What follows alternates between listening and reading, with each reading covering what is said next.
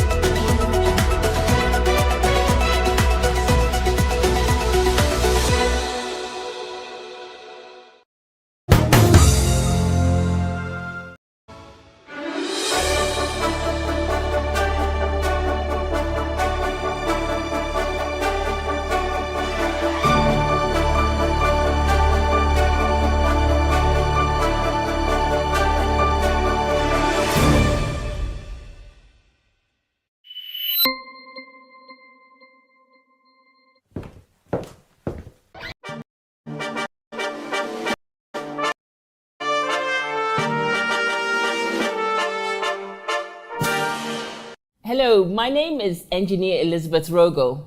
I'm an oil and gas engineer based in Nairobi, Kenya. I'm also the founder and CEO of Savo Oilfield Services. We're a technical premier consulting firm dealing in the energy space, specifically in oil and gas. I'm also passionate about women in the energy sector, particularly the African woman. And this is my story. Edio Killer, Elizabeth Rogo. Engineer. We are done. Wait. Edio Killer, the ordinary one, and Engineer Elizabeth Rogo.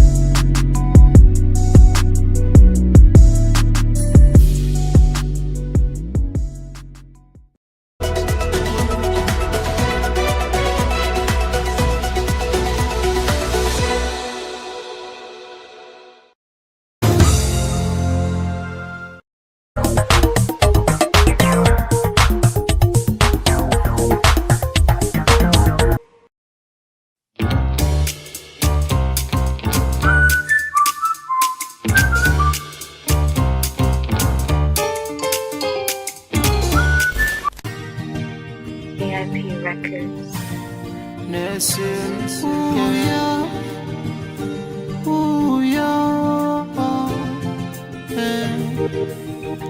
You know me now. Yeah, you know. Alex. Ooh, yo, ooh, yo, ooh, yo. Ooh, yo, ooh, yo, ooh, yo. You know wange gonna londa. Sente tewali ne tusonda. You know wange agumide embera zonna. Kachaya kabisi netumisa. Ebizibu byensi nebitusata. Omuchalo musufu ngono. Nali butewa. Uyo, uyo, uyo.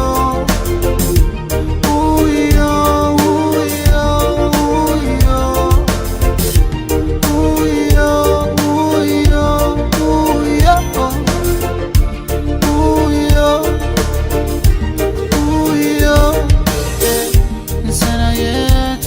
kwata Katonda kuba yalina pulani njagala ontunge nzenna neebase ku kyalaani wendi wenambadde kaali nza kubaawo you are my darling siri kusibya njala ekibuga nja kitambula yono wange gwe nalonda sente tewali ne tusonda yono wange agumidde embeera zonna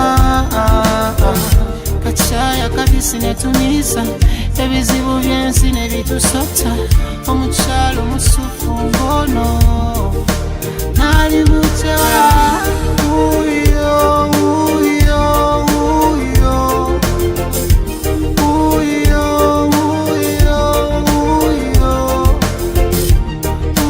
uyo uyo uyo uyo if I love in a triangle my love no chameleon and go okukwagala kiba kife nensi ne bitusota omukyalo musufu ngono nali mutewa uyo uyo uyo uyo uyo uyo uyo uyo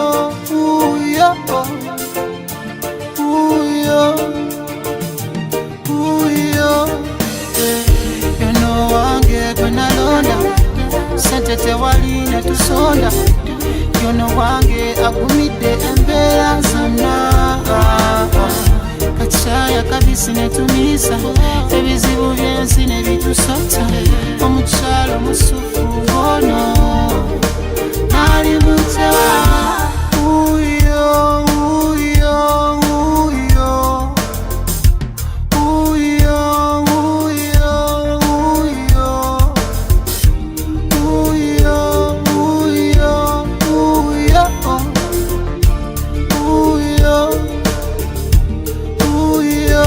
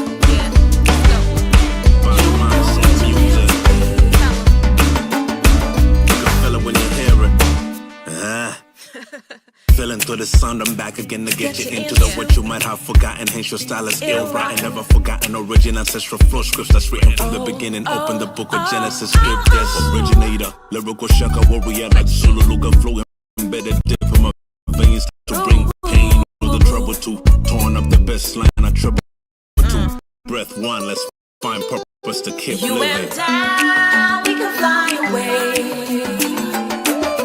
We got love, love is medicine.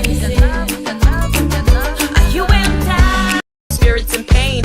Take it or leave it, the red pill gives you wings to fly. We can fly away. Yeah, to fly away. We got love, love is the medicine. We got love and love, we go hard. We give everything, we won't stop. We go all the way. We got love, love is the only medicine.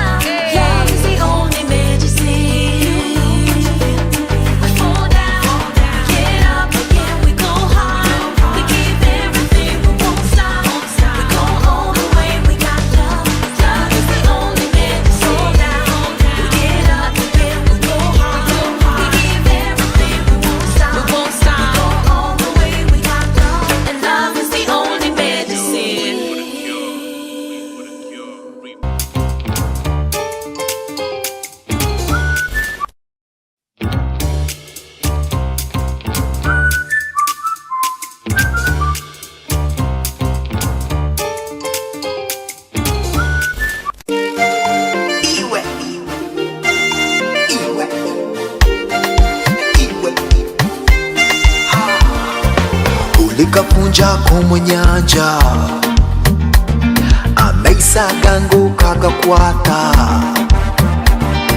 n'omutima gwange okagutwara ninzigora bokiwe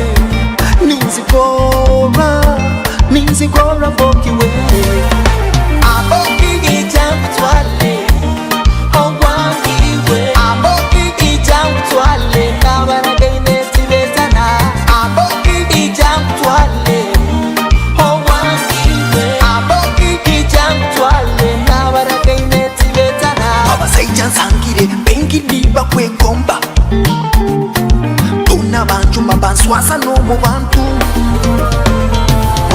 abasiba babimba bana kansomya kibeire kiroto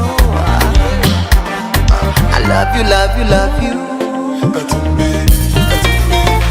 Abokigija mutwale ogwangiwe abokigija mutwale nabaragaine tibetana abokigija mutwale ogwangiwe abokigija mutwale nabaragaine tibetana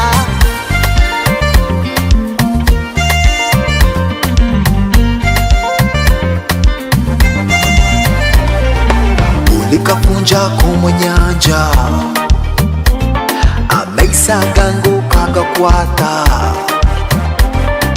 n'omutima gwange okagutwara ninzigora bokiwe ninzigora bokiwe abokigija mutwale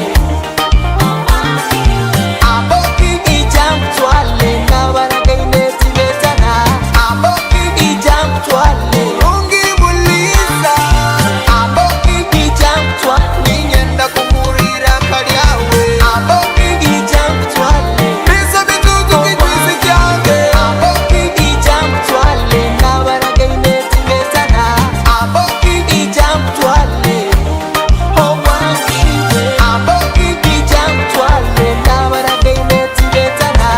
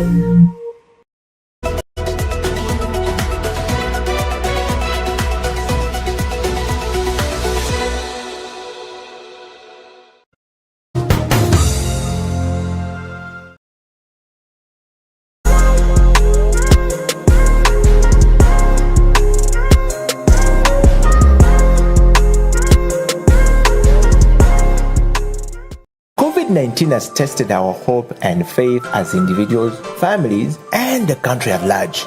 Besides destroying many aspects of our lives, the novel coronavirus has also affected our human rights in many ways. You and the Law, the COVID edition, is a 30-minute weekly television program that focuses on the impact of COVID-19 on human rights in Uganda. The program engages experts to explain the importance of rights-based approaches to the success of any public health response to ensure the respect, protection, and fulfillment of human rights amidst the challenges presented by COVID-19. You and the Law, the television program, brought to you by Legal Hub Uganda, taking the law to the last mile in proud association with I4C Africa Hub and House of Talent Television.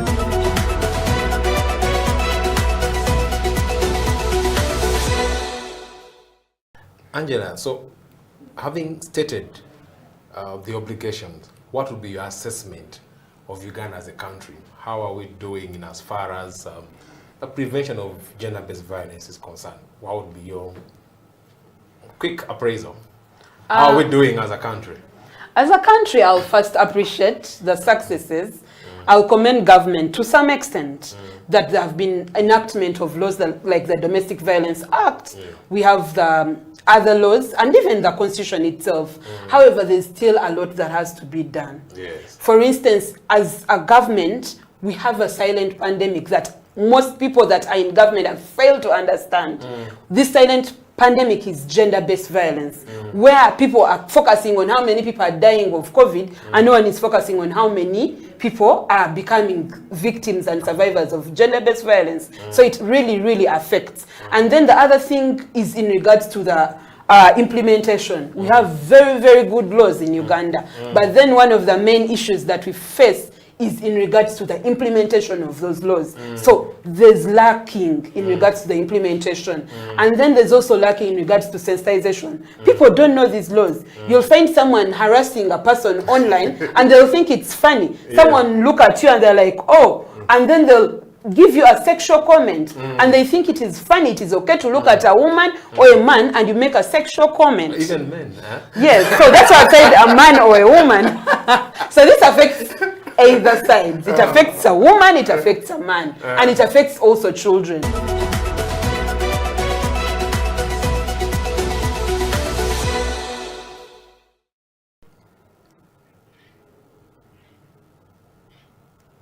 Hello viewers, welcome to yet another episode of You and the Law, the COVID edition here on House of Talent Television. My name is Jonathan Ochom, your host. Today we're discussing yet another right or another aspect of our rights that has been affected significantly by COVID-19. As you know, in the previous episodes, we've been tackling different issues. Talked about employment law, we've talked about land rights, we've talked about access to justice, we've talked about human rights broadly as a theme and how COVID-19 has affected it. But today, we look at gender-based violence. What is the intersection between COVID-19 and gender-based violence? And with me in studio is Angela Simwe, who is a human rights lawyer and working for FIDA Uganda. Angela, you're welcome to You and the Law. Thank you so much, Jonathan. How have you been? I'm good. How are you doing? Great. So COVID-19 came here. How have you been coping up, knowing that almost for the last 1.5 years or 2 years, the game has been a bit different. How has it been on your end? On my end, it has been a bit complicated, but with time I managed to cope up because I'm so much into online work. So most of the work I had that was physical, I transferred it to online because I work mainly with people that are vulnerable and marginalized, women and children. Yes. So you managed to keep afloat? Yes. Okay, so I know you do, so many things, but I also know that you do some work for FIDA Uganda, and I thought perhaps you could give us 1 or 2, 3 lines about FIDA Uganda for people who could be hearing about FIDA for the first time. In the unlikely event that those people are there. Okay, so FIDA Uganda is a women's rights organization and a feminist organization that is a membership organization for women lawyers aimed at ensuring that people, especially women and children, get access to justice in all spheres of life. Yes, so that's what we do mainly. Oh, so I can't apply to be a member? No, men can also be members of FIDA, but they are friends. So women lawyers are members of FIDA if you pay the subscription. But then for the men, you can be friend of FIDA. So I befriend Angela and I become a friend of FIDA. You befriend FIDA and the work FIDA does. So you as Jonathan, a human rights lawyer that advocates for the rights of women, girls and other marginalized groups, you can come to FIDA and request to be one of our friends. So you become a friend of FIDA. So we have men that are friends. Perhaps I'll be filling a few forms after this show. So today we're here to talk about gender-based violence and seeing how how COVID-19 has affected that area, either heightened or reduced it. But I thought that we could start by understanding first the concept. When we talk about gender-based violence, what do we exactly mean? How would you explain to an ordinary person this whole idea of gender-based violence? Okay, thank you so much, Jonathan. So gender-based violence, what we have to know is it evolved from violence against women, and that was under the UN Declaration on Violence Against Women, where they defined, or to make it easier for the ordinary Ugandan, like you said, it's any act of violence that can be physical, emotional, economical, or anything that is harmful to a person. So it's basically violence that has different forms. My quick understanding of violence would entail sort of physical contact. So how are people violated economically and I don't know, emotionally? Okay, so what we have to understand is violence is not only physical. There are several forms of violence. For physical, that's where you'll find the battering, that's where you'll find beating someone, getting physical with someone. But then for economical, that's where you'll find issues to do with refusing someone to take their assets, in issues to do with land, where you deny someone because they are a woman, so you deny them the land and say that a woman can't inherit land. And then there's also something to do with the mental or psychological, where you can make sure that a person is psychologically tortured, so that is also violence. And then we also have the other violence, which is to do with emotional, but emotional is related to psychological. And then there's the harmful practices. So harmful practices, that's where you find female genital mutilation and other harmful practices we have. Then the main one that has been on the rise during the COVID-19 pandemic is sexual violence, which has many components to do with defilement, rape, incest, marital rape, even online. These days it's worsened online. Yes, so those are the forms of gender-based violence that we have. Yes.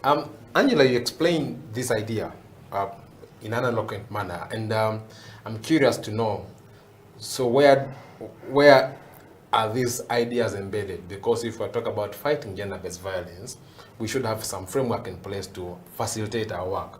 So if you look at global, regional, or national frameworks, what is there? What do they provide for in that regard? Thank you so much. So in regards to the frameworks we have, I'll start with our constitution. The Constitution of the Republic of Uganda under Objective 14. It's very clear that the state is obligated to protect rights of people. And then we have Article 33, which is rights of women. Because gender-based violence mostly, especially in Uganda, affects more of women than men. However, we're not saying that men are not affected. So Article 33(3) is clear that it's in regards to protecting rights of women. However, in the Objective 14 of the Constitution, it's protection of all rights of people. So that's where you find gender-based violence issues that are aligned. And then we have other laws like the Domestic Violence Act. I'm privileged to be one of those people that belongs to the Domestic Violence Coalition. The people that ensured that we worked on the Domestic Violence Act in Uganda, and it was passed. And FIDA is also a member, and other organizations that are women rights organizations. We also have the Penal Code. However, the Penal Code is a law that has been in existence for ages. So there are many loopholes. We also have the one of prohibition of female genital mutilation, which is in regards to the harmful practices that I told you about. Then we have the Sexual Offences Bill. Now those are all national. Sexual Offences Bill that was enacted in 2010, but up to today, it's still lagging because people feel it is okay to have issues to do with marital rape, not to consent. So we believe that as women, as men, as children, there's need to pass the Sexual Offences Bill so that it protects all people, because it's a law that consolidates all laws in regards to sexual offences. Then in regards to the regional level, we have what we call the Maputo Protocol. That one is a bit related to the Sexual Offences Bill. It also covers those issues to do with marital rape, to do with abortion, to do with issues to do with LGBTIQ, because in the Sexual Offences Bill, one of the reasons that's why we didn't want it to get passed is because it criminalized. Yes, even sex work. It criminalized sex work. Yet everyone has a right to decide what they can do as a human being. Yes, so see, it has become funny. Then we have the UN Declaration against violence against women. So there are several laws. And we also have the CEDAW, which is mainly in regards to violence against women. What is the CEDAW in full? So CEDAW in full, we have it's mainly a UN, AU charter that is against violence against women, but then they make it in form. Even Maputo, because it was made in the town of Maputo, yes. Okay. Then we have the Beijing Declaration, Platform for Action. So some people also call it Beijing. So those are some of the laws that are both at national, regional, and the international level. Yes. Okay, so with that sort of good background in the law, then I'm curious to know then who's responsible for doing what? Whose duty is it to protect, to prevent gender-based violence? Who does the law vest with particular specific mandates in this regard?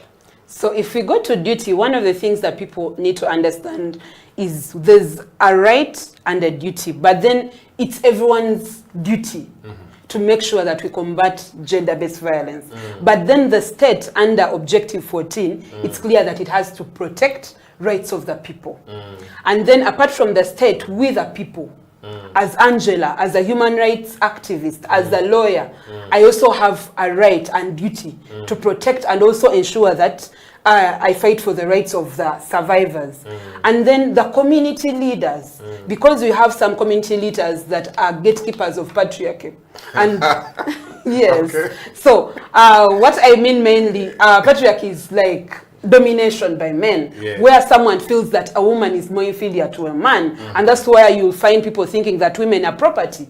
So a woman is abused just because a man paid dowry, and then they don't know that dowry is something where the case law is now clear that it's not buying a woman, it's just a gift. So you don't have to beat a woman just because you took something. And then there are also religious institutions. They also have a big role to play. So every time they keep telling women, you have to submit. If a woman beats you, a man beats you, it is okay. So we also have to engage them so that they play their role. And these days they are trying to do a good job, because I've listened to radio stations, TV stations, and it's clear. They tell people that gender-based violence is a vice that needs to be stopped.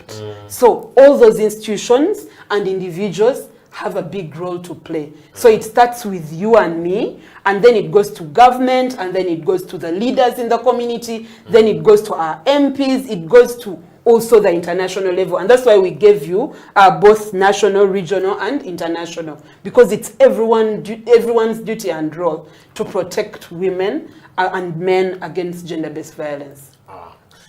Angela, so having stated the obligations, what would be your assessment of Uganda as a country? How are we doing in as far as the prevention of gender-based violence is concerned? What would be your quick appraisal?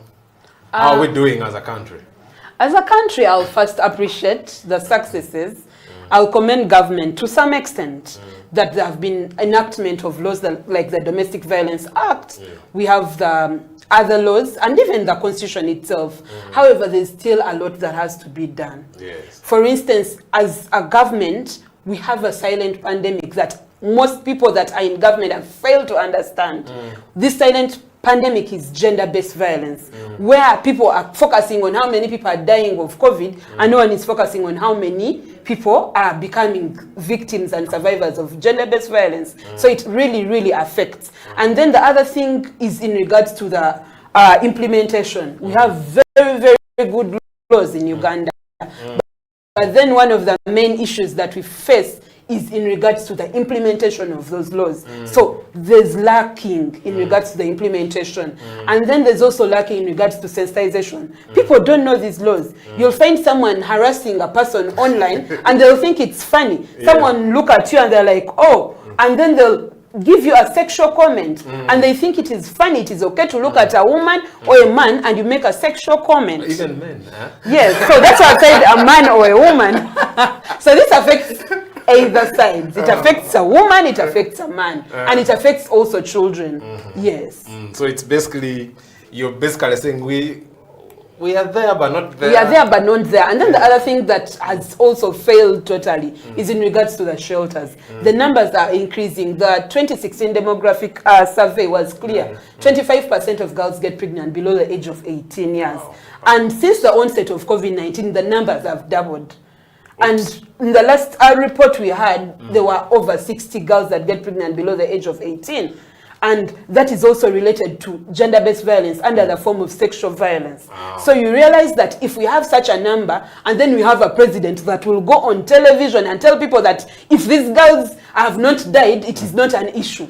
That is really, really crap. We can't say that this is an issue. So, because this is a silent pandemic. Every now and then they are releasing numbers of girls that are getting pregnant. And yet we have a government that has done nothing about it. We have no shelter. We have no laws that are implemented that are very clear. Yes. So, Angela, that's a sort of a sad revelation, really, your closing remarks at that point. But I guess it's time for us to go for a break and cool off a little bit. Then after that, we'll pick on from there. Viewers, you're watching You and the Law, the COVID edition here on House of Talent Television. Let's go for a quick break. We'll be right back.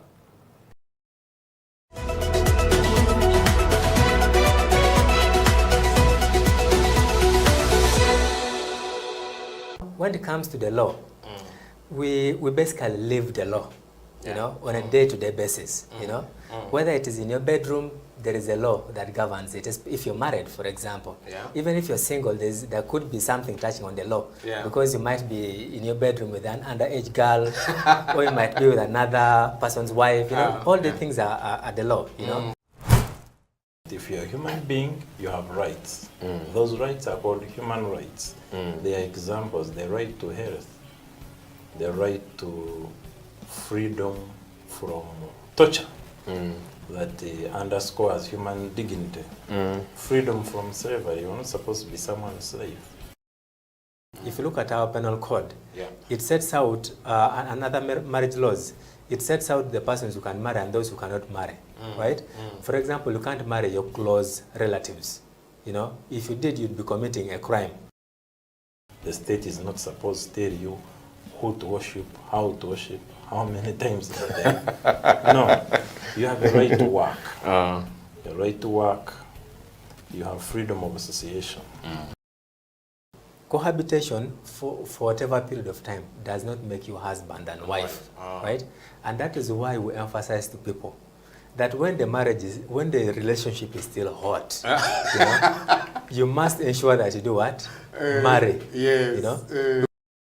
For human rights to be respected, protected, and fulfilled, relevant government programs must actually work. Medicine should reach hospitals, oxygen should be there, health workers should have gloves, teachers should be present. Now they are mostly absent and they have left to trading.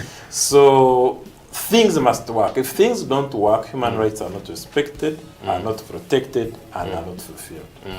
COVID-19 has tested our hope and faith as individuals, families, and the country at large.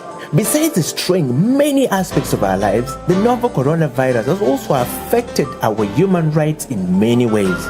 You and the Law, the COVID edition, is a 30-minute weekly television program that focuses on the impact of COVID-19 on human rights in Uganda. The program engages experts to explain the importance of rights-based approaches to the success of any public health response to ensure the respect, protection, and fulfillment of human rights amidst the challenges presented by COVID-19. You and the Law, the television program, brought to you by Legal Hub Uganda, taking the law to the last mile in proud association with I4C Africa Hub and House of Talent Television, coming soon.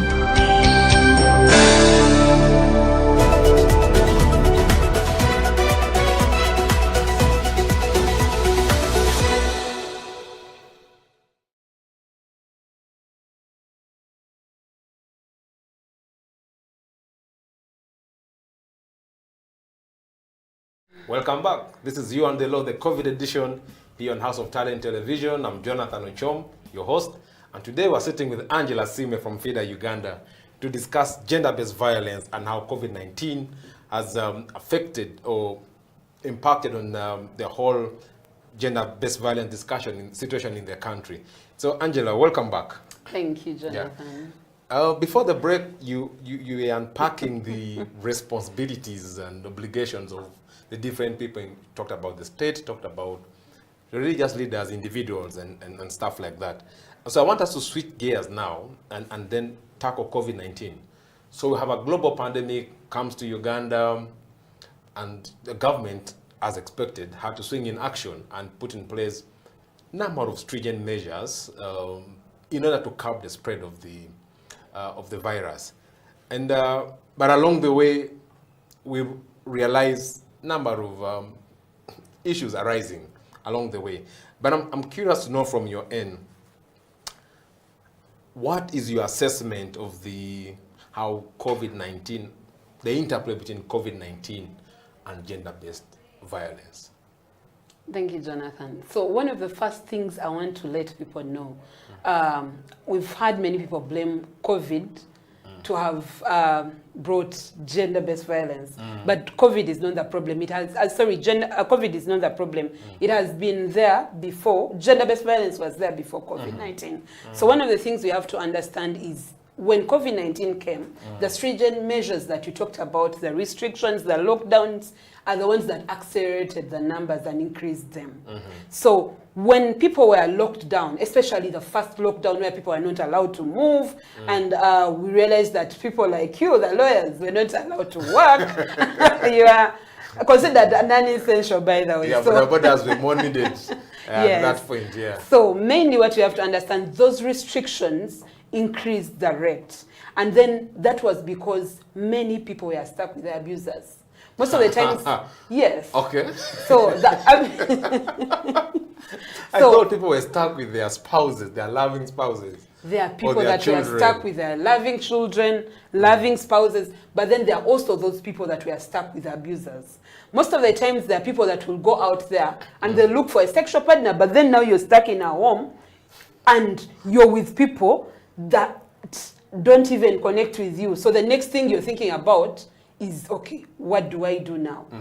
And one of the things we have to understand is people that are perpetrators of sexual violence don't start during the pandemic, but they have been doing this. Maybe they were doing it with other people. But now that they are stuck in homes with these young children, with the women, with the men, then those become the victims. Because then you can't go out there. Maybe they were having the sexual violence in offices. Now they are home. So who else can you have? It's the people that are at home. I'm one of the people that work with mainly teenage girls. And those are pregnant teenage girls, because I'm also a survivor of sexual harassment that gave birth at the age of 15. But then we got over 80% of cases that were incest cases. You've realized that these are fathers that are defining the girls. These are uncles, these are aunties, these are, you get? So at the end of the day, there are people that have the power and influence. Before COVID, people that had the power and influence were mainly teachers, border riders that take your children home. So those that are the people that had the power then. But now you're home.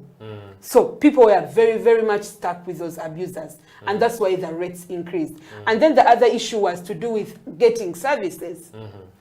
Previously, especially we'll start with the police, very many people, especially those that live in far-to-reach areas, there was a time where even borders were restricted to move, and you needed like a letter from the RDC. So when they beat you and you realize that the police station is like 5 hours away, you wonder, how do you get there? You decide to die in silence. You're like, okay, let me know if I don't even reach there. And then the other thing was to do with, apart from the police, with the courts. People that are supposed to ensure that survivors get access to justice, like you and me, we're not out there to provide it, because we are considered non-essential in the first lockdown.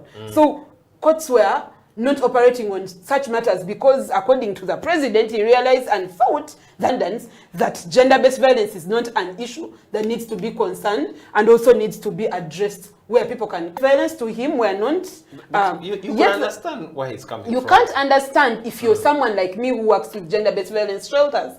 I've worked with several gender-based violence shelters, not only the Remnant Generation, even Ugandan shelters. Last week we are reopening the shelters of Kamuli, a shelter that is closed just because the government is threatened and thinks that women rights organizations are terrorists, which is stupidity, because how do you call a women rights organization a terrorist? So they close the shelters, the numbers are increasing, and these people have nowhere to go. Action Aid also has. But then during the COVID pandemic, we've had a flood where you don't even have where to put survivors, and some of them ended up living in our homes. So it's an issue that was supposed to be tackled. So when it wasn't tackled, it kept accelerating. And then they keep blaming COVID, but it's not COVID, it's the system in place. If the system was in order and people can access justice, people can go to police, people can ensure that there's a shelter. Government has consistently failed to set up a shelter for gender-based violence survivors. And yet it limits the organizations that have put these shelters up. Because we have like 5 women rights organizations that have set up shelters for gender-based violence. But then you realize that even the restrictions that are there to start and also to operate, they are very, very stringent and draconian. So it becomes so hard for these people to provide the service to these, to the survivors. Yes. So, Angela, you paint a very sad picture. We could be factual, but I'm sort of anxious to know, aren't there things that we can say in this area? The government did well. At least it intervened this way, but tried. This intervention also was considerate of, GBV, and perhaps it tried to cap down the prevalence of GBV. Aren't there, from the COVID response, aren't there things that we can, quote unquote, celebrate as a country from the government's intervention? The first thing I said, I commended, because the first thing is in regards to the laws. We have the laws, but then we failed on implementation. So it's a success and not a success. No, I mean in the context of COVID response. Yes. Still, when after the first lockdown, when they opened up and the hospitals are operating, that's a plus. It's a success. And then, but then you realize that even when the hospitals are open, transport fees, too much. Not everyone can afford the transport of taxis now. Even border. They have doubled the price, because the taxi that was taking 14 people is now taking like 7. So if you are living in Tinda and you're going to Masaka, the transport you'll use, let's say it was 20,000, now it is at 40. How many people can afford 40,000? So yes, there are measures that have been done, and we commend and we thank the government that it opened up. And then also we are grateful that also I've realized that there are also areas where the Ministry of Gender, we commend them, especially Angela. Angela, who is also the PS of Ministry of Gender, was part of the opening of the shelters of Uganda Women's Network, even AIGP Hassan Kasinje. That shows that they have also played their role, not only as government people, but also as individuals, to ensure that this is worked on. So them being present and also encouraging people to come up and go to the shelter for their services means that government has tried and it has done something. But then we're not saying that it should stop. It should do better. We expect more from this government. Yes, we don't only expect peanuts. We expect something big. But then we also have a role to play. That's why you've said as feeder, we make sure that these women, children get access to justice. And then we don't only work alone, we work with the Domestic Violence Act Coalition, where you'll find the Uganda Women's Network, you'll find the Action Aids, who have shelters. And they're also playing their role. But then when they're playing their role and you shrink their space, then that becomes a problem. Yes. So Angela, you've highlighted the challenge that government has gotten itself in. But I'm then curious to know, what role do you think that ordinary people at the family level, because it's important also to highlight, the community aspect. We can't push everything to government, whatever the justifications. What do you think the people could have done or should do, because we're still living under COVID measures anyway, to prevent GBV, especially in extraordinary times like now, at the community, family, individual level? So first and foremost is main desensitization.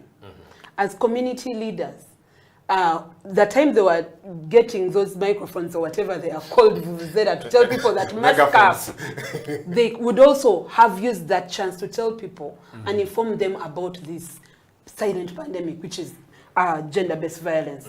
And then also open their doors and inform people that in case anything happens, we are open, you can come and report. Because the other thing that really affects people is in regards to the norms, where someone can't speak up, saying that you're a survivor of gender-based violence is seen like a taboo. How do you say that? You're putting the dirty laundry out there. But then if we sat down as the community leaders, and they did that, but then we start from family.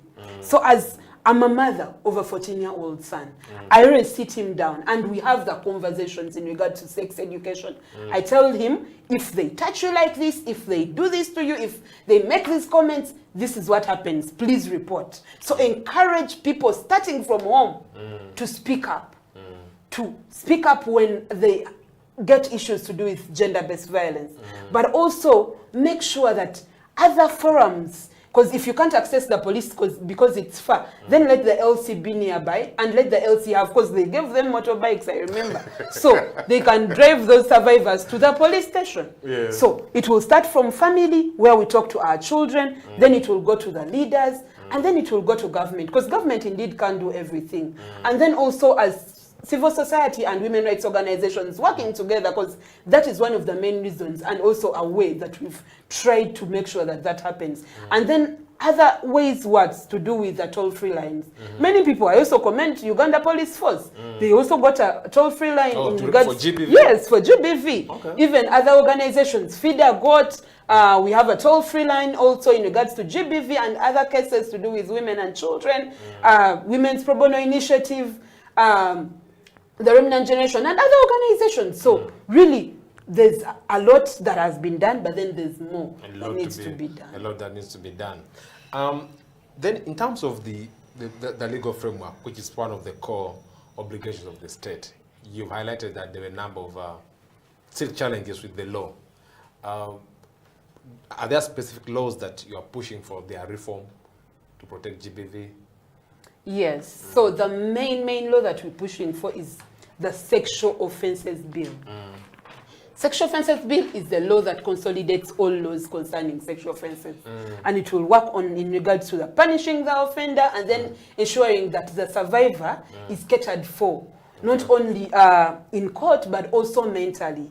So when this law is passed, then it becomes very, very easy. And then the laws we had previously, as I told you, like the penal code, these are laws that were made during the colonial times. They don't address issues to do with online sexual violence. Contemporary. It doesn't, yes. By then we had norms where a woman was property. They don't address issues of marital rape. They don't address issues of consent. So if this law that addresses all those things is passed, then we'll see something that happens. And then the other thing is in regards to the institutions. We realized that some institutions of higher learning were closed, but then others were operating. I'm happy to inform you that under FIDA Uganda, we worked with Makerere University, which is like the first university in Uganda or the public university, and we made sure that we had the policy which they had against sexual harassment was reviewed, because it was a policy that was enacted 12 years ago. And I'm privileged to inform you that as under FIDA as sent to be one of the committee members that participates in reviewing it with Professors Livia Tamales and Gender Mainstreaming Directory. So right now, when we finished reviewing it, it was passed, so it will also help in regards to institutions of higher learning. Okay, Angela, that's an important point. Perhaps we'll go for a break for now, and then we'll return and then try to project the future and see how we can prepare ourselves. Viewers, you're watching You and the Law, the COVID edition here on House of Talent Television. Today we're discussing gender-based violence and its connection with COVID-19. Let's go for a short break. We'll be right back.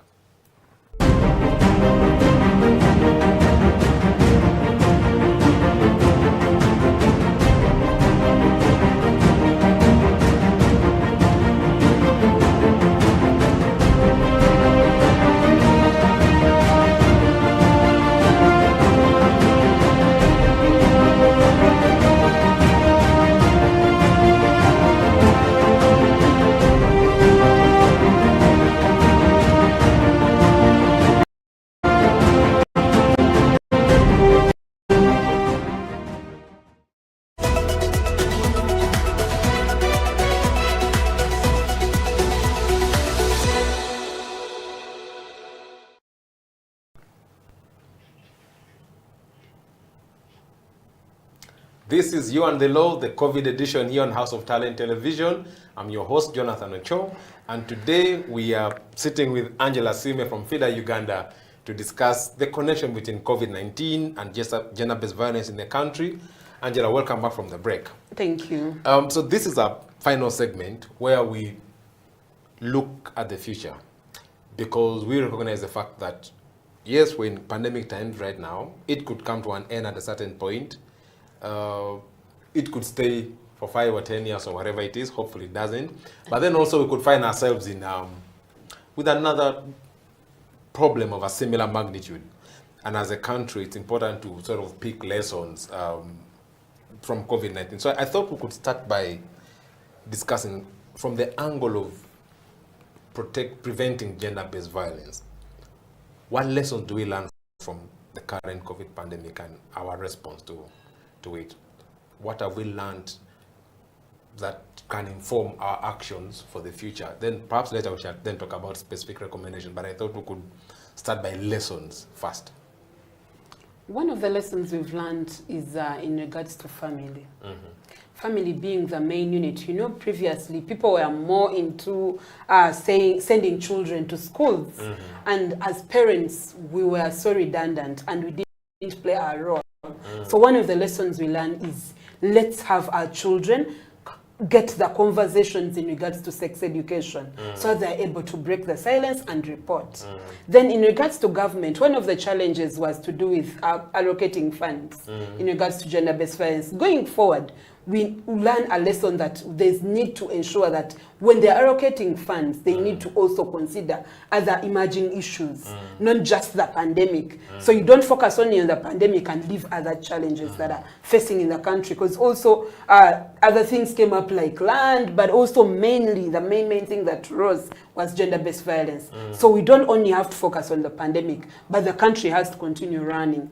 And then the other lesson we learn is that everyone is essential. What are the things we learned in Uganda? That without one structure, the other can't survive. True. Yes, so that's one of the other lessons, that we should know that everyone is essential in their own way, and everyone contributes to the other person's work. So we need everyone.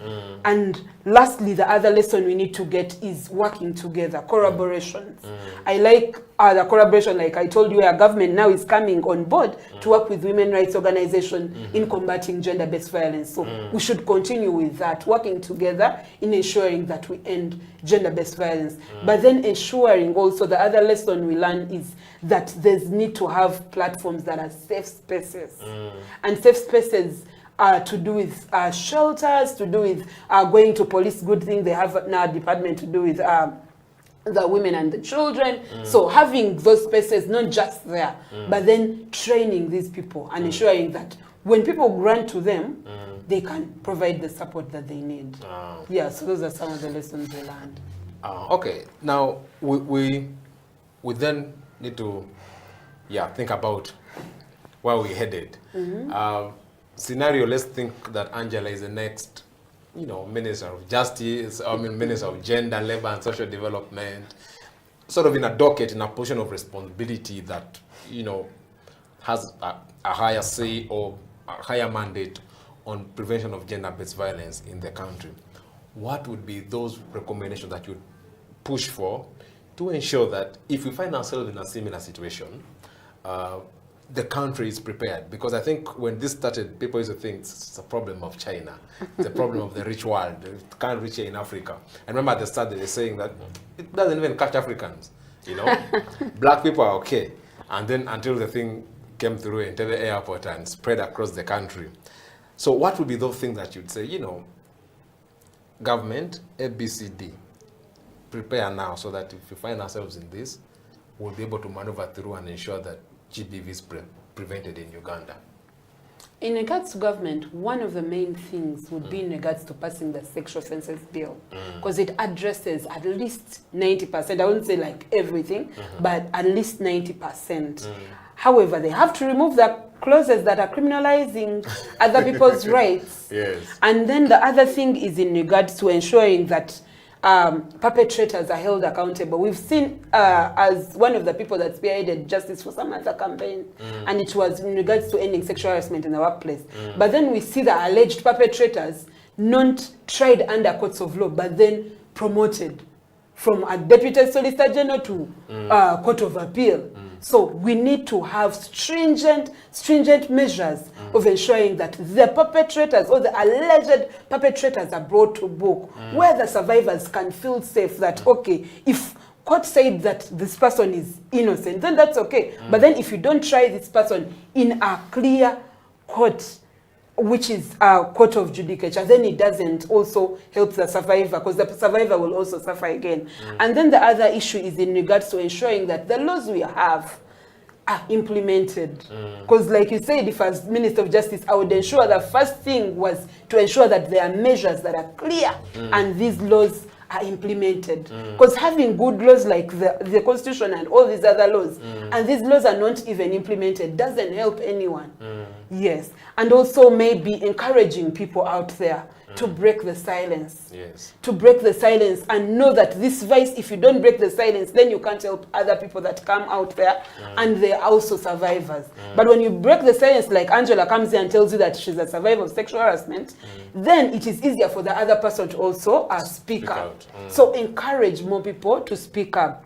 Then we also need to ensure that even the institutions that help in combating gender-based violence, like the police, courts, local councils, we need to have more trainings. I commend women rights organizations, especially FIDA, the Remnant Generation, Uganda Women's Network, who have done a great job at training police officers, at training cultural leaders, religious leaders in regards to combating sexual and gender-based violence. But there's more that needs to be done, especially at government level, where now the women rights organizations have done this. So they should also complement and do something in regards to that. So those are some of the things that need to be done in regards to combating gender-based violence. You highlighted training as an area of gender and towards fighting or combating gender-based violence. Because if most of the people who are engaging in Ministry of Gender, they were like, okay, we also want to support, but then we don't have a budget for this. And there's nothing much you can do about it. So as women rights organizations, if you're to work with them, you'll end up even funding them. You'll pay for most of their services to make sure that something works out. So there's also need to also ensure that they direct some funds in that docket. Yes. As we come to the end, Angela, I want to sort of get your parting shot, but in the form of what benefit shall we reap as a country when GBV is prevented, as we come to the end of the show? When GBV is prevented in Uganda and in the world, women and girls can achieve their full potential. As Angela Simwe, a survivor of sexual harassment that gave birth at the age of 15, I was able to achieve, and women, plus even men and boys who are survivors of sexual harassment, they can be able to achieve their full potential. They can be able to achieve gender equality, and then they can contribute to the development of the country as Uganda, but also Africa and beyond. Thank you so much. Thank you so much, Angela, for taking your time to be with us here on House of Talent Television, discussing COVID-19 and the relationship with the gender-based violence. You've made very strong points for the need for the government to invest in areas that matter: training, skilling of actors on prevention of gender-based violence. You've also emphasized the role of the community in preventing GBV and the fact that all of us have a role in this country, not just on the government, religious leaders, cultural leaders, as a family and individuals who have a critical role to play in preventing gender-based violence, especially in critical times like now that we find ourselves in because of the global pandemic. With that, we've come to the end of today's edition of You and the Law. I've been your host, Jonathan Ochom. Next time, we'll have a discussion on yet another right which has been affected by COVID-19. Until then, bye.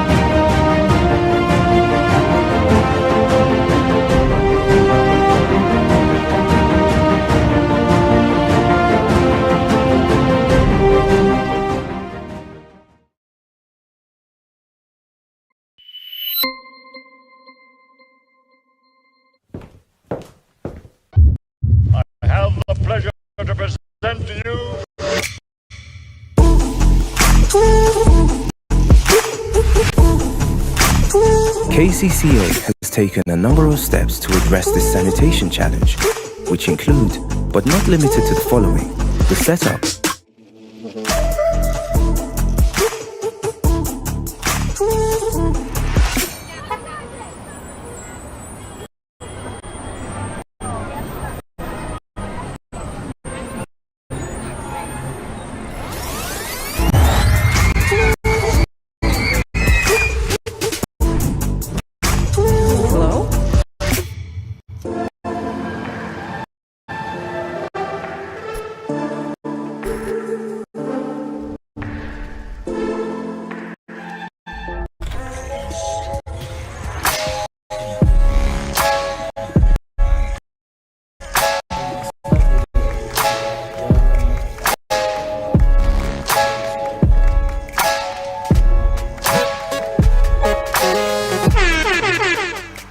Welcome to Slam Dunk Basketball Talk.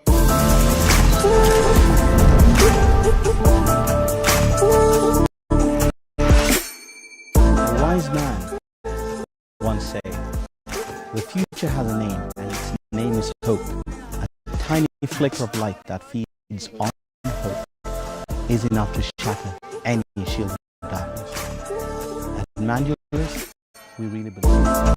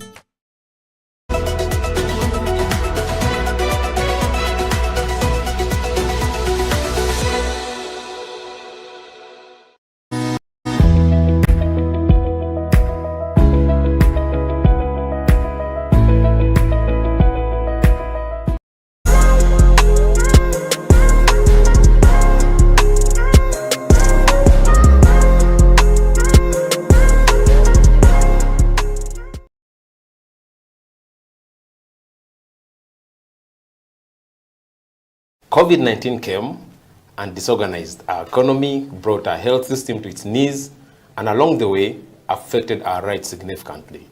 This is You and the Law, the COVID edition here on House of Talent Television. My name is Jonathan Ochom, your host.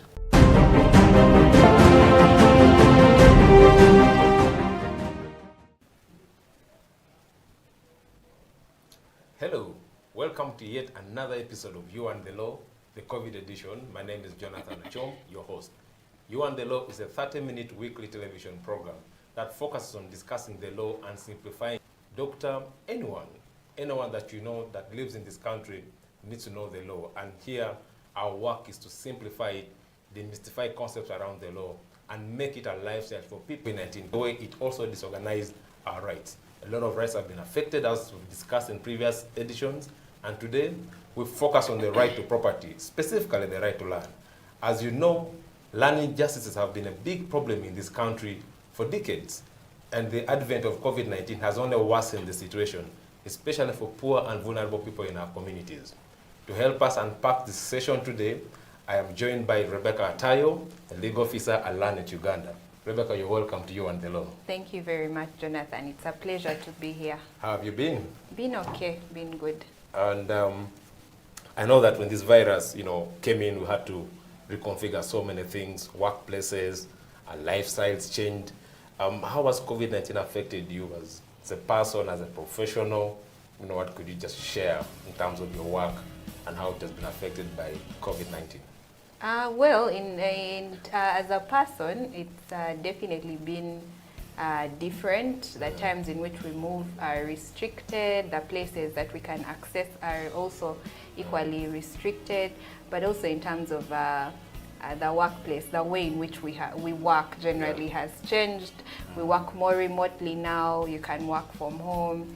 Always on Zoom meetings, one meeting after the other, and you never get time to now no specified hours of work. You basically work around the clock. So personally, I would say that would be the biggest change.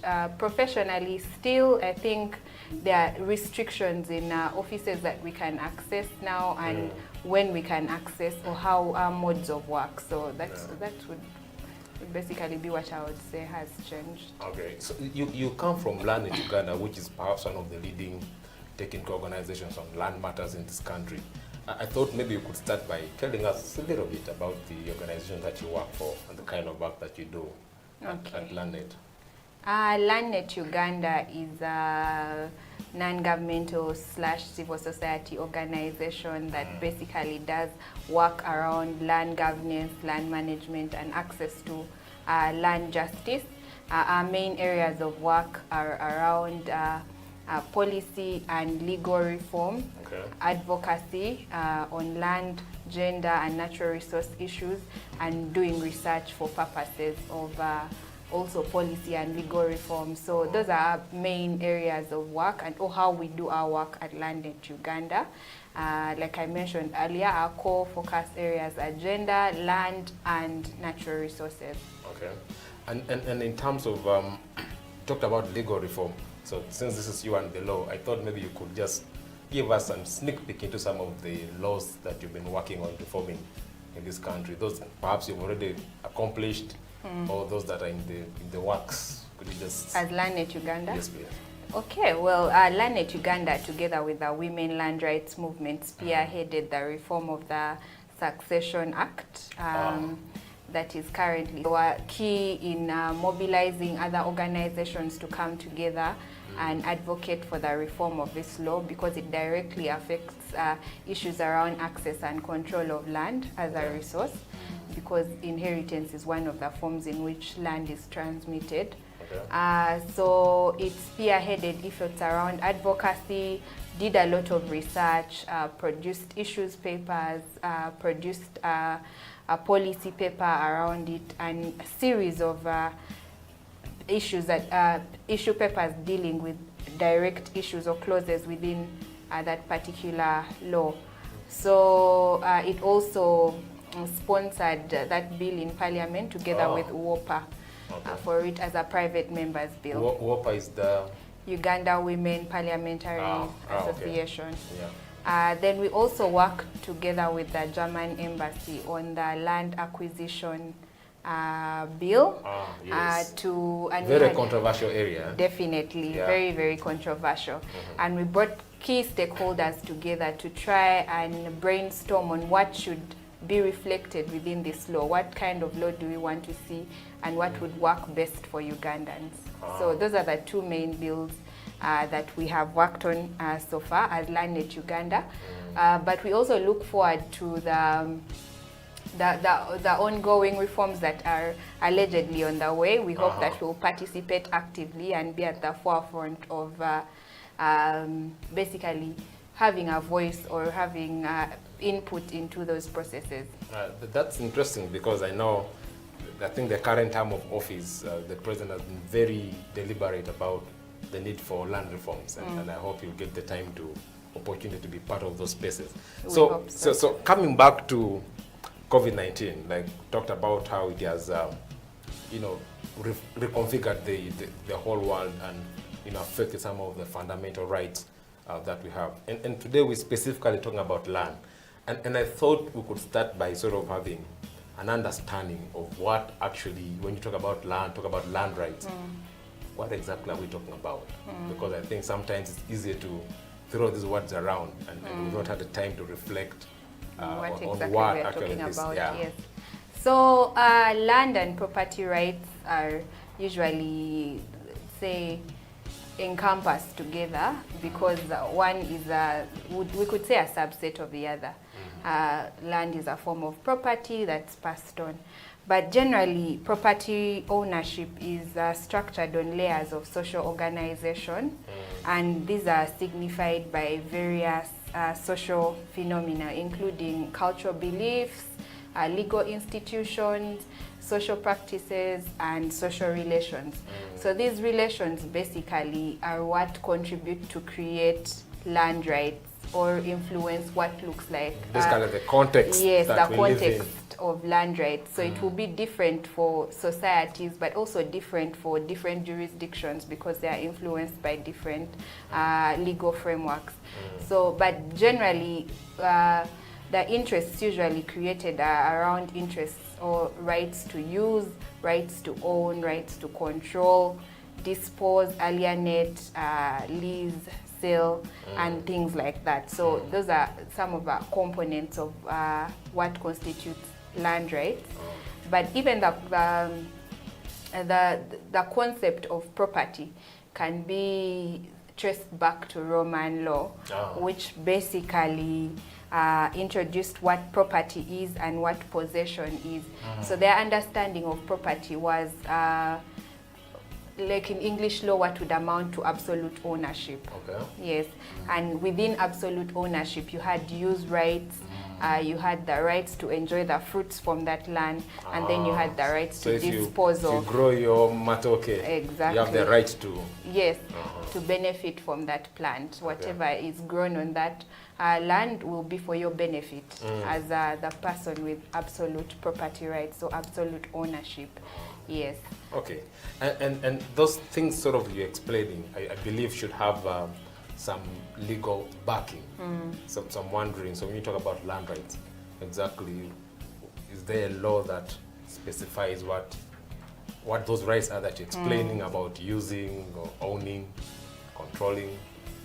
Okay, so land as a human right has not yet been explicitly codified within international instruments as a human right, or recognized as a it just exists in the air. Human right. So you won't find say a soft law instrument that specifically speaks to the right to land or the human right of land. Isn't that sad? Well, it is, because there are very many valid arguments for why land as a human right should be long-standing and not encompassed or seen as a transient right to obtain or enjoy other rights. So it's linked closely to the right to food, the right to housing, the right to an adequate standard of living, the right to culture and social, to enjoy culture and social beliefs. So within those particular frameworks, they recognize that it's important to have land as as a component, or to recognize its centrality in being able to enjoy those particular rights. Okay, let's go for a break at this point, and then when we get back, we'll sort of build on that conversation. Viewers, you're watching You and the Law, the COVID edition, and today we're discussing the impacts of COVID-19 on land and property rights here in Uganda, and we're joined by Rebecca Tayo from Land Uganda. Let's go for a break. We'll be right back.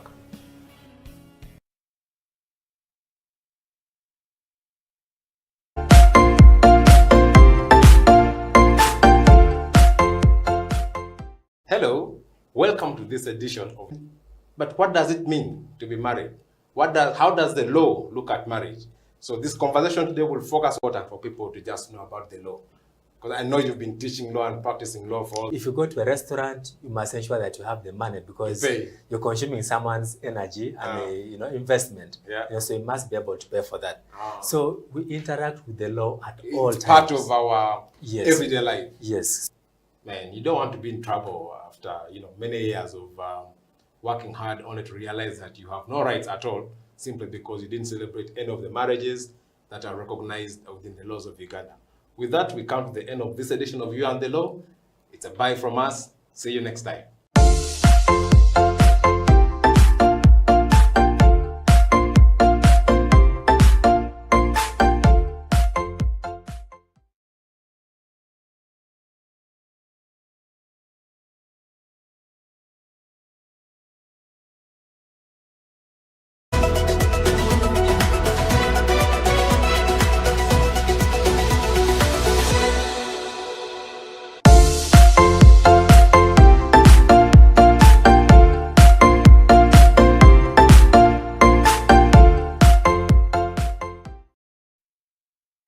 Welcome back. You're watching You and the Law, the COVID edition, here on House of Talent Television, proudly brought to by Legal Hub Uganda in partnership with I4C Africa Hub. And today we're discussing the impacts of COVID-19 on human rights here in Uganda, and specifically on the right to land and the right to property. So, Rebecca, before the break, we were talking about how understanding the law, the legal framework around property rights, and you were sort of giving us the international angle. Could we sort of try to move deep down now into our country, sort of as part of our background, that what law sort of provides for the right to property, and specifically the right to land, and then have a discussion on how the rights the duty that the state has in this effect, especially in the angle of COVID-19 now, raising a number of challenges that are affecting people's right to property, and specifically the right to land. Okay, so particularly for our national context, we'll start with Article 237 of the Constitution that recognizes that land is owned by the citizens of Uganda according to the 4 tenure systems. That's Milo, freehold, leasehold, and customary land tenure. So that already tells you that land here is owned by the citizens. By us. Yes, by us, and by not the necessarily viewers. by the state. And then it also comes down and breaks it down further and says in Article 26 that every person shall have the right to own property, either as an individual or jointly with others. So those are the 2 main clauses of the constitutions that we refer to when we talk about land rights. Yes. Okay. And then is there any other law in the country? Yeah. Yeah. We have a number of laws that relate to land. We have the Land Act of 1998. Okay. We have the Mortgage Act. We have the Registration of Titles Act. We have the Land Acquisition Act. We have, I think it's the Access to Roads Act. Oh, the yeah. National There's Road so Act. many. Yes. We have laws relating to valuation, the Survey Act. So there are a number of laws that really govern land management and governance. Okay. So then looking at land as a human right, under the law, the state has given specific obligations on how to protect obligation in terms of ensuring that people's rights to land and other property is protected. So I'm wondering, what does that practically mean from the angle of land? And then we'll try to see how that has worked in these COVID times. Mm. Yeah. So the state as a duty bearer has a number of obligations it has to perform in order to protect, promote and fulfill the right to land, even though we already mentioned that the right to land is not a lone-standing right, but we derive it from other rights. One, the state has an obligation to ensure that the right to land is enjoyed by all without discrimination. So that means they have to remove and prohibit all forms of discrimination when it comes to access, when it comes to use, control and management of land. So you can't say persons with disabilities or women can't own land, it's everyone. Yes, everyone should be given the opportunity. And where as a result of say culture or traditions, there are certain discriminatory practices that are in place, then the state has to take further action through affirmative action to make sure that special attention is given to those particular groups to eliminate that discrimination. Then the state also has to refrain from measures that would cause the enjoyment of the right to land and natural resources to regress. So obligations against regression. So for example, if you remember the debate that we had around the land acquisition bill, putting clauses that as if limit unjustly the right to property because compensation was not happening prior to taking over possession. So basically the state was running away from... So that the state was regressing by if it indeed went ahead, if it had gone ahead and passed it as a law, that would be a retrogressive step. So then with those sort of clear roads, COVID-19 then comes and sort of disorganizes how things have been. And I'm wondering, how has this virus, the pandemic, how has it strictly affected land rights in Uganda? Because like I indicated at the start of the program that there was, already we've had so many land issues in this country. So COVID-19 just basically came and sort of worsened the situation. So I'm wondering, how has it been, how has COVID-19 affected land rights in Uganda? Okay, COVID-19, just like any other sector, the land sector was not spared. So it was affected in various ways. One, in terms of land administration, I think during this period, the Ministry of Lands halted certain operations. And because of this, for example, MZOs were not, ministerial zonal offices were not fully operational as they had been before. So the effect was that transactions were a bit paused. It was not easy for transactions to be ongoing because a number of officers were not in office at that time. But it also delayed, for let's say in terms of accessing these offices by the vulnerable, it was so much harder to get there because of access in terms of movement. So that was also detrimental.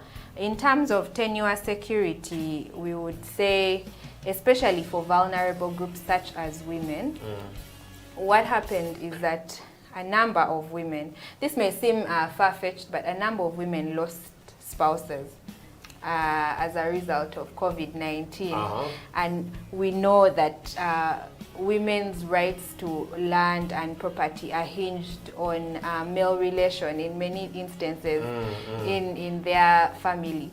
So when you lose a husband, you're put at risk because you may be chased out of that land or disinherited because you don't have the attachment to the male personality within the family. Then in terms of access to land justice as well, courts were not fully operational during that time. So people who are suffering some form of human rights violations on their land or were victims of forced evictions were not easily accessing the courts. I think there was even a report that actually showed sort of an increase in land evictions, despite the fact that the ministry had issued directives, the increase in forced land eviction was reflected. So there is definitely that. It also affected livelihoods. Land is a factor of production for agriculture. So during this period, farmers were not able to access inputs for land, but also if you have managed to finally have harvest, you're not able to access markets, or the demand for the product the supply was too much and the demand had gone down. So I think I saw farmers selling matoke at 500 shillings. 1,000 shillings a bunch, a cluster, yes. whatever. So those are some of the effects of COVID-19 on the sector. Yeah. And perhaps before we go for a break, we need to have sort of a conversation on some of the measures. I know you hinted on them that the government of Uganda put in place to try to address some of the effects that COVID-19 has had on the land sector. But maybe we'll pick on that after a short break. Viewers, you're watching You and the Law, the COVID edition, and today we're discussing the impacts of COVID-19 on land rights in Uganda. We're joined by Rebecca Tayo, the legal officer at Land Rights Uganda, one of the leading organizations working on land issues in this country. Let's go for a short break. We'll be right back. Then you spread the love. Yeah, so Emma, how have you been? Well, I've been great. Yeah, we're coming in from 42 days of a lockdown. How has it been on your end? It's been quite difficult. You know, you wake up in the morning, you sit around the compound, you look at the time. You know, you lose sense of the calendar because you fail to understand which is a Monday and which is a Sunday. You're even lucky that you have a compound. Some people live in one-bedroom houses and yes. have nothing to look except their iron sheets. Yeah, sure. And really, you're our first guest really on this program. And why do you think it's sort of important for people to just know about the law? Because I know you've been teaching law and practicing law for all these years. Yeah. Yes. Well, thank you. You know, when it comes to the law, we basically live the law, on a day-to-day basis. Whether it is in your bedroom, there is a law that governs it. If you're married, for example, even if you're single, there could be something touching on the law because you might be in your bedroom with an underage girl, or you might be with another person's wife. All the things are the law. When you jump on a border, there is law. When you're driving, we're talking about traffic. If you go to a restaurant, you must ensure that you have the money because you're consuming someone's energy and investment. So you must be able to pay for that. So we interact with the law at all times. It's part of our everyday life. Yes.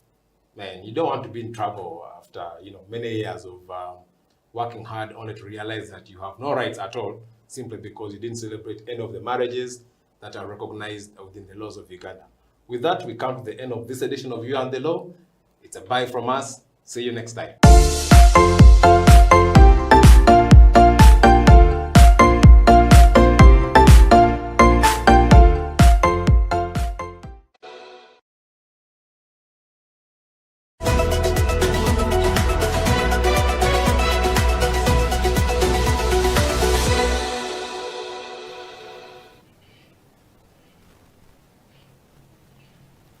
Welcome back. You're watching You and the Law, the COVID edition, and today we're discussing the impacts of COVID-19 on land rights in Uganda. And we're joined by Ms. Rebecca Tayo, legal officer at Land Rights Uganda. Rebecca, before we went for a break, we started this conversation around the measure that government of Uganda put in place to try to protect land rights amidst, an unforgiving pandemic that COVID-19 has been. And so I thought maybe we could pick on the conversation from there. What are some of the things that government of Uganda, either through the Ministry of Lands and other organizations, do to try to protect people amidst, such a trying time? Thank you, Jonathan. I think I know of only about 2 or 3 measures by the ministry. They could be more, but I think the right person to mention them would be from the ministry. So one of them was a directive issued by the ministry to stop evictions during the lockdown period. I think the ministry even went further to have discussions with the judiciary on these evictions and eviction notices, and a practice directive was issued by the Chief Justice to also halt evictions during this period. And then where they were not, it was not possible to halt them, these evictions were to be verified by the courts that issued them before they could be executed. I mean, it's very interesting because then they seem to have focused only on matters that maybe for things that will be, before court. I don't know if there's anything they did around resolving land issues, say, around during using the local council codes or other structures, because I'm sure that even within them, there were a lot of cases arising in this period. But again, like you said, some of these issues are better explained by the people in the ministry. But we could then sort of try then to look at what do you make of those interventions? Did they work? Didn't they work? What could have been, any challenges encountered in the course of trying to enforce some of those protections that were issued by the government of Uganda? Maybe I'll start by referring back to what you said, that the focus was mainly on evictions and evictions that are issued by court. All legal evictions must be issued through a court order. But I think at the time the government was looking at which is the biggest threat right now, which is possibly rendering some people landless and having nowhere to go during desperate times. So it was trying to avoid that, and it seemed like the biggest threat at that point. So I imagine that is why the ministry decided to focus, the ministry and judicial, on land evictions during that time. Well, it's a big problem in the country anyway. Yes, it is. It's definitely a big problem. And then also the spirit or the attitude of impunity, that despite there being practice directives, despite there being practice directions, and directives by the ministry, evictions continued to happen. Each and every other day on the media, we saw an eviction story happening. So I think, of course, these measures did not necessarily work. Because it continued to happen despite, It's interesting because I think, well-intended as the measures could be, but I think we have lived long enough in this country to also know that maybe there are a bit of some exceptions that happen in the course of enforcing some of these measures. But then, this is 2021. We don't know what could happen in 2023, 2025. The dynamics of this virus are not yet very, clear to everyone. We don't know how long it's going to take. But we're wondering if we found ourselves in a situation like this, perhaps in another 5 or 10 years, what could be sort of your ideas around measures for protecting land rights in difficult times like the ones that we find ourselves in at the moment? Because part of the essence of this show is really to generate policy proposals, recommendations that can be picked on in future if we find ourselves in a situation that may not be a pandemic, it could be something else, but something of this magnitude that disorganizes our normal lives. I'd say it's important for, say, the state as a duty bearer to recognize, first of all, view land as a human right. So put first, before anything, instead of viewing land as a possible commodity and financial asset, and viewing it mainly through the lens of investment and production, and an aid to economic development, view land as a human right. As an entitlement. Yes, and basically what you're doing by doing that, what you're trying to achieve by doing that is to put before anything else people's needs on land, people's aspirations when it comes to land, putting first people's livelihoods, because then you recognize the centrality in land, in having a dignified and self-sustaining and self-determined community. So it's important for them to look at land rights from that angle in order to have their priorities right. It's an interesting angle to look at it, because I think the lens through which our government always operates is to see this as a tool for development and not something that people should have as as a right, much as Yeah. there's sort of that recognition for of land rights as a right. But I thought that perhaps we could try to explain further, expound on the roles of the state, because you indicated at the start that land rights are human rights, and the state has very many obligations in this area. And I thought maybe you wanted to expound on those areas again as part of our way of also thinking of a way forward.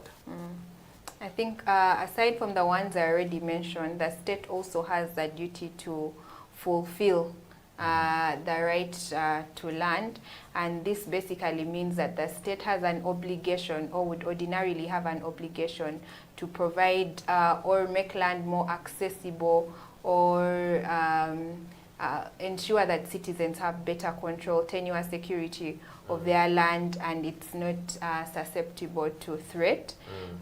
So even for landless communities, it's important that the government provides land because of what it signifies. That means they'll have food security. That means they'll have access to some form of livelihood. So I think government has done that, especially for refugee communities where it has provided land. There's a complaint that we seem to pay a lot of attention to refugees as opposed to Ugandans. You know. Anyway, but yeah, so they have the obligation to fulfill the right to land, but they also have the obligation rather to protect that right from threat. What does that practically entail? Like, how does the government protect people's? I think protecting basically is ensuring that that right is not threatened. And what that would look like would be putting in place laws and policies that entrench and protect this right, but also ensuring that there are laws that sanction third parties who threaten this right. That could be individuals, that could be corporations, other entities that threaten the right to land on individuals. So protecting takes that form of ensuring that this right is not threatened. Some people argue that some individuals could be different to distinguish from a duty bearer. I don't know what you think. Well, I don't want to speculate, but it seems to be the case. That's true. But the state has to distinguish itself from particular agents of the state or arms of or particular individuals, and play its role to protect generally its citizens when it comes to their right to land. Then it also has, I think we talked about protection, we've talked about fulfillment, we talked about restraining from retrogression, also promote this right or promote the right to land. So promotion is basically ensuring that this right is enjoyed. Citizens are able to enjoy their land, facilitating transactions in a seamless and easeless manner, ensuring that there is a security of tenure, both for people with titled land and non-titled land. For us, the customary land owners, among other things. We own our land through stories. Exactly. That, you know, I inherited from my father, and my father got from his father, and the circle sort of continued. Yeah. But then I could then ask that, in terms of the challenges that are encountered, you know, either by the state in trying to protect people in this period, but also, you know, individuals, what could be your sort of your highlight of sort of the key challenges that have been affecting people's ability to protect their land rights, more so in difficult times like what we're having today because of COVID-19? I think the biggest challenge that individuals have is the threat to their security of tenure. And this is not just perceived, because security of tenure is mostly a perception that that you're secure on your land and your rights are indivisible against a third party and against the whole world. But right now, people are no longer secure, even with title. there is no title security because you don't know who may come out and claim or put a claim to the same piece of land. So for me, I think that is the biggest challenge that we face currently. It's even worse for people who don't have any form of documentation to show. Over that 70 or something %. Yes. So for me, that's the biggest challenge that people. And then for the government, because like you said, we have good laws in place and everything. But what has been affecting government's ability to protect rights amid this period? Because it clearly laid out the obligation that the state have to respect, protect, and to fulfill. What would you think are the hindrances that have sort of stopped, enabled those things to continue happening, yet the government has still the obligation, has put in place a bit of infrastructure to try to handle this? Why are they not being able to fulfill their mandate? Their obligations. I think for me, I would narrow it down to about 3 things. One is, first of all, even in terms of capacity, the government is still, especially Ministry of Lands, there are capacity issues, human resource, but also financially, in ensuring that they're able to deliver on their mandate when it comes to protection of human rights. Secondly, there's also just a culture of impunity. Even when the ministry goes ahead to issue some form of directive to protect citizens, it's not respected by many. They still want an abuse of these directives. So that is definitely a challenge, and it just requires some form of mindset shift from the public generally. Then another challenge that I think the ministry is experiencing would be in terms of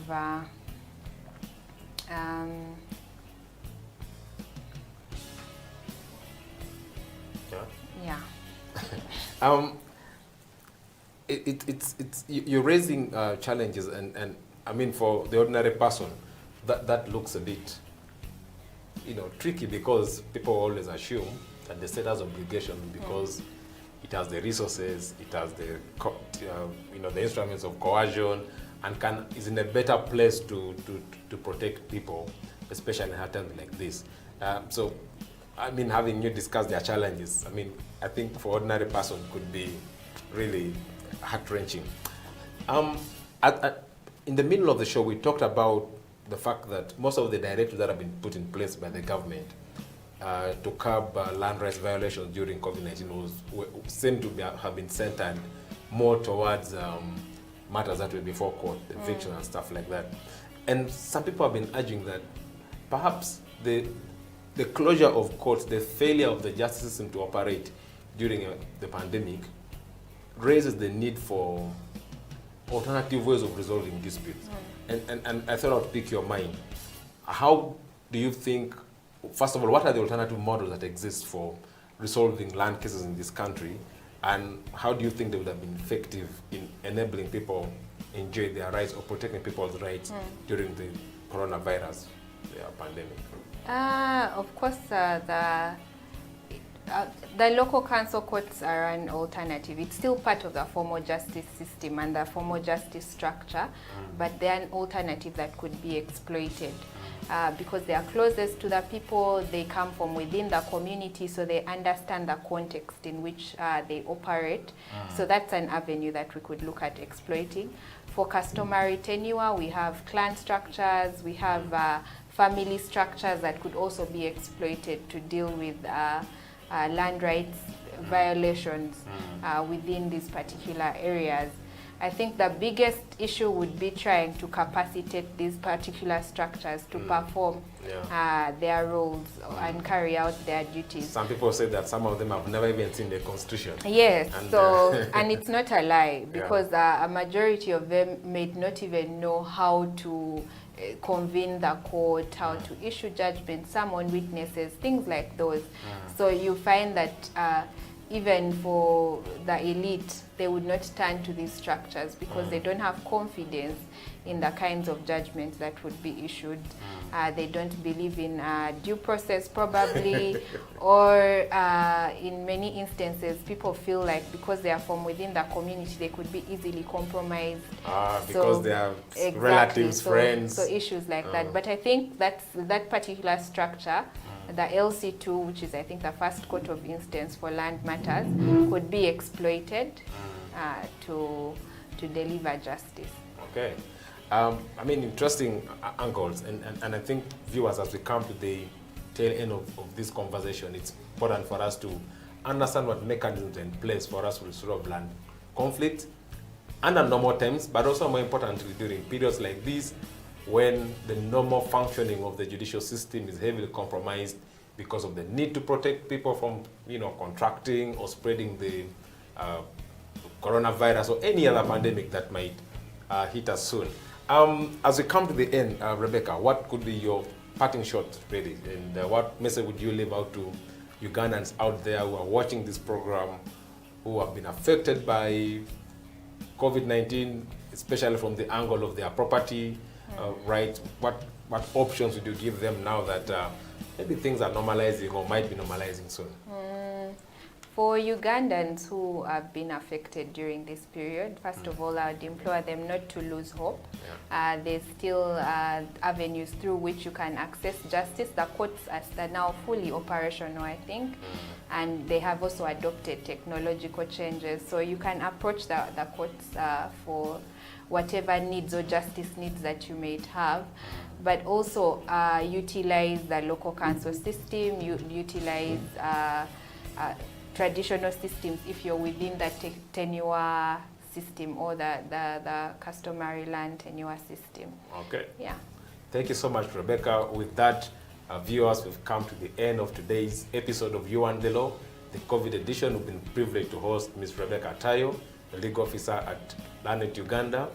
Until next week, when we discuss another topical area of interest from the human rights angle. It's a bye from now from us here at House of Talent Studio. See you.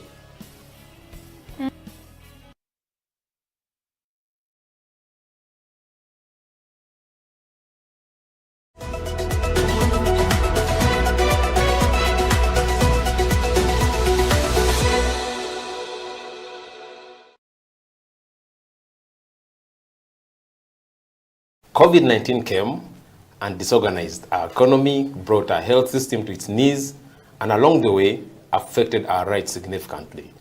This is You and the Law, the COVID edition here on House of Talent Television. My name is Jonathan Ochom, your host.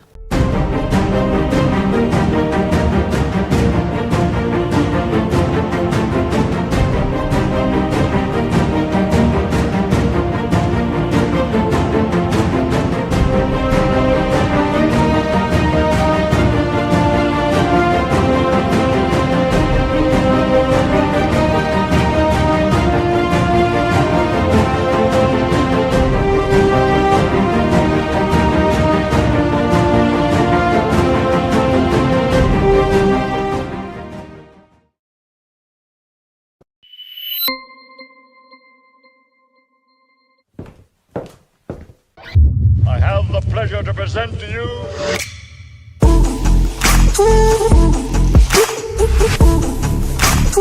KCCA has taken a number of steps to address this sanitation challenge, which include, but not limited to the following: the setup,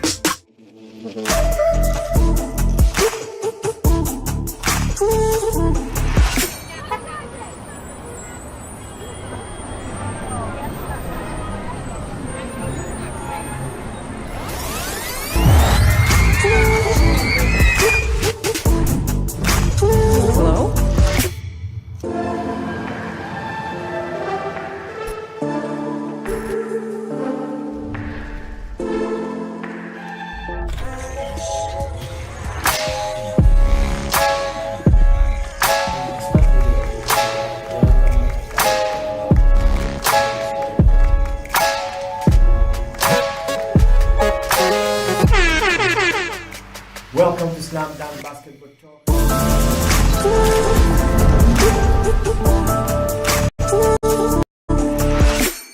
A wise man once said, "The future has a name, and its name is is hope. A tiny flicker of light that feeds on hope is enough to shatter any shield of darkness. At Mandulus, we really believe.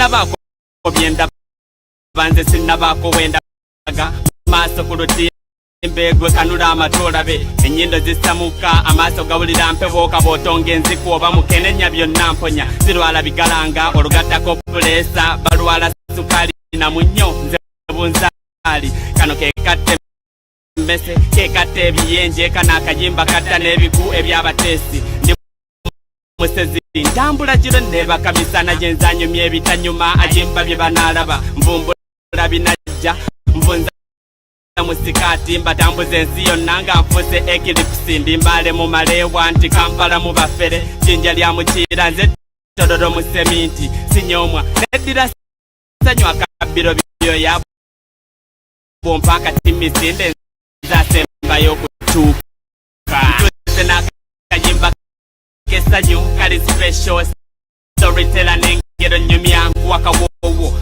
bagamba Kampala nzenze kali na potential ntuze nakayimba kesanyu kali special storyteller nengero nyumya wakawowo bagamba Kampala nzenze kali na potential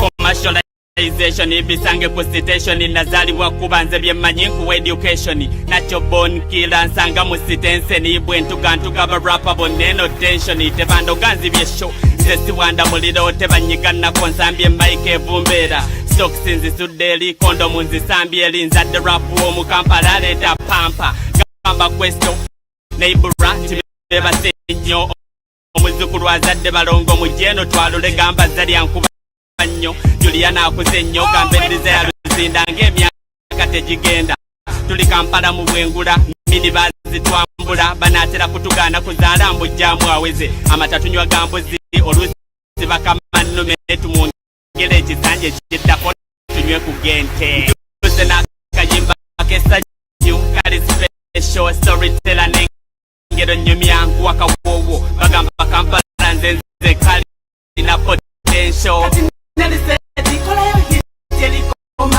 ntuze nakayimba kesanyu kali special storyteller nengero nyumya wakawowo bagamba Kampala nzenze kali na potential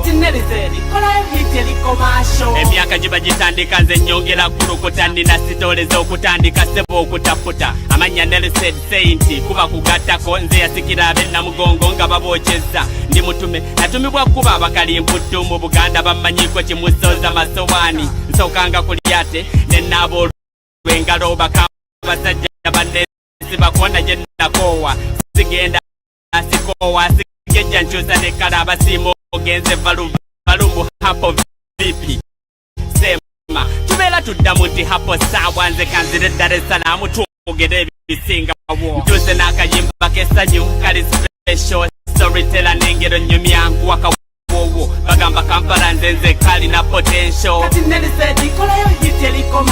ntuze n'akayimba kesanyu kali special storyteller nengero nyumya wakawowo bagamba Kampala nzenze kali na potential yes nze mbongera buwowo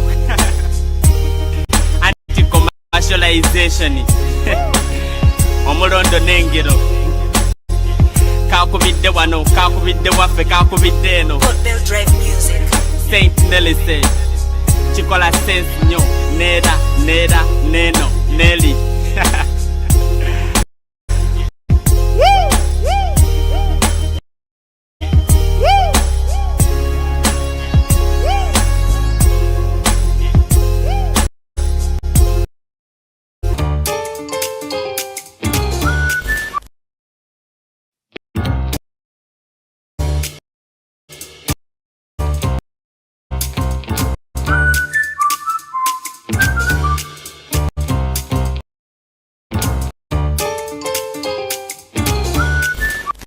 So I'm a rebel with the trouble. They all tremble when I babble. Make them wobble, make them rumble. Give them trouble because they gamble. But I'm a gamble, the flow. Now we go tabo when they jumble, then we go wumbo lumbo. Wibble, wabble, wabble. Mpola, sebo. Mini stacky mambo jumbo. Bounce like a dribble. I ball like Mutombo, go global like the mobile. Nakuliza black label, mimi ni wana rebel. Where I'm from is called Kampala, is Kawempe. Up to Calcutta to the whole wide world. Yes, sir. We'll be taking over the whole globe real soon. Where you from? Oh, from Kingston to the Congo. Yeah. Black Spear, we do it like the jungle, you know? From Crown Ice with the bottom Congo. We tell you right now, we're tougher and tougher and tougher. Get stronger. Move through these streets. Used to make fun of me when I was a little child, you see. Yeah. You know? Y'all have belief, you know? Because the man will murder and some of them man will thief. You know? Smoke ganja.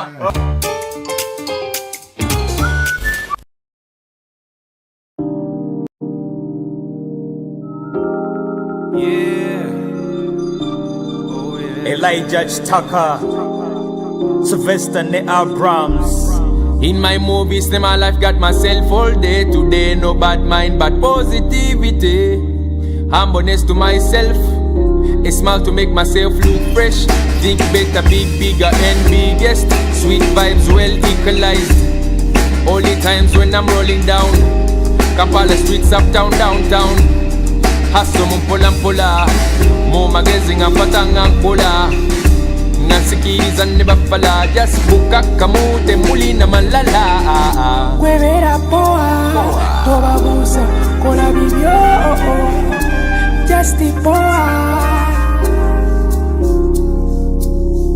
Kwebera poa Tobabusa Kola bibyo Just poa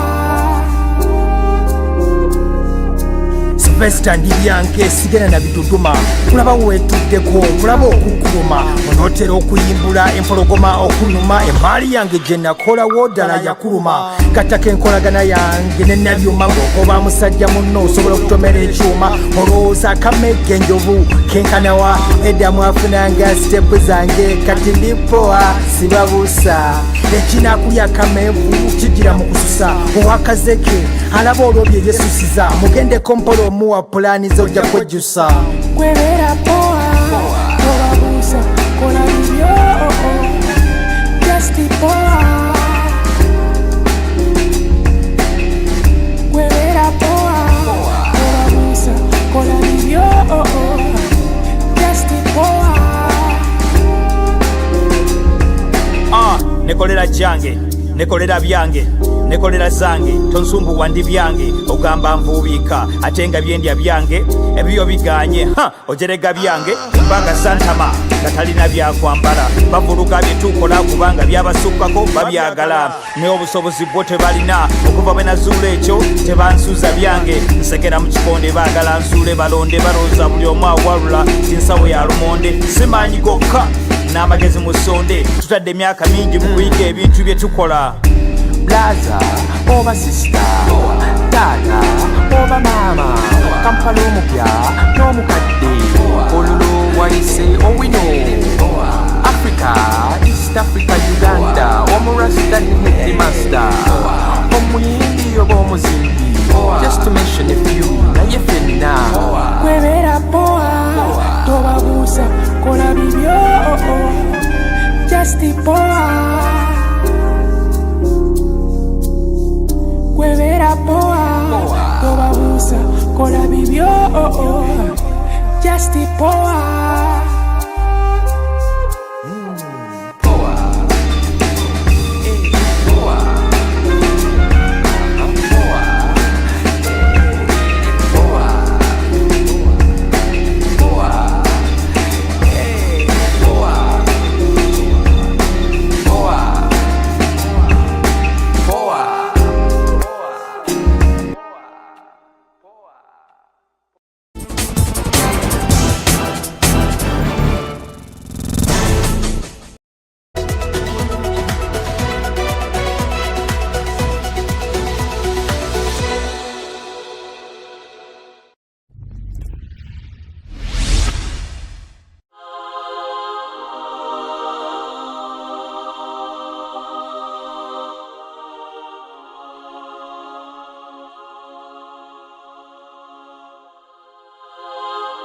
Dear hip yali asibye ebiswahili nga line ziri straight, yali avasiga graffiti ku ngalo kwaliko paint. Lwe nasooka okulaba hip hop gwali mwaka gwa 78, nali siraba nga muwala nga jjuza figure 8, ebbina lye lyali ddene, eyo ye yali bait. Nasooka naŋŋamba nti no 2 times 8, yali ayagala mukubiremu 16 bars eziri tight.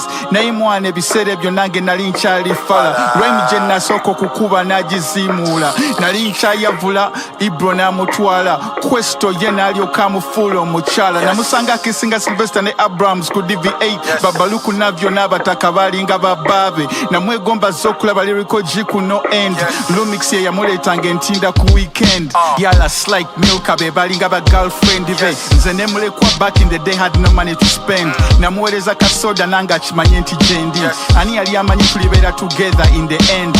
BFE yatandika okufuna platinum checks, nandaga ba queen ba P-Tech ne ba president.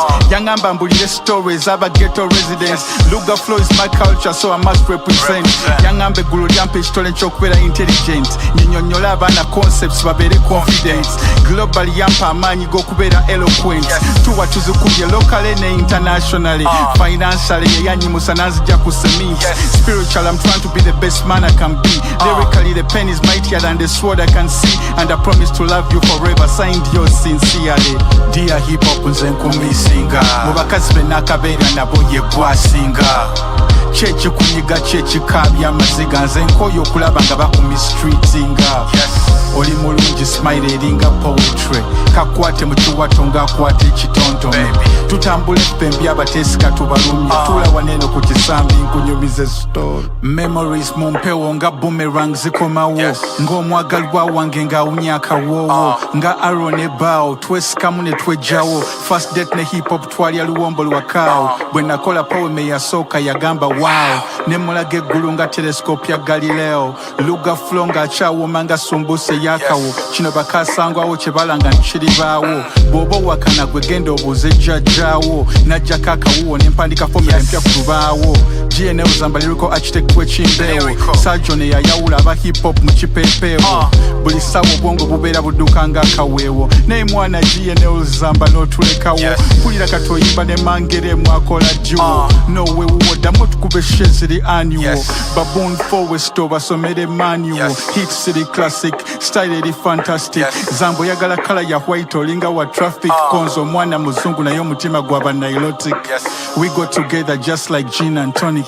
Juzi namugambye engeri gye njagala mu hip hop, naye n'agamba muleete mu buliri tukole manage twa, kuba ndaba engeri gy'omu missing oyinza n'okwewa obutwa. Dear hip hop nze nkumisinga, mu bakazi be nakabeera nabo ye gwasinga.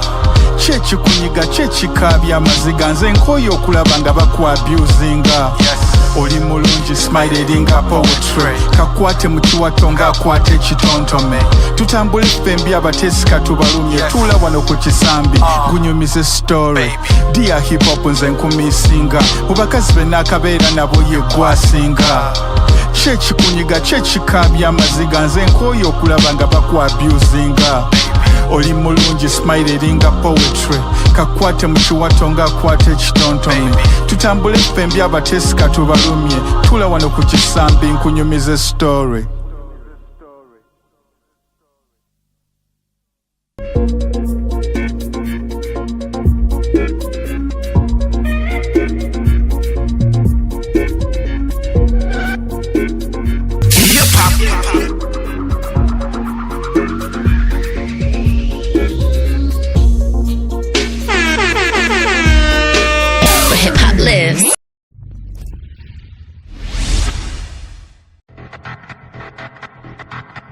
Yeah. It's God's MC. What Josh USB? What up? Listen.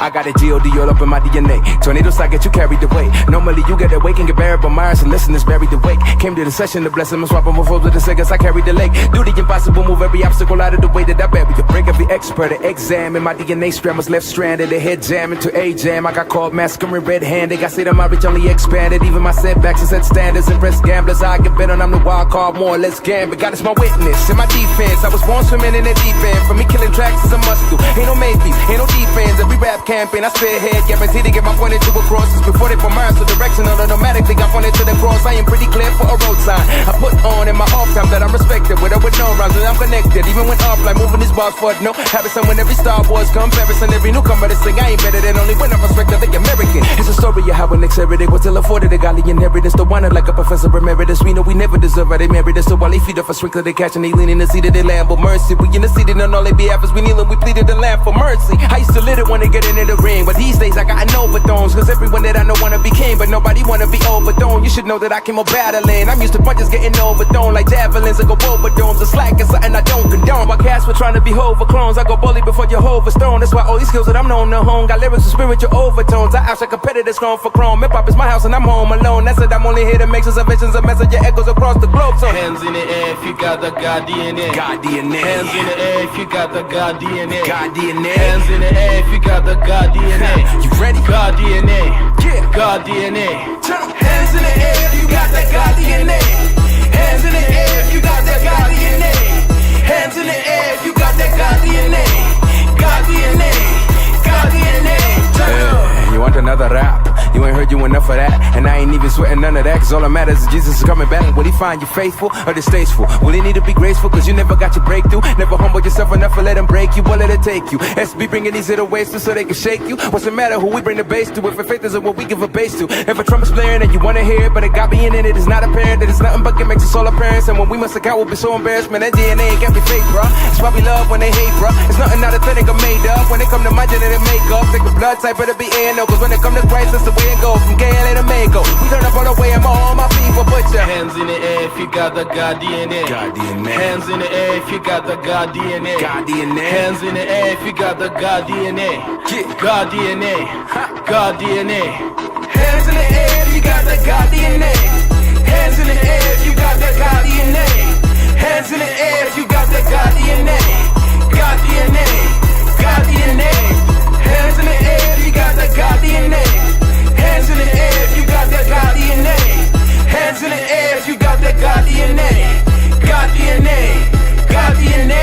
Turn up.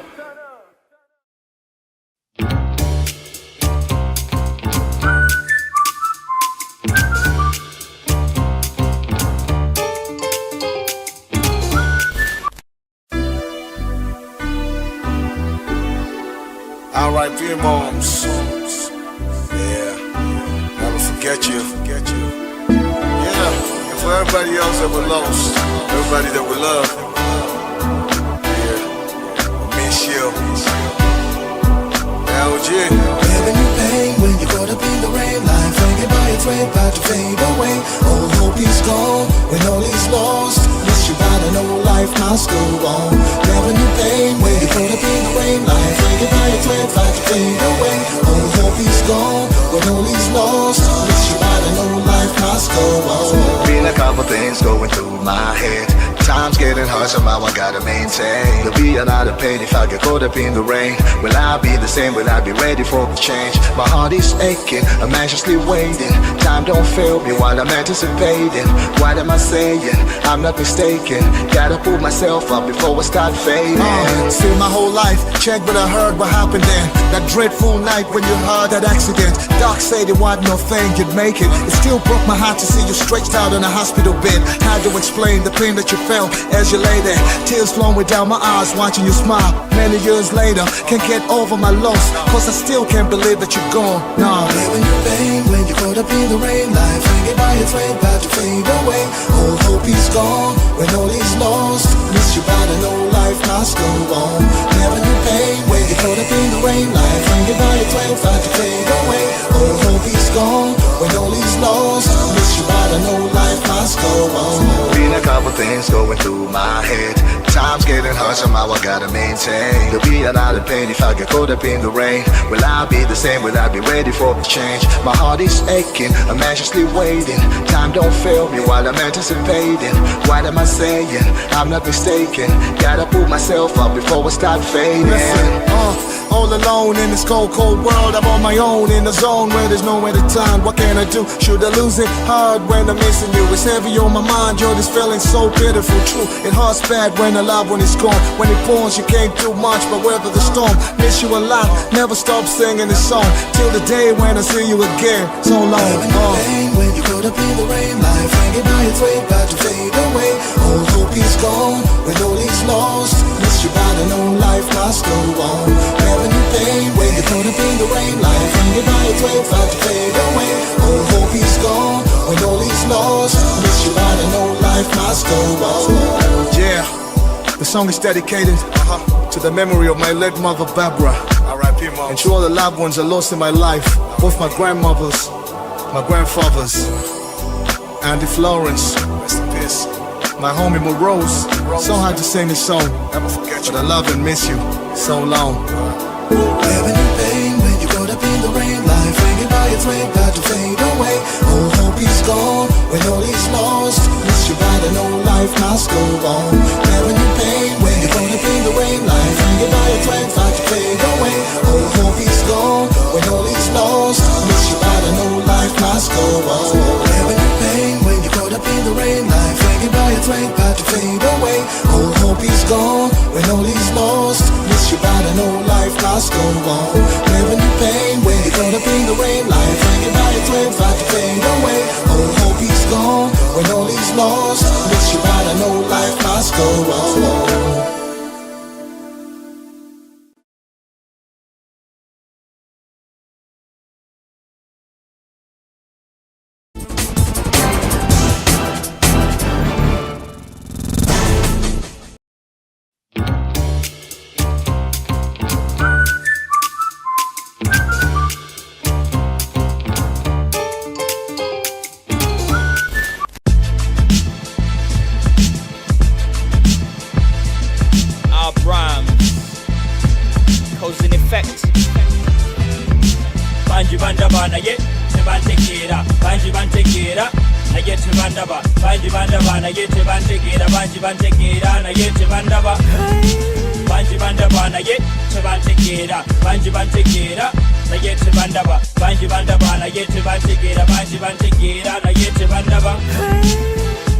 ontegeera otya obuuka sokosembere ngontunuulira ontya twali twesisinkanyeewa naye ekyo nga tonnakiddamu mbulira onzudde otya bubadde onnoonya mbulira obuuzizza otya yana akutumye oyo akusudde ku kyokya sembera lekera okwemotya weebuzaabuza tunula mu maaso toweetya abamu bamanyi nga rapa bamu bamanyi nga b-boy sibyewakana abamu bamanyi nga eddoboozi eryogerera omuntu owa wansi yonna gyendi abamu bamanyi nga yimba kyendi abalala banda ne babuuza musomesa wuuyo abatamanyi bo bawuza fala wuuyo nakyo kinkolera kuba mbayita kuli talaba olwo abagamba nti nina amaaso ana abiri gali maaso abiri gali mabega nkoto lwaki balowooza bwe batyo kuba nzinengera gyenva nejengenda banji bandaba naye tebantegeera banji bantegeera naye tebandaba banji bandaba naye tebantegeera banji bantegeera naye tebandaba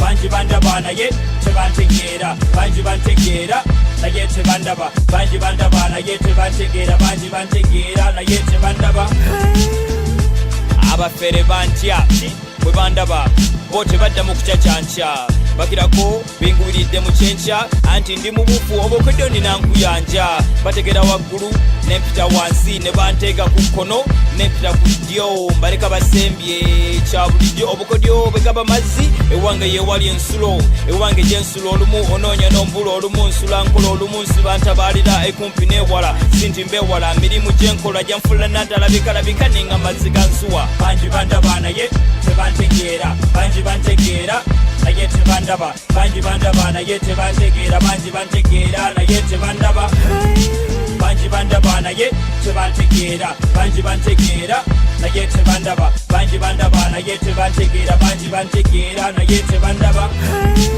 amagezi ganeesera abateesi baneesiga ate abagezigezi bo batandika okuneesiga kuba bakungula ebiva mu nsigo z'ensiga ate ab'omululu go baswama bakerako ensega mujja kunzisa enseko kuba ndaba nze musumba olumu gotayawula mu ndiga nkulengera nga tondaba era nga sinnaba kulabika nsirika nga gwolokopya tonnalabuka nsiterebuka ate era sitakibe nga sinakikenenya ndusu nze ndi ku manduso n'olwekyo kakkana nkujje ekifu ku maaso bagamba ngyekuba omunaku tekya eyange yakya naye abalala n'engikeesa era bwe njagala neebakootulo n'obudde n'enkeesa awakana kikyoteesa bangi bandaba naye tebantegeera bangi bantegeera naye tebandaba bangi bandaba naye tebantegeera bangi bantegeera naye tebandaba bangi bandaba naye tebantegeera bangi bantegeera naye tebandaba bangi bandaba naye tebantegeera bangi bantegeera naye tebandaba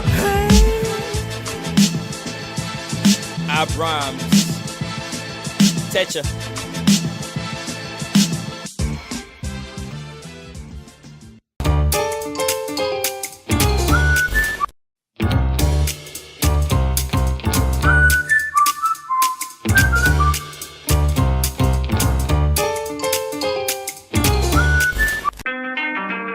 Eric Onassis on the beat. Sylvester Kabombo. Yeah. Amalala gakube kigwo. Amalala gakube kigwo. Enume y'ekigwo. Yeah. Volume nyongere. Oba owamala. Yeah. Awamala. Volume nyongere muko. Oba owamala. Nedda yongera mu. Volume nyongere. Oba owamala. Yeah. Awamala. Volume nyongere muko. Oba owamala. Nedda yongera mu. Tula kalira ulize mbozi bulamu towalira byenkubulira passport nga kyali wange walakira ebyo byolepuka bijja kulakira kotandisa akabozi kwaba basibekira okoze kinene nnyo enzijjo kuzibikira ojja kunakuwala kubalaba ku matikira babadde basibekira kati nga bakulembera n'akazindaalo nga batuyimbira vava ku malala temuli bibala bona gavirako ku ngalo emikwano gibalabala bulamu si butereevu busala ebigooli noyo noli ebizibu bitusimbira line ng'akasooli ozala ebika by'emmere bikulisa embooli nga weekwese bwe ozala wange obalabira mu kamooli otya okusongamu uyo kapooli gwe twayogerako wamajati 8 cent oli mu nnyongere oba owamala oli mu nnyongere muko oba owamala nedda yongeramu oli mu nnyongere oba owamala awamala volume nyongere muko oba owamala nedda yongeramu bwagula enzirusi atagula yazza musango lwachoji walabanya ngago bwengo bagamba owebbango futumutegera ku mulyango kirizagana katukomukire totumenyera omwango pulire moroka tonna jikuta olinda yesu wanalidde okugimanyira leka bano batuuke nga banyirira lwaki obakuba ebizi oyagala batomera aga malala gasana kuluyira Sylvester ku ngoma rhymes gankwira I get the job done call me whatever you want to I hope to make you a person they look up to not to divide society into two input to there's nowhere you are going to mutuntu bulirira ne berubaruba tu bulambwe mutomatu kankusibirire tu ensijozanyise kugayanga meketu weketu muganda witu wetereze mwatu volume nyongere oba owamala awamala volume nyongere muko oba owamala nedda yongeramu volume nyongere oba owamala awamala volume nyongere muko oba owamala nedda yongeramu amalala gakube kigwo amalala gakube kigwo enume y'ekigwo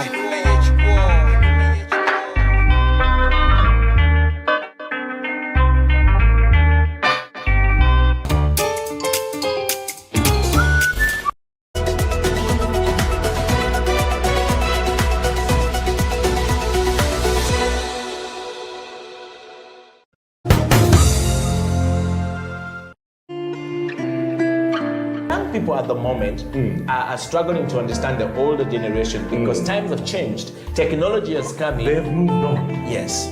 We're the ones sitting back and wondering, what is my child on to? TikTok has surpassed WhatsApp. The other one I call, I never call it Facebook, it's Bookface. Why are you on Bookface?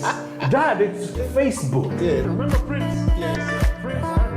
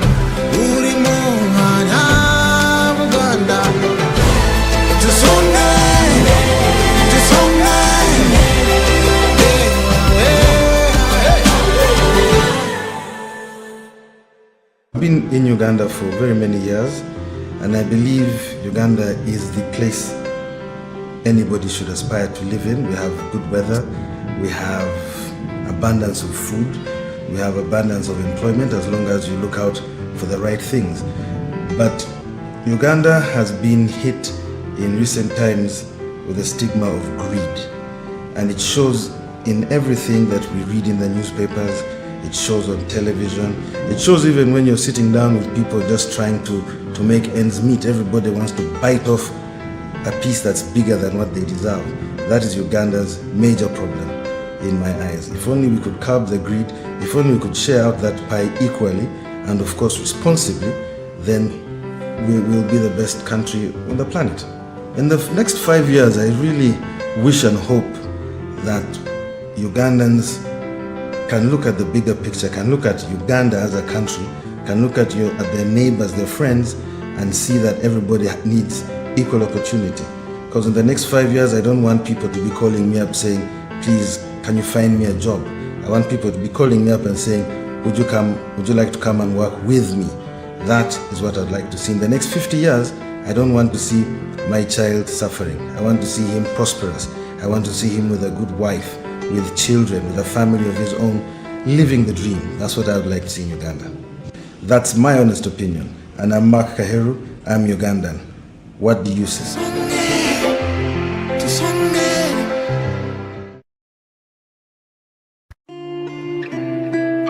Young people at the moment are struggling to understand the older generation because times have changed. Technology has come in. They've moved on. Yes. We're the ones sitting back and wondering, what is my child on to? TikTok has surpassed WhatsApp. The other one I call, I never call it Facebook, it's Bookface. Why are you on Bookface? Dad, it's Facebook. Yes.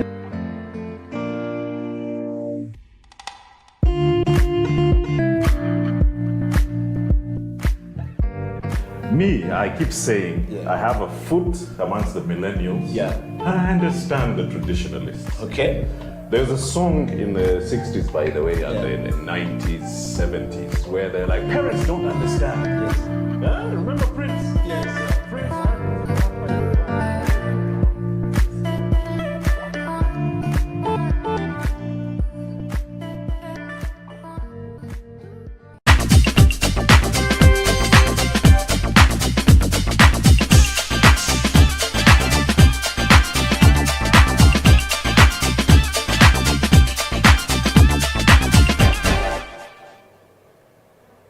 Welcome to the Elders Wisdom Circle. My name is Eddie Okila, straight out of Kampala, the Pearl of Africa. To the rest of the world, we are serving the elders and the wisdom of the elders to the young. How are you all doing? All the followers and everyone who loves to chill and rock and roll with the elders. Welcome to the show. You will probably find this show very boring if you do not want to hear from the elders. If you're one of those people who say, they get into my nuts, they run me crazy, you don't know. Do not actually know what you're missing. You don't know how important is or are elders in our life. Sharing the heart of the elders at 54 years of age is the one and only Jaffa Raymond Amin, the son of the former President Idi Amin Dada. And just before we bring Jaffa on the show, I would like to tell you that the Elders Wisdom Circle on this day is very special. And the topic is, I am because we are. The cultural wholesomeness of sharing and caring for each other is very important going forward. Ladies and gentlemen, before I talk about the Ubuntu, I would like to bring the one and only, the son of the former President Idi Amin Dada, the third born son, the man with the wisdom of Amin, the man with the secret box of the former President Idi Amin Dada. Jaffa, welcome to the show. Thank you. How are you doing? It's a pleasure. And today, contrary, you're dressed like Baba. This is Senator. But I tend to like the ones from Ghana. Yes. Yeah, there's a good shop. at Victoria Mall. Yes. And another one at Mabirizi. They always take care of me. Senator. Yes. And we would like to say welcome to the Elders Wisdom Circle. Thank you. And we want to start with, first of all, I know we talked about it, the celebration around the former president of Tanzania and the things that he has said. Today on the show, we are seeing people celebrating when he says, get out of your comfort zone and go and work. Wonderful. And people are like, this is coming from the president. There are a lot of mixed reactions about the man, but actually he was a man of character, a man. He was a driven. He was driven. Yes. And the drivenness, we don't ask this for everyone, but he had been suffering for 25 years with a heart problem. Yeah. So he understood that his life was finite. Yes. The fact that somebody can appreciate that life is finite and we are not immortal gives you that drive. Wow.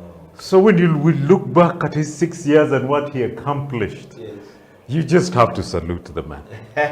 I was listening to Lumumba, Professor Lumumba, and he was, I thought I was articulate, but Professor Lumumba, Lord have mercy. That Kenyan is as articulate as they come. Yes. A true African elder with a PhD to boot.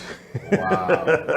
Well, Jaffa, I think that listening to all our elders and what has happened in Tanzania has been able to teach us a lot more. And if you're young and under the age of 40, 30, 25, 20, you need to be involved in the matters of our society, of our nation, going forward without having to insult the elders. You need to go to the elders and actually seek wisdom from the elders. And have a conversation with them. But speaking to power. Yes. Because ordinarily in society, they are the purveyors of responsibility. Absolutely true. Jaffa today on the show, and everyone joining us from all across the world, we're live on Twitter, we're live on Facebook, we're live on our YouTube channel, and we would like to say thank you very much for being a part of the Elders Wisdom Circle, growing bigger and better every single day, touching lives all around us and bringing the healing of our elders to our generation all across the world. And to all our African brothers, the stories of elders in Kampala, in Uganda, in East Africa is the same in Ghana, is the same in West Africa, is the same in Central Republic, is the same in South Africa, is the same in North Africa. We must continue to be connected with the elders. I want to say this, Jaffa, that in the world today, Africa continues to remain the place with the preservative, true, authentic, preservative nature of nuclear family. Thank you very much. And Africa is still holding that mantle. The wholesomeness. Yes. Of the nuclear family is still holding in Africa. What does that make you feel like? Very proud, very affectionate about it. And I refuse to make the mistake the missionaries tried to instill in us, whether Arab or European, of learning to hate thyself. That's why I gave that beginning. Yes. Yes, and I want to go through that. I am because we are the cultural awesomeness of sharing information and sharing ideas. Once you accept who you are, it is very hard for somebody to come and actually try to unhinge you from having that culture of sharing. You can have that drive to succeed, but it should never become the selfishness that we call the religiousness of narcissism. Wow. You know? Yes.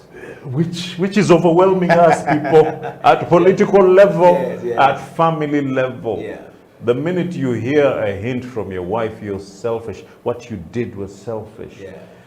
You pull back and realize you have to get back to what is, read that statement again. Yes, and the statement is, I am because we are cultural awesomeness of sharing. But that part at the beginning. Yeah, it's very important. And I think that elders should not stop their role of continuous education, continuous imparting of knowledge to the Yeah. young going forward. That said, Jaffa, and to everyone out there, I would want to take you to the spirit of Ubuntu. Yeah. An anthropologist showed a game to the children of an African tribe. Once upon a time. Once upon a time, as he stated. And he placed a basket of delicious fruits near a tree trunk and told them, the first child to reach the tree will get the basket. In the spirit of competition. Yes. We always think competition is good, but listen. Including when he gave them the start signal. He was surprised that they were walking together holding hands until they reached the tree and shared the fruit. The unexpected. When they look at savages and they see an almost angelic, unexpected goodness, wholesomeness. Wow. That was the moment of truth. Yes. And when he asked them, why you did that when every one of you could get the basket only for him? Self. I'd rather add for himself. Yes, for himself. That selfish thing. Yes, and they answered with astonishment, Ubuntu. They were actually shocked. Yes. How can a white man not even understand this? At the bedrock of values, of morality. Ubuntu. My tribe says Mutu when we're talking about Mutu. Mutu. We say Mutu. I say Mutu Laga. Yes. That man. Which is the same thing as Ubuntu. Yes. You know, language is universal. Yes. And we got 54 dialect in Africa, and so really in Uganda. In Uganda alone, and so if Uganda alone has 54, if you put half together, of them are Bantu. Yes. Ubuntu. Ubuntu. Yeah. And that's the spirit. And so he went to say that is how. And so he says that's how. That is how can one of us be happy while the rest are miserable? Remember, they're shocked at the immorality of the question, and they're answering it. And they says Ubuntu in their civilization means I am because we are together in it. That's sharing. Yes. I want to say this, that the indigenous people knows the secret of happiness that has been lost in all societies that transcend them and which considers themselves civilized society. And they look down at us. Exactly. And they look down on us. Which is what we often refer to as the But every missionary who comes here finds the spiritual liveliness and wholesomeness that shames them. The ones who stay learn from it. And love it. And love it. But there's some who keep coming and pressing. And they keep fighting about having a better education. But not learning from this story. Wow. I've had a similar situation. The first series we did with you, I kept telling you about this business of going to the village boastfully with your 50,000 worth of salt. I call it poisonous salt, poisonous sugar, poisonous processed oil, and feeling great at providing. Lo and behold, when you're returning at the weekends, at the week's end, they give you produce worth 500,000. When you get home and you're really offloading the produce, that Ubuntu, the sense of sharing, the appreciation for that salt, for that sugar, for that processed oil, the rewards are astronomical. And the multiplier effect is Ubuntu at its finest. And that's what actually pressed me to learn about ourselves, because I realized, my God, shame on you. What is your 50 when they can give you 500,000 in a week? Something that will last you probably for 1 month. Yes. Not going to Safeway, not going to ShopRite, not going to Game Store, not going to Carrefour, you know? But organic food that we consider expensive. That's the irony. Which is actually very expensive. It is. Oh my God. Huh? So the irony of that Yes. is that the ability of our people not to realize the selfless sharing. Yes, not to realize that what we are sharing Mhm. selflessly is actually more valuable. It's Much because- more. Yes, it's 1,000 because times much more. The abundance of it here Yes. is given to us by the Most High. That the soil Thank you. represents. Do you know how we run away from rain? Yes. Some people told me, no, just stand in it and take it, soak it up. Yes. It's free. The Almighty gives us that Yes. freely. learn that is the sense of sharing. Yes. That God can say, abundance I have, and so receive. And people never talk about this, but I'm bringing a concept to this, and that's the reason I gave you that funny name at the end. The African capitalism, where we share Yes. while we're gaining. Yes. Not the greed, not the narcissism of yanje. I was making people in the taxi laugh. I said the head of state wakes up and goes yanje, a fear of loss. Yes. Chimurumira, yange. You wake up a fear of loss. Yes. Even the fear of losing your beloved wife to another is a constant. Ubuntu teaches us to relax. Wow. Because we have it in abundance. Yes. Today we're very spiritual. Yes, and a deep conversation. I want you all to know we're going for a break, and when we come back, Jaffa and I are going to be taking you through for the next 35 minutes of the show. We're going to be talking about the spirit of I am because we are, and the culture of wholesome sharing of the stuff. Like when you go to the village and Jaffa say you give 5 kilos of sugar and you come back with a truck and a trunk full of fresh fruits. Worth 500,000. What's the equation right now? We'll be right back after Ubuntu. the break. Yes. The equation is Ubuntu. Sharing. The elders with the circle will be right back after the break.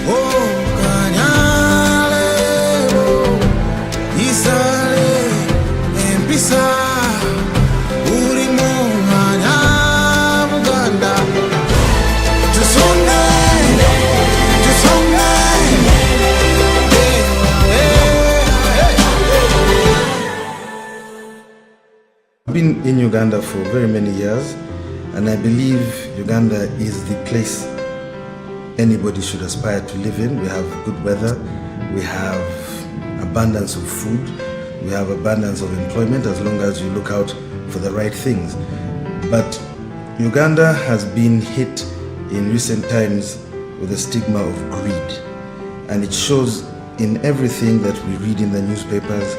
It shows on television. It shows even when you're sitting down with people just trying to make ends meet. Everybody wants to bite off a piece that's bigger than what they deserve. That is Uganda's major problem in my eyes. If only we could curb the greed, if only we could share out that pie equally and of course responsibly, then we will be the best country on the planet. In the next 5 years, I really wish and hope that Ugandans can look at the bigger picture, can look at Uganda as a country, can look at their neighbors, their friends, and see that everybody needs equal opportunity. Because in the next 5 years, I don't want people to be calling me up saying, please, can you find me a job? I want people to be calling me up and saying, would you like to come and work with me? That is what I'd like to see. In the next 50 years, I don't want to see my child suffering. I want to see him prosperous. I want to see him with a good wife, with children, with a family of his own, living the dream. That's what I would like to see in Uganda. That's my honest opinion. And I'm Mark Kaheru, I'm Ugandan. What do you say?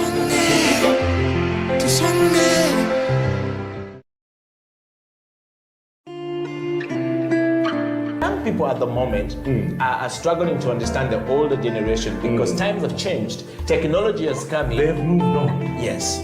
We're the ones sitting back and wondering, what is my child on to? TikTok has surpassed WhatsApp. The other one I call, I never call it Facebook, it's Bookface. Why are you on Bookface? Dad, it's Facebook. Yes.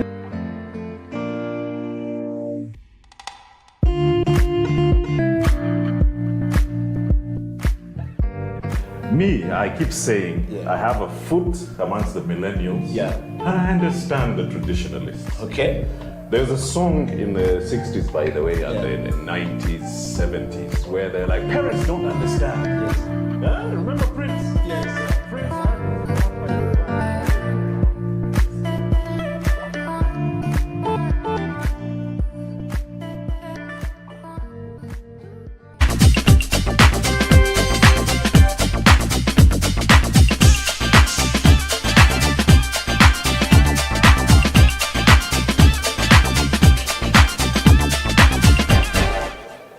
Welcome back from the break. This is the Elders Wisdom Circle. In the studio is myself, Eddie Okila, and Jaffa Remo Amin, the third born son of Idi Amin Dada. We believe that this man has the wisdom of Amin.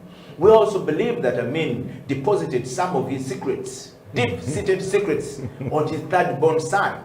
Just like Jacob did it to Joseph at some point, and Joseph was the heir to the throne. Could this be the case in Amin's house? Jaffa, welcome back to the show. Thank you for that one. So we have to keep trying to break down the mystery behind Amin and you and the family of Amin with our 60 children. We don't know which one, but we seem to be guessing that you could be the mystery child. Can I give something to that point? Yes, yes. I got pretty angry about our properties not coming back to us. Yes. And I was really becoming forceful and wanting to live the high life back in Kololo, you know? Yes. But he told me, "De Malta Dunya, these are worldly things." He would say, "These are worldly things." Yes. Do you know how that shames you back into your shell? You're going full throttle to become very demanding, you know, I call it the Biaffe syndrome. Yes. Demanding. But he was reminding me, these are worldly things. Wow. He's the type of person who, when the people had decided that the Cadillac, the expensive cars, they were all parked at Nakasongola. They were loading them onto a Hercules to take them to Libya. He finds out, he said, no. Take those cars out of there. Where are you taking them? Now, others would have loaded them up like the Gambian president. He loaded his cars to exile. He needed his Hummer. He needed his Rolls Royce. He needed things.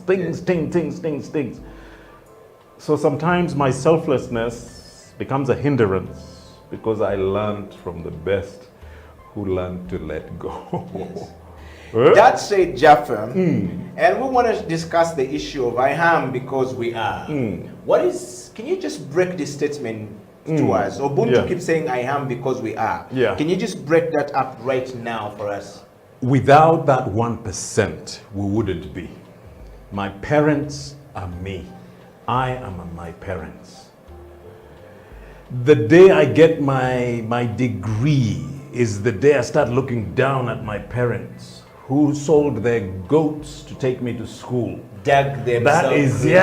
That is the moment where instead of embracing them, we tend to start becoming very, for me, I have my books moments. if you can understand, I am me because we are, that keeps you in check. Me being told by my mother, you like your stepmothers, but I'm your mother. She was basically trying to say, they're classier than I am, but I am your mother. Yeah.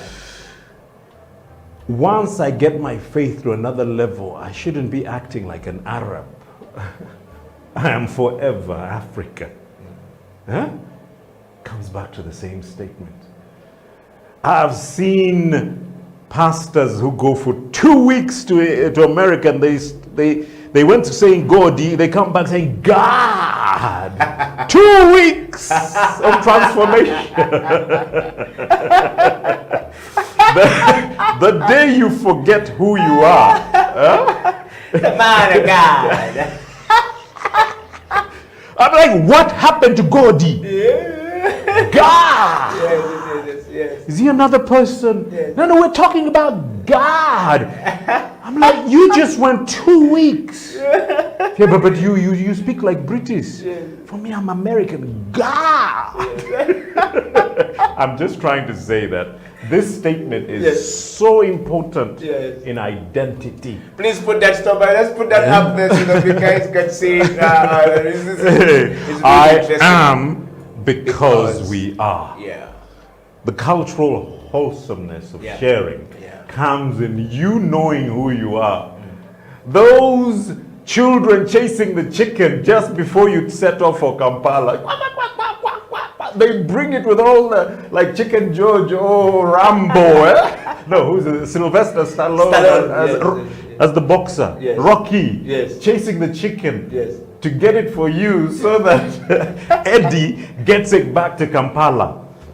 That infinite sense of sharing comes from actually love and acceptance of who you are. Me, that's the reasoning behind that statement. Wow. Well, you had it. The story of I am because we are is quite a very important situation right there for us to be able to look into. Jaffa's just broken it up for us. Sometimes we don't understand the elders that you are now a university graduate, but your father sold goats, chicken, cows, rats, everything else to raise the money to take you to school. You are who you are today because of them. How much respect do we give to the elders? How much respect are you giving back to your father? That is the statement we have on the screen right there. Think about it. Think about the statement and say, before I abuse my father, my mother, that they don't wear good clothes or they don't dress well. Or they don't understand. They don't understand. They should know that they sold goats and cows. They cared enough for you. Yes, they dug so much so that their son and their daughter can have something. Me, that's the true meaning of sacrifice. Wow. And a mother's selfless love is the #1 form of that. They give everything. Jaffa, we want to hasten to the next one. The cultural wholesomeness of sharing. I use my word. I know everybody thinks about it. Yes. African capitalism. I'm tired of listening to capital socialism because they use it as a dirty word in the West. Yes. Yes. What we got from the Magufulis at the tail end of Nyerere's revolution was African socialism. But if China can transcend that and become a command capitalist, ours should be African capitalism, where we can share while earning from it. I wanted to, while you share that about the Africa, and then I want to bring this together. Most African countries today have closed their borders to their own fellow Africans. You need a visa to enter South Africa. But we're from moving from the eastern part of Africa to southern part of Africa, you need a visa.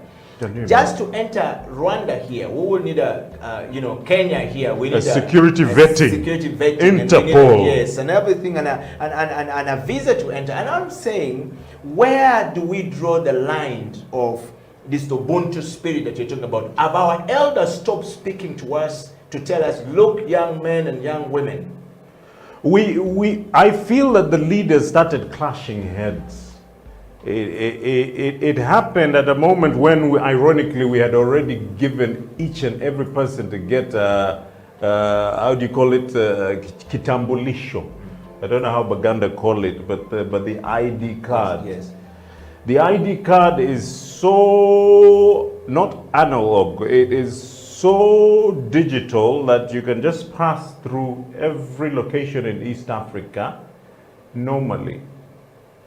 But then we introduced the East African passport, and I realized that, but that is just a duplication of the ID card that has the same biodata, you know? And we should be able to just use our ID card to cross over.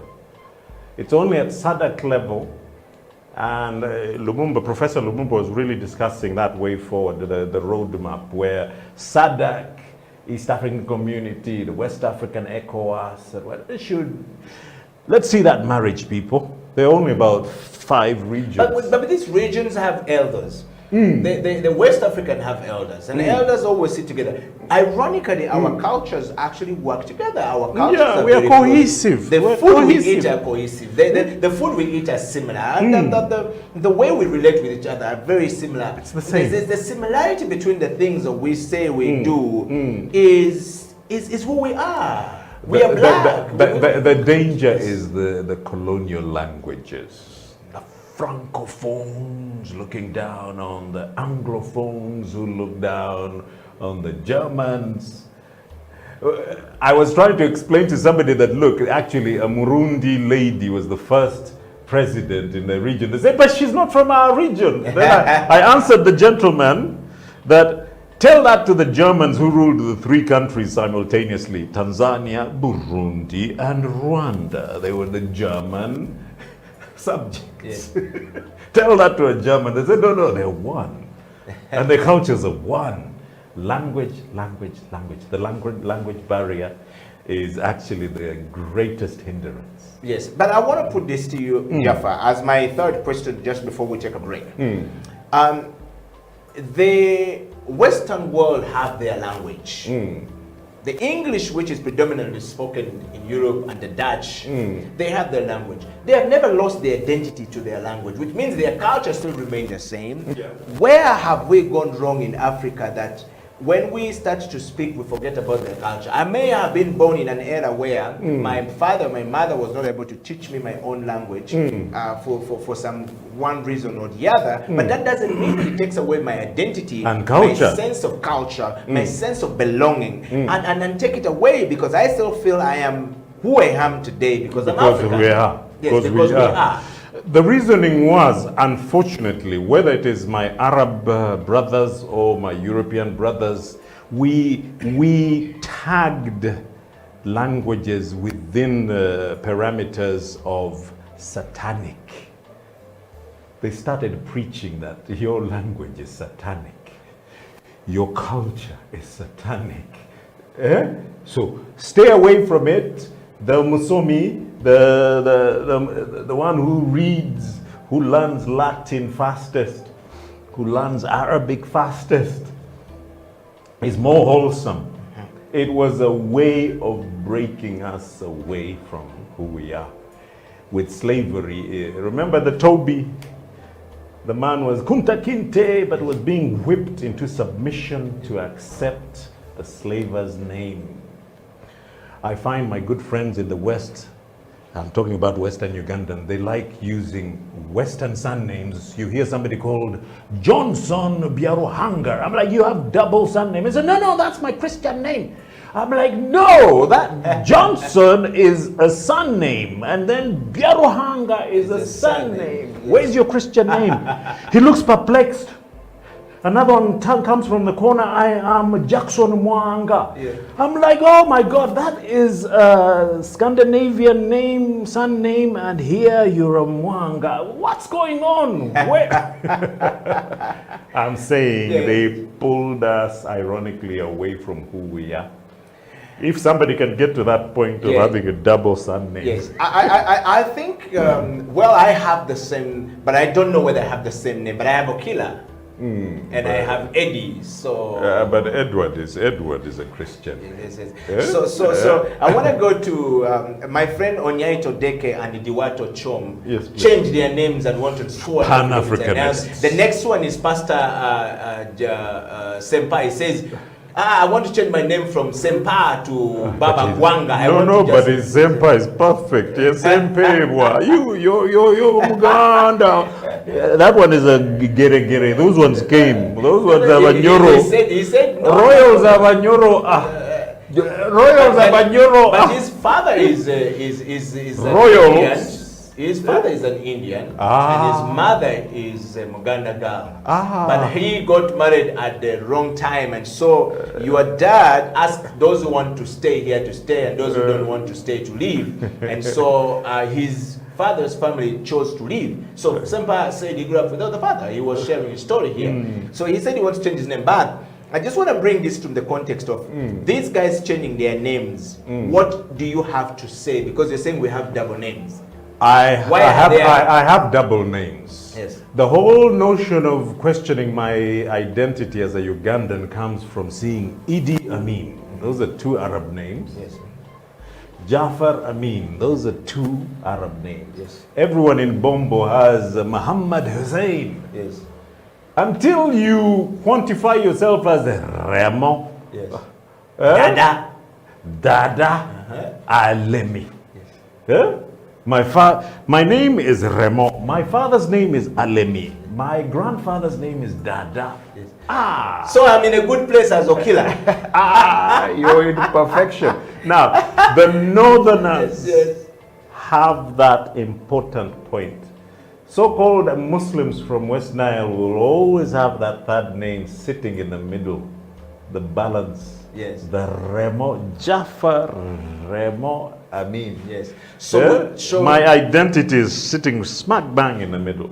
Wow. Yeah. So how do you get your identity now to put it back from where? My point is, I don't want to hear people saying, "Don't use that that savage name," or "Don't use that that abominable name." Some people would. Somebody saying, "Oh, my name is Jafar Ondoroma." What's your other name? Amin Ondoroma. No, out. No, there's some people. My grandfather Jafar has arrived. My grandfather, Rajab. Yes. We don't say uncle or great uncle. No. One father was called Rajab, the other one was called Amin. Yes. Every time my grandfather would wash ablution and get ready to go to the mosque on Friday like we did today, villagers will come and say, "Yango!" That's his name. Yango! He said, don't call me that savage, abominable name. He'd go back and take ablution. He would end up doing it 5 times. But the villagers were having having a ball. They were having, including his daughters. Yango! Astaghfirullah. That's like I seek refuge in the name of the Almighty. How can you call me that abominable name? Yango? Ladies and gentlemen, that's Mr. Suckers going for break, and when we come back, Jaffa will be able to conclude the show. This show has gone bananas. And sweet potatoes in Africa. We'll be right back after the break. This is the Elders Wisdom Circle. Being comfortable with who you are. Yeah.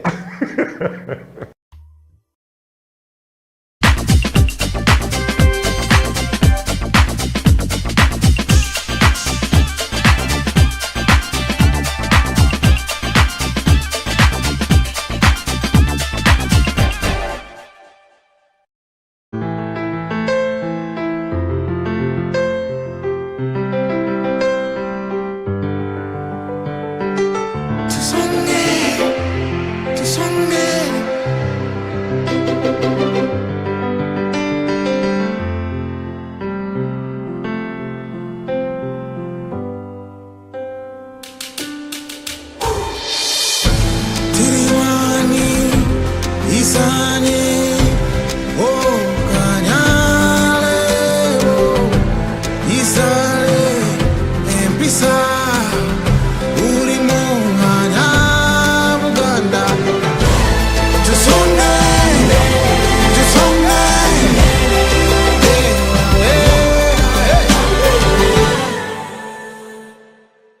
been in Uganda for, we have abundance of food, we have abundance of employment as long as you look out for the right things. But Uganda has been hit in recent times with a stigma of greed. And it shows in everything that we read in the newspapers, it shows on television, it shows even when you're sitting down with people just trying to make ends meet. Everybody wants to bite off a piece that's bigger than what they deserve. That is Uganda's major problem in my eyes. If only we could curb the greed, if only we could share out that pie equally and of course responsibly, then we will be the best country on the planet.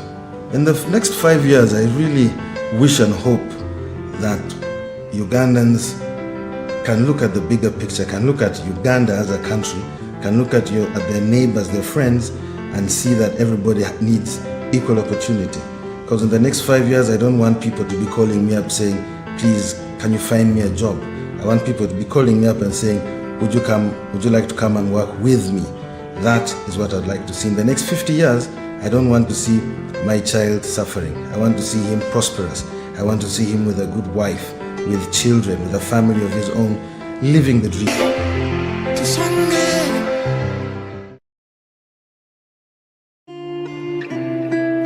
Young people at the moment are struggling to understand the older generation. Years like Jaffa, those experiences of 4 years are greater than the person who have not reached there even by a quarter of it, right?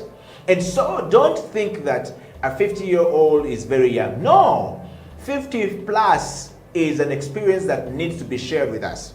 If somebody is older than you by 10 years, take time and listen to them. And listen to them carefully, because the experiences they've been through in life are greater than yours, and they might save you from more trouble than good. All right?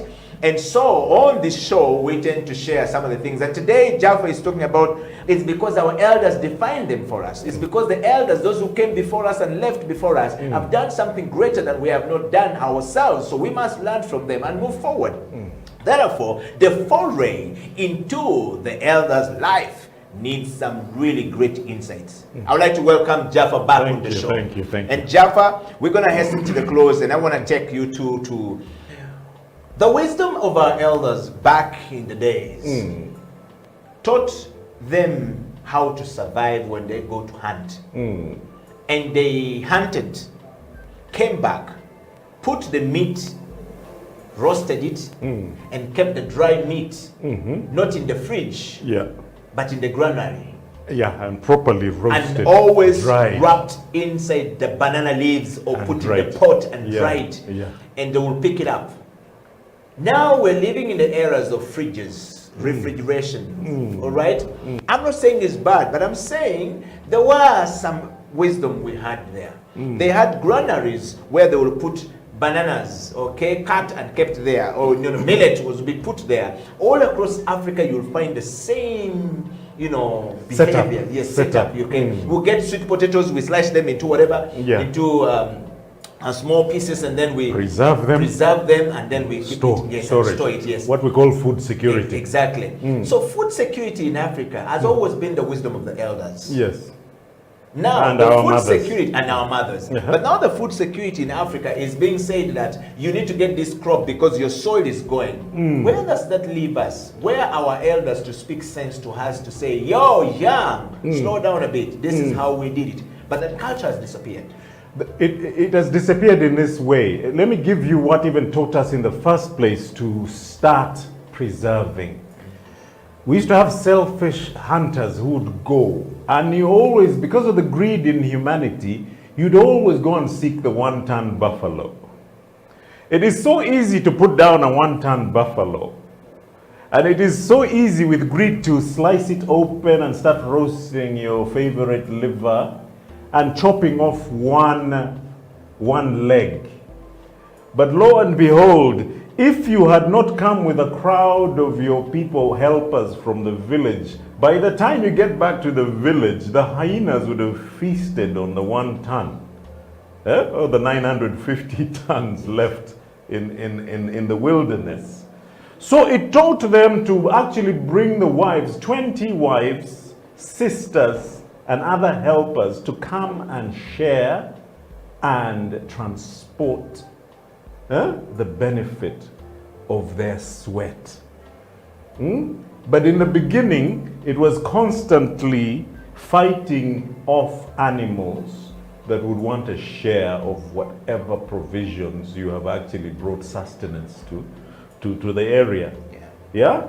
So if you see us doing gugus, we call them gugus.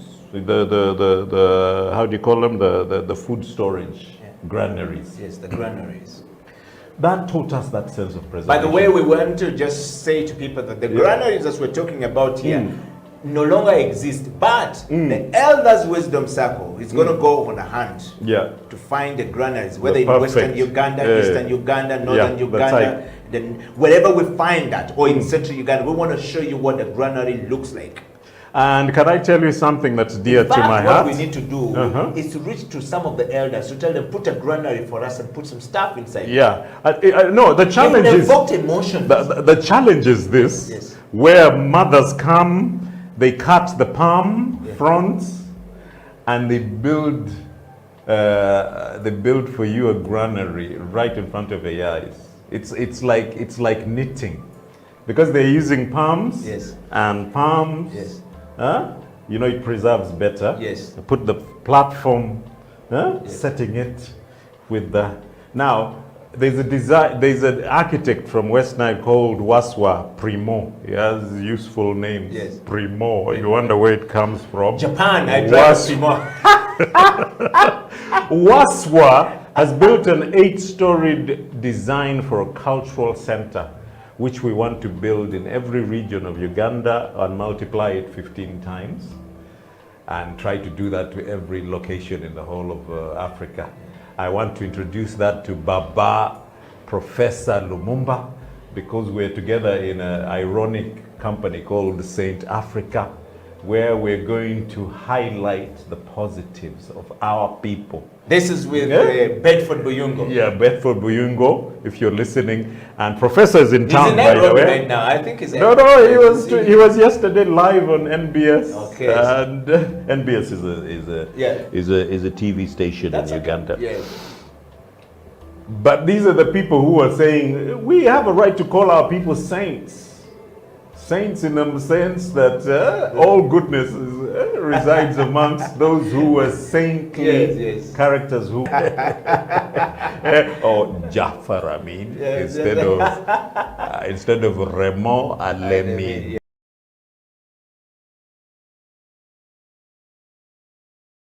Love this show today because they changed their names back to Onyeto Deke Diwato Cho. Learning to love yourself. Yes, and that's a cool stuff. Yeah, remember the girls who came last week? I hope you really get a show for them. There's a part that Americans did to us that we are not doing to ourselves. They would always say, I am somebody.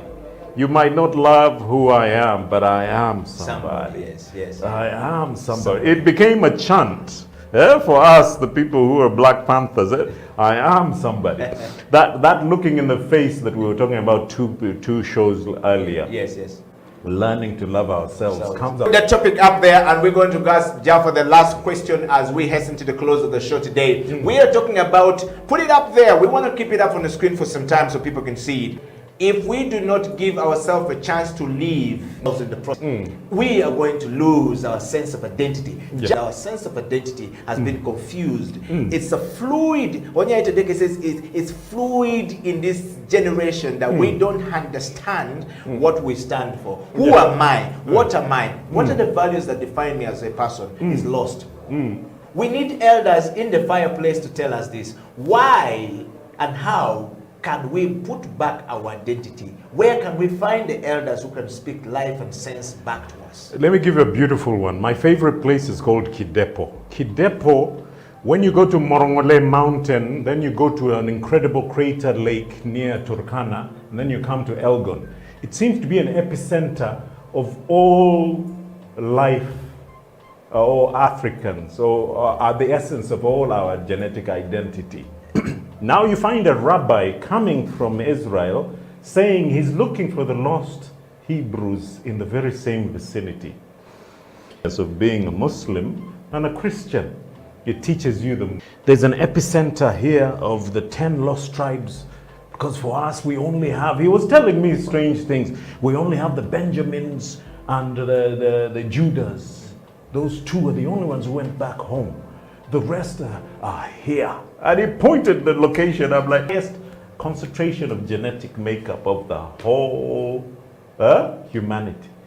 I'm like, I am because we are. That is the moment of accepting. I saw that in the 70s with Jamaicans. Do you still live in trees? I'm like, what? Said, where did the Queen live when she came in 1954? Oh no, we have the biggest tree here. And the Queen, she had to climb up a rope to enter the tree to live. They said, oh, you're jiving, you're joking. I said, now you get it. Of course we live in houses. But it's the same thing with Americans. Yes. They're Understanding this. The elders taught us that. Believe you me, I came back at age 24 and I was talking through my nose. Clipped English. I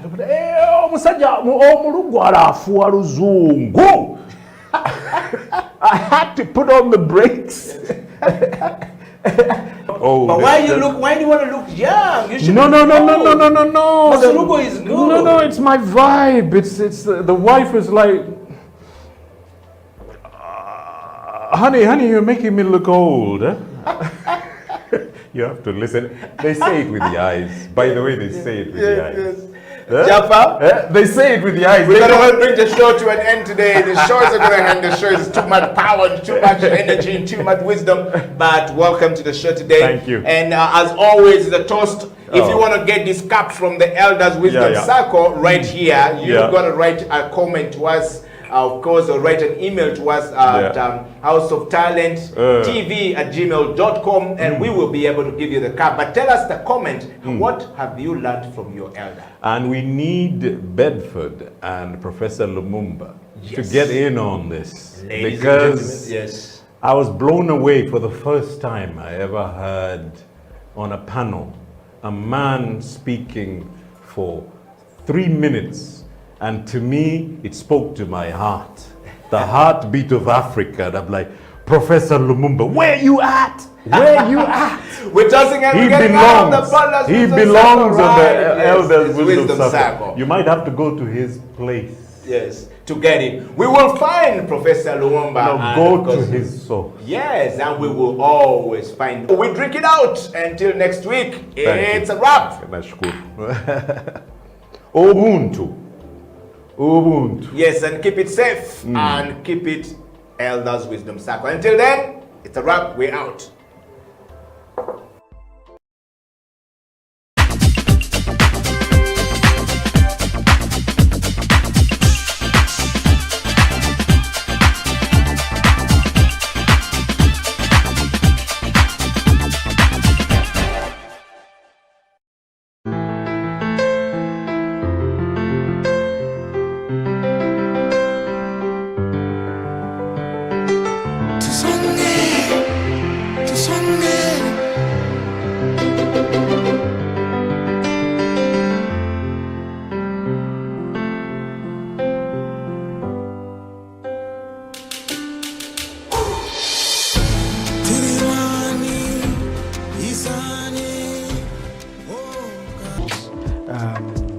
A destiny, and for me it would be towards God's agenda. That's the best, moving people to God's agenda. God has an agenda for everybody, and I know some people will say, oh, it's too much of God, but God has a plan for this world. And so whether you're in business, you're a medical personnel, if somebody came to you, a good medical leader says, I want you not only to be healed, but to be healthy. That's the kind of mindset that I see, and it's about self. So if you ask me, am I a leader? By the grace of God, I am a leader, and I am growing as a leader. And I thank God for that privilege of being a leader. Has a vision, but is also someone that is there serving people. For me, that's a leader. Vision is where you want to take things. Serving is the recognition that if the things do not matter to people, drop them. Wow. Drop them. Because at the end of the day, whatever we do must make a difference in people's lives. Anybody who has had huge impact in history, in leadership, the impact is not measured by just the things they did, but what those things did for people's lives. Did they make a difference? So it's useless for you to make so much money and the money does not add value to people's lives. Wow. So for me, yes, you have to have a vision, and at the end of the day, you are serving people. It doesn't change. Leadership is leadership, whether it is at what we would call a lower level or a top level. Leadership is leadership. It's about influence. It's that influence that comes from you have a vision and you are serving people. So what changes is the level of responsibility, but the other one that people don't like is the level of accountability. You see, Jesus said, to whom much is given, much will be required. So the only differences there is the level of responsibility. When you're at the national level, you are now responsible for an entire nation. When you are a CEO, now you're no longer just looking at the department, you are looking at the entire entity. The responsibility has changed, the accountability even goes higher.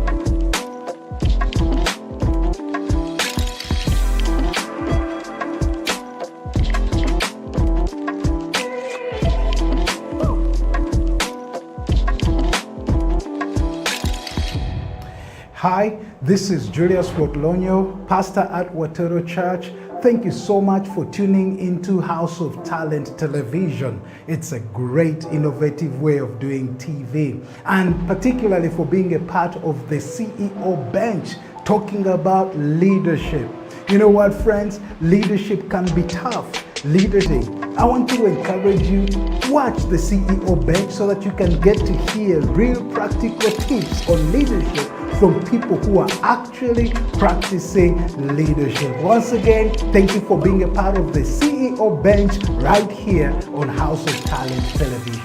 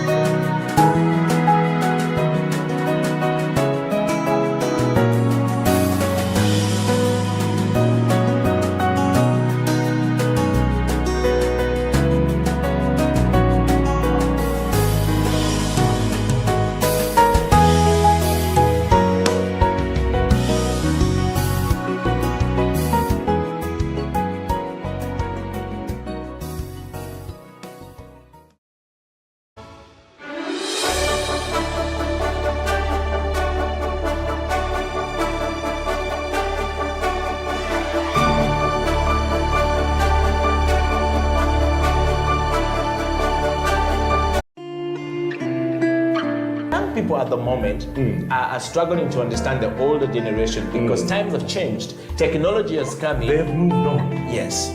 We're the ones sitting back and wondering, what is my child on to? TikTok has surpassed. The other one I call, I never call it Facebook, it's book face. Why are you on book face? Dad, it's Facebook. Yes.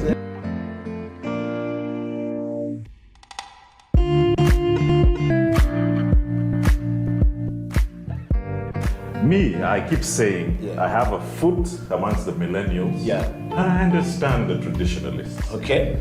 There's a song in the 60s, by the way, and in the 90s, 70s, where they're like, parents don't understand. Yes. Remember Prince? Yes. Prince.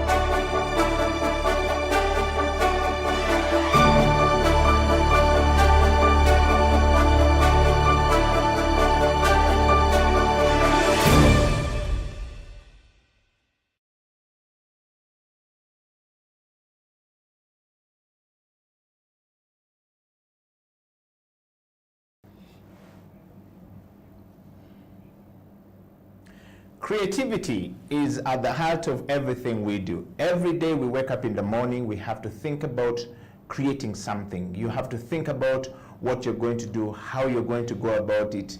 What around the negativity around you? There are people who wake up every day and every single day in the morning to think about the ideas that will change the world. They are called creative minds. Everyone is born with a DNA of creativity, and everyone has the DNA of creating something that will change the world. Are you thinking? Are you creating? Ladies and gentlemen, welcome to the Creative Industry Talk. My name is Eddie Okela, and this week on the program, we focused on the audacity of hope to continue creating, even in this pandemic situation, is something that we My friend is a creative mind, the most countries, as we say it in Uganda, and is now here. Faisal Chiwewa, welcome back to the program. Thanks, Eddie. How are you, Faisal? I'm good, I'm good. Great, and you've been traveling quite a bit of late. Would you like to tell us the experience of traveling as a creative mind? What are you seeing, and where are you, how are people doing it? I think, what traveling really helps is it opens you up to new ideas, but they are really thinking about the future. And when you see what is actually surprising, that when you get to the flight, you realize that there's been a lot of changes done around mobility or moving or flying. And it's exciting to see our, taking a lot of new artificial intelligence being used for the safety of the people, but also for the comfort of those who are traveling, to be not so much in contact with other humans. So for me, it's really exciting to see that getting artificial intelligence, but also you worry about those that are not able to get jobs, that they are going to be running out. The pandemic has really, for me, it gives us personally a challenge to start thinking a bit more on how do I sustain my career, otherwise I'll run out. I might be replaced by a robot. Industry Talk exists as a platform for us to have a conversation around the creativity and around the creative minds and how we're creating things that solve problems in the world. Faisal, what a moment right there, back to where we used to be, where human to human connectivity is really very much needed. There's at the moment, it also comes in with the different age groups. Some people who are older enough trying to keep away from other people for their own safety, but those who are young are really yearning to have more people to see, to talk with, as it was before. And it's that conflict, I think, at the moment. But what I think, and coming from an events organizing perspective, I think we are going to be entering into an era of hybrid interaction, whereby we've built an audience now during this period of COVID, our online audience, that because we've invested so much in keeping that audience. Yeah. So I think what is going to happen is that we are going to continue with the physical interaction as well as the online engagement of our audience. The world will ever go back to where we used to be? Do you think human-to-human interactions will ever get back to where we used to be? Do you think we're going to have physical contacts again? Hugs, you know? A world where there is no hug, there is no shaking hands would be a very difficult world. Yeah. Even animals relate to each other, and that will be very difficult for us going forward. But Faisal, let's dive into our discussion, from that recap you've given us about your experience. Do we have the audacity to continue, the audacity of hope to continue creating even in the pandemic situation? And I'm talking about, can you just say, creative industry talk topic to the thinking creativity, to continue thinking ahead of time, and hope that if I continue to create even in this pandemic situation, I will still be able to be rewarded for my creativity. I will pay. What are your thoughts on that one, to start with the topic itself? I think, it's a good thought, and based on the conversations that we've had around from different creatives, there has been a very strong, despite the odds and whatever is going on with the artists, many of the creatives have really continued to create work. So they have had that resilience, they have had that audacity, as you can call it, to continue being, keeping their minds busy at work and developing content. The challenge is, what are we going to do with that content? Because most of it is not, I don't know how it's going to be realized. Of course, there are different processes of creativity, or this process of creating work. How are we going to have it shared with the rest of the audiences and the people that enjoy it? But it's a very strong will for artists to continue really working. Not all of them, though. I mean, I think some of them have going through challenges, mental challenges or depressions, and not all art forms are able to create content at home. Others need to be out there in the field, and they can't because they're locked down, they are stuck in their homes. So there is that also balance in terms of, like, those who are able to, the writers are writing, the playwrights are writing, but there are those who artists during the creation process. A lot of that going from your interactivity with the artists that you've met all across the world, from the areas you've been since the lockdown started. I mean, we've been, we are in a very unfortunate situation as a people in this country, because I think whereas the government supports the vulnerables, that those that get the support, I think the creative arts are not really looked at as the vulnerable. They don't have to be, because we are creatives, we can figure out things. But in such a situation where people are really locked down, I think they needed support more than anything before, And I think the confinements that they're living in are very challenging, because most of them, live in shared rooms, shared homes. There is not really much space for them to feel free. There's not also no room for recovery. Sometimes when you are in situations like this, you need some space. You need to be alone. You need to be somewhere to be yourself, or to figure out things, have your own moment. And some of the places when the way we live is difficult. You have your wife, kids, and stuff, and you are all in a two-roomed house. There is no space, and you can't walk, even if you try to go and jog around. So that situation is really making more people, I think, mentally sick. And the other unfortunate thing is that, and I don't think there's any plan for that. I think we've talked about that before, the plan to help people to get through this mental problem, like they did in the North after the war. After the Coney War, they had some reconciliation things, they had some treatment centers for war victims. I think we need to treat this pandemic, raising money for COVID treatment, for COVID vaccines. We also need to raise money for the after COVID, psychological treatment of people. not only artists, but also even doctors or nurses or health or essential workers, whoever it is. I think there is that need for to prepare for the people to know that after this, even now, people are going through a lot. And I think it's something that we need to consider, and that's why I think it's also important to be careful with people. When you're engaging with them, don't push people too much, because you don't know what's going on. Some people might have not had lunch or dinner for 2 or 3 days, and then you're there telling them what to do, you know? Yeah. So, yeah.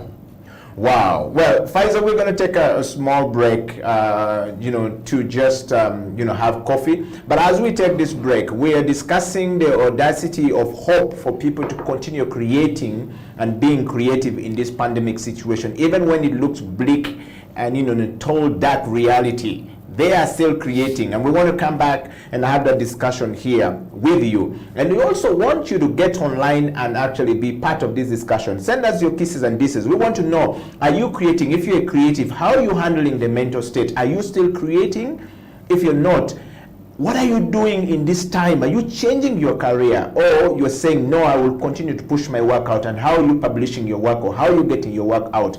Ladies and gentlemen, we're going for a break, and when we come back, we want to hear from you, how you're doing it. This is the Creative Industry Talk.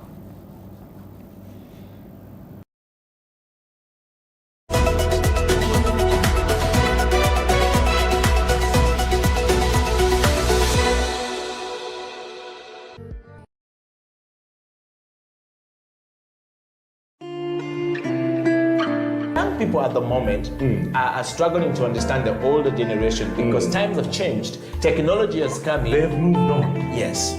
We're the ones sitting back and wondering, what is my child on to? TikTok has surpassed WhatsApp.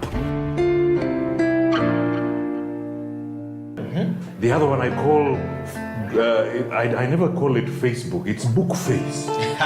Why are you on Bookface? Dad, it's Facebook. Yes.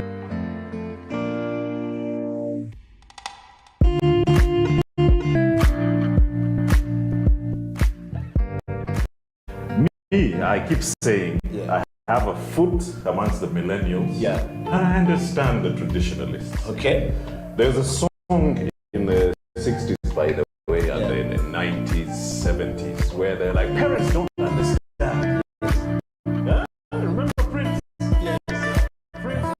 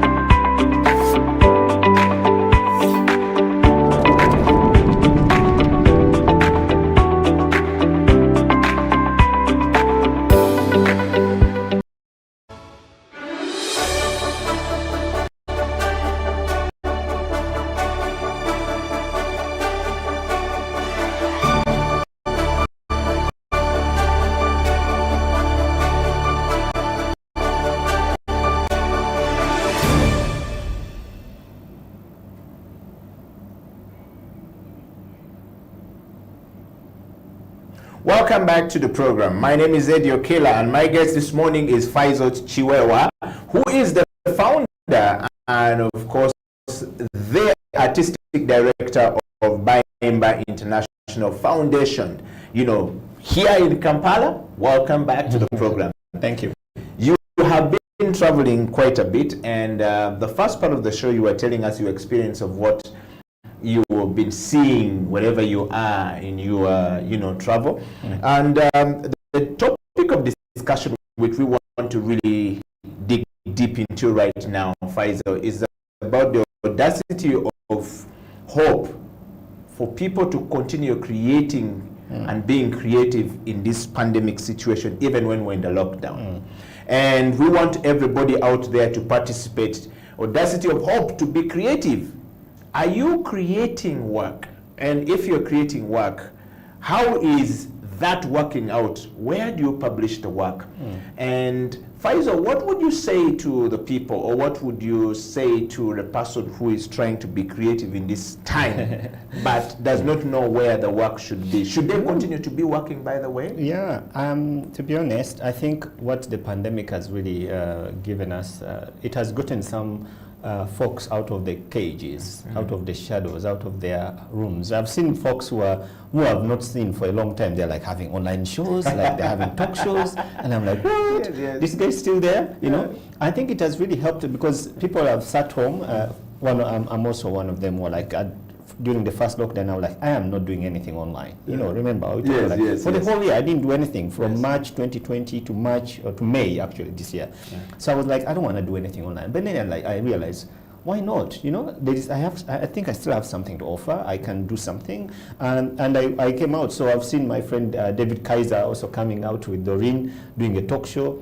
I see Nabunjo doing a talk show. I'm like, this is actually interesting because people have started to realize that you cannot just sit down, even if you're just creating content for the future, you need to share something. You need to come out and show people that you're still alive. Otherwise, we will think that you were taken by COVID. But also, I think what I realized, like when I was attending a festival in Germany, I think last month, one of the things I realized that was very interesting is that people find ways to get themselves, you know, active. And the most fascinating thing was, like, we attended a premiere of a production, it was a puppetry production that was done by the Bax Theatre, Puppetry Theatre from Cape Town.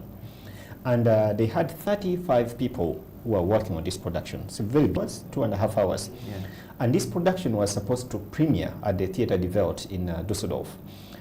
So the cast had, you know, taken the entire people. They had to do the production and then fly to Düsseldorf and then premiere it at the opening. It was the main event, the main production for the festival. They had put in a lot of money. And then I think a week before they were flying out, first of all, South Africa went into a lockdown. Second, they were all tested with COVID. So they could not leave the country. But look, the festival had organized, they could not cancel the festival, they could not cancel the opening. So what they did, they had to stream the entire production and they had to invest. So it was a whole new invention for them to sit in the artscape in Cape Town to do the entire production and then stream it live, you know, as they're doing it with the whole new setup of technology, cameras, you know, inserts and all that stuff. And we were seated in a hall in Düsseldorf, 250 people watching a production that is being done live. They didn't have an audience, but we were this way, they were that way, and they made it happen. And we all enjoyed it. I didn't even feel that they were not there. You know, I felt like, because it was a very big screen and we were all seated enjoying it together, they were also doing it. So it was really, for me, a very interesting invention. And I see the future, where we're going to go. The hybrid, you know. A solution to close the gap that is brought about by that problem. And we're talking about, you know, creative designers, people who designed marketing and communication posters or flyers, or, you know, they put this thing together for you to know the information about that particular product or about that particular brand. I mean, you see billboards out there. There are people who think creatively about how to bring that message to you. And we're talking about people who go into the studio, sit down to write the song, and find somebody with a nice, beautiful voice or handsome voice. Everybody is able to think, but not everybody is able to be creative in their process of doing things. And we're talking about people who design cars. They sit down and think about how this car is going to look like. Okay, I mean, the seats, the driving, you know, the steering wheel, and you know, the tires and all of the things, so that when you sit in this car, you feel comfortable while driving this car. Those people are still creating stuff. The question is, will the world continue to consume this thing from them if this situation of the pandemic continues? Faisal? Yeah, it depends on what you're creating and for what audience. I mean, look at what Richard Branson did, going to space for 1 hour, and now they are opening it up for the rest of the world for $280,000 to go and just spend an hour in space. So I think we can't stop innovating, because the need for products and services are always going to be there. The need for minds to see different things. We love, as humans, we love color, we love to be challenged, we love to be surprised. So we cannot just, get comfortable with what we know, what we have. And for me, that's one of the challenges I find here. I talked about some time ago about how I'm always surprised to see that we still use the same tampeko from Mukwano. The same type of tampeko that we used when we were kids in the 80s, So I find it challenging that they haven't innovated new things, There is nothing new coming out of this company. And when I try to investigate, I was trying to invest, I still want to invest into product design, and not for just clothes or whatever, but I'm really looking into industrial products, and for creative processes, and also the research on that. How do you create products from your local materials? Like the things we have a lot of wood. How can we create products from wood, not just timber for making plastering or whatever, but how do we start being innovative in a way we use products? When you look at people who are designing things for purposes of use, some of them are not very popular, but the thought behind it and the process of putting it out for the public to use it and make it useful, it's very exciting. And I find that really not so much here. We are very much driven by quick things, and that's where the challenge I find. You find people want to make something quickly because they need to survive. We are always in the survival mood. We are always in the rush to make money, rather than sitting down and relaxing. Like the scientists, they sit down, they can spend 5 years looking for a dose, leave alone the COVID one, but people can spend 10 years researching the treatment, and of course it takes a lot of money, a lot of patience, but you come out with something new, something innovative.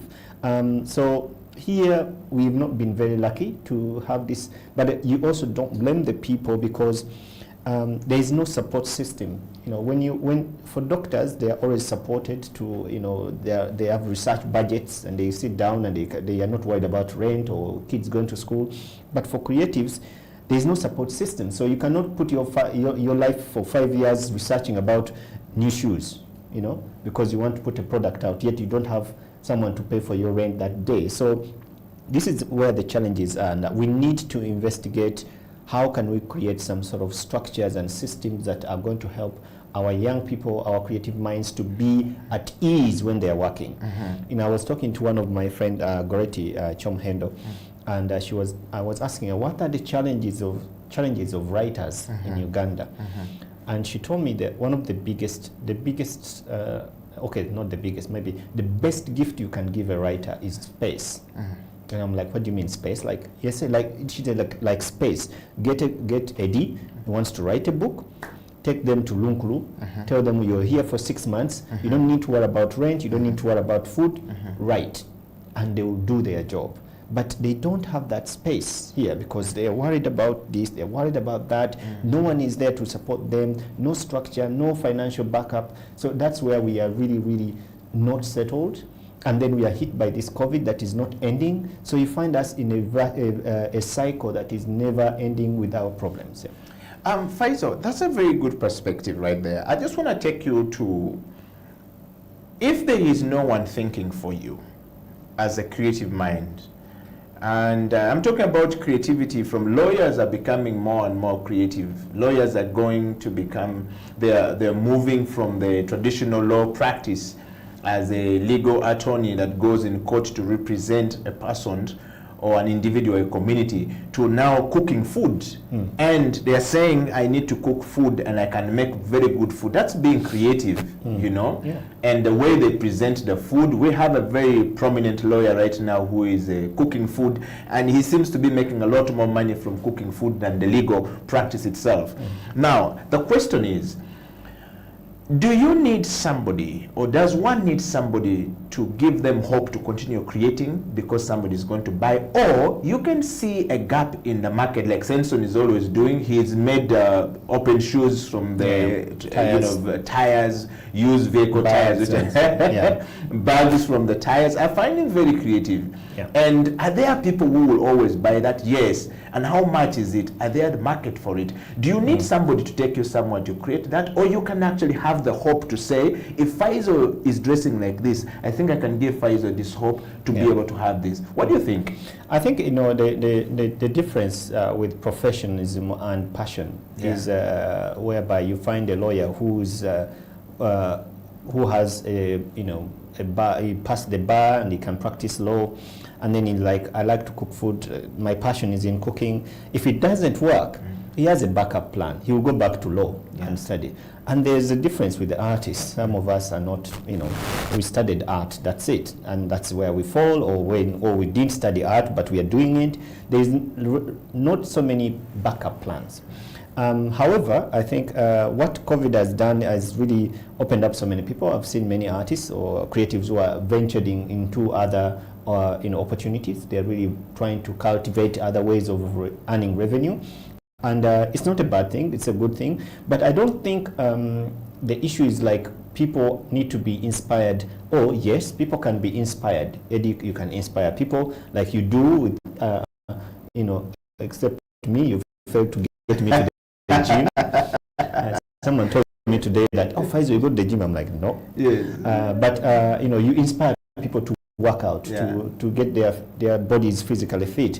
And that's, it can also be a creative way. But maybe you could say, like, if Eddie is doing this gymming and stuff, like, what can I create for him to be as an artist? What can I get him to be that is Ugandan, that is me, that can others can start? For example, by workout t-shirts. Exactly. And recently, I was talking yesterday. Was it yesterday? A few days ago, I was walking around, and then I realized that these days you find many women wearing tight. What do you call them? Yeah, those tight shorts. Yes. Which it was never like this before. You know, women always cover themselves. They like, hey, anything. Now you find them on the street joking with their, like, you know, it's a new way that they are feeling free. There's more freedom and also confidence for women for whatever they are wearing, which is created by an artist. Exactly. Yeah. So I really think, and you find they are trying also to find those that are more designing. So it's not even about the body, but it's also about the design of what they are wearing, the formation, and I like it, because before, I think 10 years ago, it was very rare to find a woman walking on the streets like this. Yeah. Now they go to town anywhere, you find them in the mall in this kind of dressing. So how do artists think about this new approach to people? Do they study? Do they, do they look at the trends? Yeah. Do they do research and see how are people behaving? And but also the challenge is that when I was doing a research paper for the German government, and then they asked me about the leisure culture in Uganda, and I could not find statistics. Like, no, it's not there. Even when I went to the Uganda Statistics Bureau of Statistics, and I asked them, what are the statistics of the leisure? What's the leisure culture in, let's say, for example, in Kampala? What do people spend on? We don't know, and that also helps to inform people who are planning, like the KCCA. They need to know how much people spend in the bars, in the restaurants, on the concerts. What do they eat? What do they like to eat? Where do they like to spend their time between 5 and 6? So that when you're planning the city, you can understand that between this time and this time, they like to go in this place. People like to go to this place. Maybe not a particular place, but people like to do this. People like to go to they like this kind of music. So that you have an idea of your city and how people use it. And that's when you're adding into new buildings or authorizing new buildings, you can advise people who are building, not to just build malls and stuff. You can tell them, you know what, according to the trend of people, the way they go out, the way they use the city, the way they engage, these are the things that we would recommend for you to add into your building. You know what I mean? So it's also an issue of research that maybe artists or creatives or even authorities don't put in place first to say that this is how we need people to do. This is where the trend is going. This is how we can help our city, our population to grow. So it's a mix of not being very, thoughtful in the processes, as well as not having the capacity maybe to do what is needed. Yeah. Well, Faisal, we're going to take another break, and when we come back, we want to look into what you have just said, which is very interesting. There are a lot of opportunities when you're talking that I see coming. But are the artists taking advantage of this? Are you, as a creative mind, taking advantage of this? Are you advising the authority, or are you creating a product that will attract the authority to actually fund your project or to be part of the consumption of your project? Stay right there. Creative Industry Talk. We'll be right back after this break.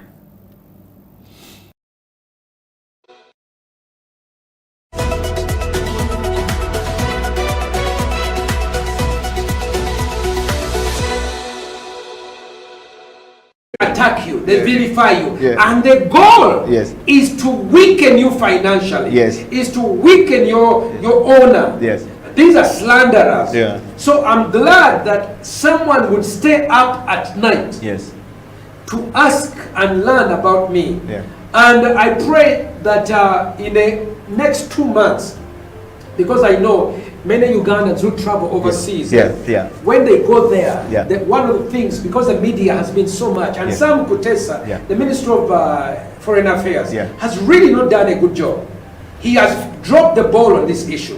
Why? So many of us are being accused of being gay killers, including me. You've just heard that person. Uganda is being accused that we kill gays, which actually is absolutely untrue. And because of this, it has affected our tourism. It affects people who go overseas to do work or study. It affects whenever you go to a conference. Hi, my name is Eddie Okiela. Oh, where are you from? I'm from Uganda. Oh, you are the gay killers. And then you begin to describe. So one of the things that I've done is I've written a book, which should be coming out. I know that I keep saying the same thing, but the work of doing a book takes a long time, and I wish I could be supported. Many people who write on this subject, like Sylvia Tamale, she's supported by the Rockefeller Foundation, Carnegie Foundation. There is money.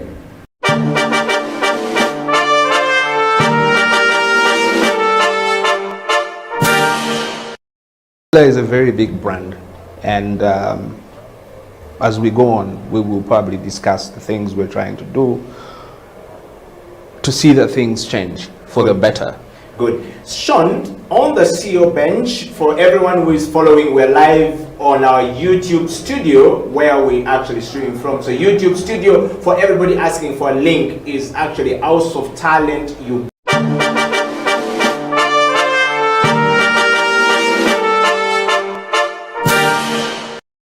Confident in themselves and what they are offering.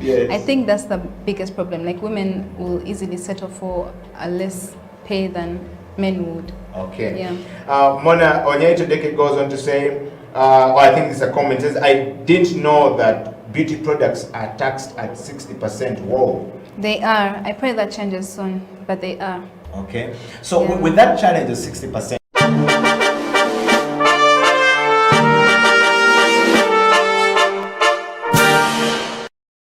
setting up the company, you're doing tours all across the world. A personal account is great, but how these things are taxed becomes important for your business later on. As soon as you cross that threshold of 50 million a year, you're now in the interest become more shares. Yes.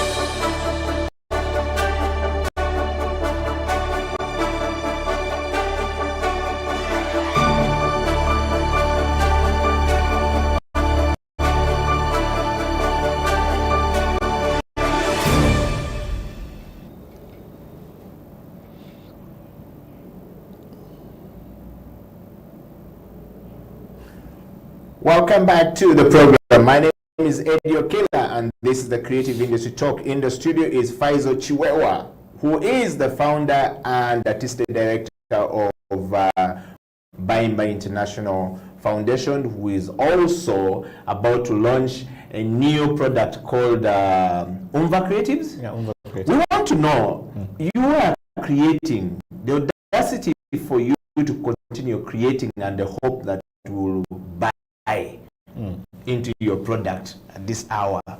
It's quite amazing. Well, others are stuck and don't know what to do. But again, you mentioned something that I want to go back to before we went for break, which was people need to look at available opportunities that is there and don't wait for somebody to come and tell you, please design for me this or please create for me this.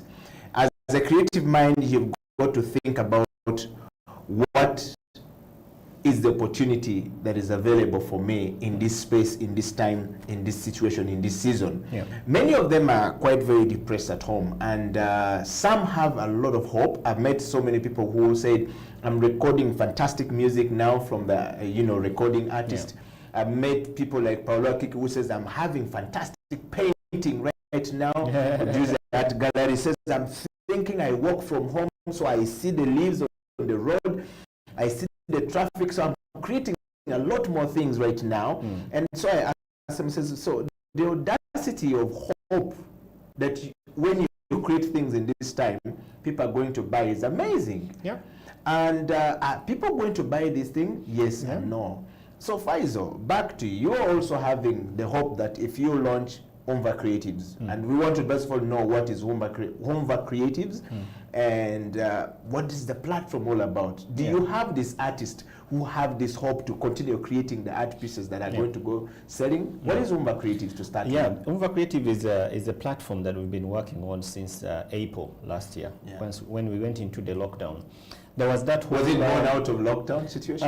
There was that whole, period of supporting artists, we needed to support ourselves because the government supported the essential people, and then we realized that the artists, no one came in to support them. So everyone was looking for food, rent, and stuff like that. And then we realized that actually, even if you give someone 10 kilos of posho and 5 of beans, for how long are they going to survive on these things? So we realized with my team and realized that we need to do something that is, in case this lockdown is over, and if there is another pandemic that will come after, we are not leaving artists to stay without earning anything. So that's why we started this platform. And Umva is a kind of like a rebellious system, which is really looking at Umva itself. It means a universal method for value access, meaning that we want to make sure that all the artists have access to money, direct revenue, without middlemen. And this is also a very good, so it's kind of like a cryptocurrency software that we've built. You get if you sell your painting, you get your cash. No, there's no middleman trying to do what, take 40% at whatever. You're transacting with your own revenue. So say, for example, if I want to buy an art piece from Faizo Chiwewa, am I able to order direct and say yes? You order that because you see the piece, you see it on the platform, then you order it. The artists get their money instantly. Not again, Faizo send me a check or invoice. No, the money comes. So what happens when you get to the platform, you register, and when you register, you get a bank account.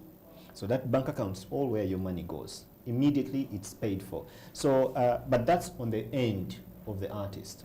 And then on the end of the buyer, you can also just sign up as a buyer, and then when you sign up again, you get a bank account. So you can transfer your money from your bank or Stanbic or whatever, Barclays, and you put on that account.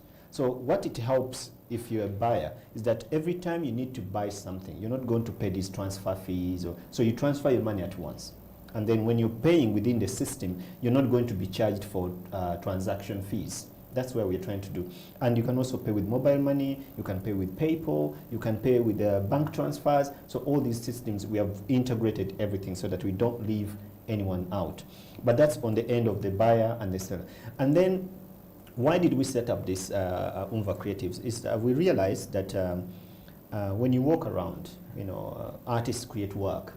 And then I've been having this conversation with my friend Margaret Kafero, and we're like, when you go to all these embassies of Uganda that are abroad, we have 37 embassies and 37 residencies, official.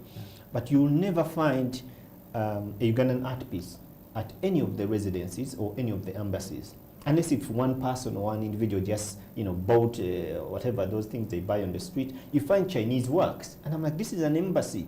You should have at least some of the works from Uganda. So a creative industry show, and I want to have a different background every week. You just go on the platform, rent the work, it's delivered to you, you use it, you take it back. You pay, and that money goes direct to the artist. So that in that way, how can Ugandans afford to buy this work? Because we all love art. In one way or the other, we just don't know. Many people don't know that they love art. That's why you find them buying fake flowers, they buy fake Chinese stuff. But if they have an opportunity, like you go to Jumia and order food at your home, you go to a platform where you can just look and say, maybe this wall doesn't look nice. Let me have a piece of Mona Lisa or a Daudin or a Paul Dema. Or the 2.0 is going to include music. It's going to include other used products like an old guitar, or you want to buy a set of drums, you want to sell your stuff and things like that. So we are building it to be an e-commerce for art. Okay. Yeah. Faisal, you speak. I've met so many artists out there who are struggling to create something, and they say, Eddie Okila, for you, how do you even come and this? And I've always told people, aim to have 1%. If you have that 1%, that 1% will reach out to the next and to the next. The mistake we have as creatives is to think that when you create something, you need to have a huge number of people following you, hundreds and millions of people, then you feel comfortable. Numbers necessarily does not represent, or translate to the viability of that, or the need for that platform to be there. So I'm not a person who always look for huge number of people following me, but I want to take you to a point where, Faisal, you talked about creating stuff and giving a platform for the artist and the creative people to do. I don't see people who are into woodwork, for example, they're always left out. They are very creative people. Yeah. They are always locked in their space. They don't quite come up to think about this. Is it a lack of that this kind of creative minds don't know their ability to be able to create things that we need? Furniture at home, we use the furniture, we use chairs, but they are totally locked out. Are they going to have a platform? Yeah, actually, I mean, it's very good you asked this question, because during our research process, when we were researching this platform, what is going to do, this version that we're doing, we had a lot of engagements with artists, and actually I learned a lot. I mean, I've been doing with art for the past 20 years, but even still, I'm still learning, and I learned a lot through this process, because our first focus was on the visual art, the paintings, and then we realized that, we also have the sculptors, we have the interior designers, and most of the artists are double. They do these things double, like Edward Wadimba. He's a very nice, batik. He does quite some batik, but he also does a lot of nice paintings. But he also does furniture. He does beds. There's this hotel here, which is 99. Is it 900 something? Yeah. Somewhere on Kisementi. Yeah. He designed everything there, and I was like, "Are you sure?" And he took me around and said, the beds, the furniture, the chairs. You might think it was ordered on IKEA. But very nice work. So we realized that we had left these guys out, and then, so we've added them. Yes. We've added them onto the platform. But are they willing to come forward? Because most times they locked down. You look at a guy who does nice woodwork, and he's telling you he has no idea of how his work is. Because most of them, there's also this challenge. First of all, they don't know that there are opportunities, but they have not invested in knowing how to sell their work to bigger people. They always use this word of mouth contact, or some people you meet and they are doing great works and you never know that they are doing well till you find out, like, I didn't know Edward does furniture. I didn't know. I knew very recently when I was doing this platform, and he was the one actually championing the movement of getting visual artists. And then later on he's like, by the way, I also have some work I don't like what? And then he showed me, and I'm like, this is amazing. So that opportunity, but also people not knowing how to get their products easily delivered to people. We are still in that era of people doing work and they're, you make a bed and cannot get out of the house, I think we need artists, like most people in the furniture business, need to start thinking, how do I make a product that is easily transferred, movable, and also can be organized or arranged, or how do they call it, like assembled by someone. I don't need to be there. The way we go to IKEA, and then you buy a piece of art, or you buy a table, you just get it in the boxes and you take it home, and then you fix it yourself, So we need to start understanding also that furniture design is not always about designing something in your studio and then you want someone to bring a truck and then carry it the way, and then no, we need to start moving forward. We need to put the work out. We also need to make it much more easier for people, but also thinking in terms of the spaces, because most of the time we don't, and I don't blame the artists, because we don't have standard spaces in Uganda. No, serious. We don't have standard spaces. You cannot say, in Europe. But the artist needs to come up with the design of the standard spaces. No. But in Europe, there are standard spaces. A bedroom has to be this size. And the artists know, the people who do furniture know that according to the standards of construction, beds are this size. So if I'm making a bed for a room, which is standardized, I have to make a bed like this. You get what I mean? Yeah. But here you find this room is 10 by 10, the other one is 3 by 4, the other one is 10. So and because the artist who designed was the cousin who just called and said he drew it on the paper and said, I want to just finish this. This is an official thing. This is an official thing that it's guaranteed. It's guaranteed bedrooms or sitting rooms. But here, all beds are 6 by 5 or 4 by 4, or you cannot get another bed of your style. It's difficult. So it makes it very difficult for people who are living in small spaces to really enjoy the work of an artist. Of an artist who who doesn't have who has no idea of how these spaces are being arranged. So there's still that problem. If we could standardize spaces, and then artists can also be more flexible in terms of like, okay, how do I make things to fit into people's spaces? The minimalism, but also the experimental work of making sure that works are not just for those people who have space. Yeah. Wow. Well, we are on the creative industry talk, and we're talking about the audacity to remain creative in the lockdown situation or in a pandemic situation, when there is COVID-19 pandemic situation. Of course, a lot of artists are depressed at the moment and they are not creating stuff, but those who are remaining active and creating are having a platform where they can publish their work. For example, Faiza Chiwewa here is talking about, Umva Creatives that was born, last April, as a platform for artists to bring in their work, collaborate, and be able to sell their work and showcase their work online, which wasn't there before, and I think it's going to be the first one. I mean, even it was there as a platform for art, wasn't there. And then of course we're talking about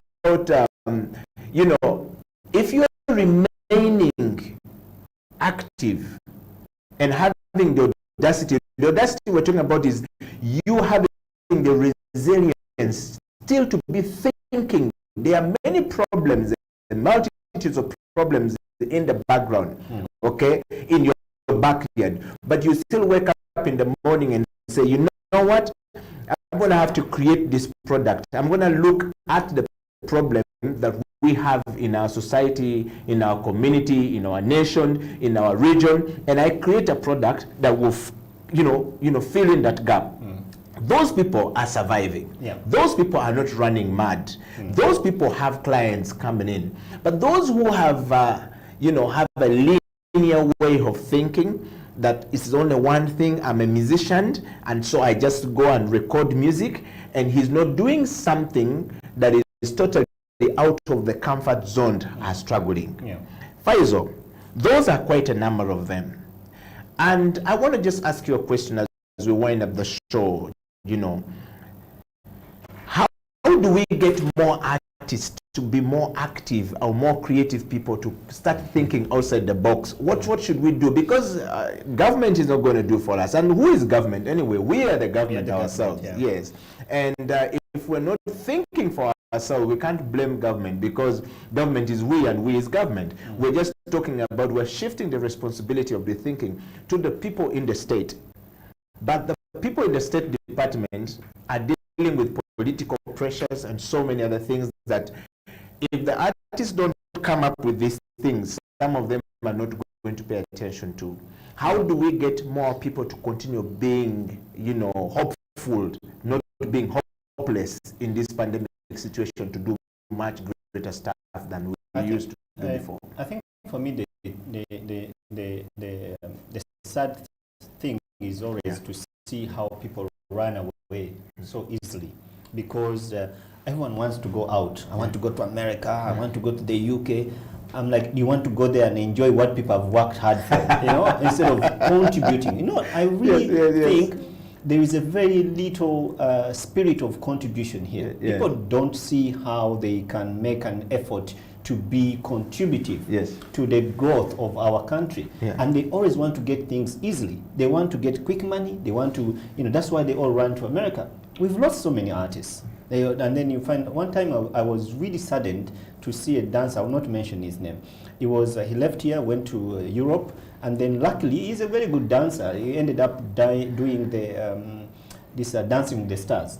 And I think he went all the way to the semi-finals. And then when he was doing an interview, he said that, "Oh, thank you so much, people, for accepting me, for voting me to be all this way. You can't believe where I come from. My country is so bad. There is no opportunity." And I looked at this guy, and I'm like, really?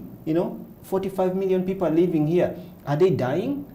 Yes, you're lucky, but don't put it on the country. Make your contribution as a good dancer. So I think, for me, the challenge is also that people have also exploited what they know.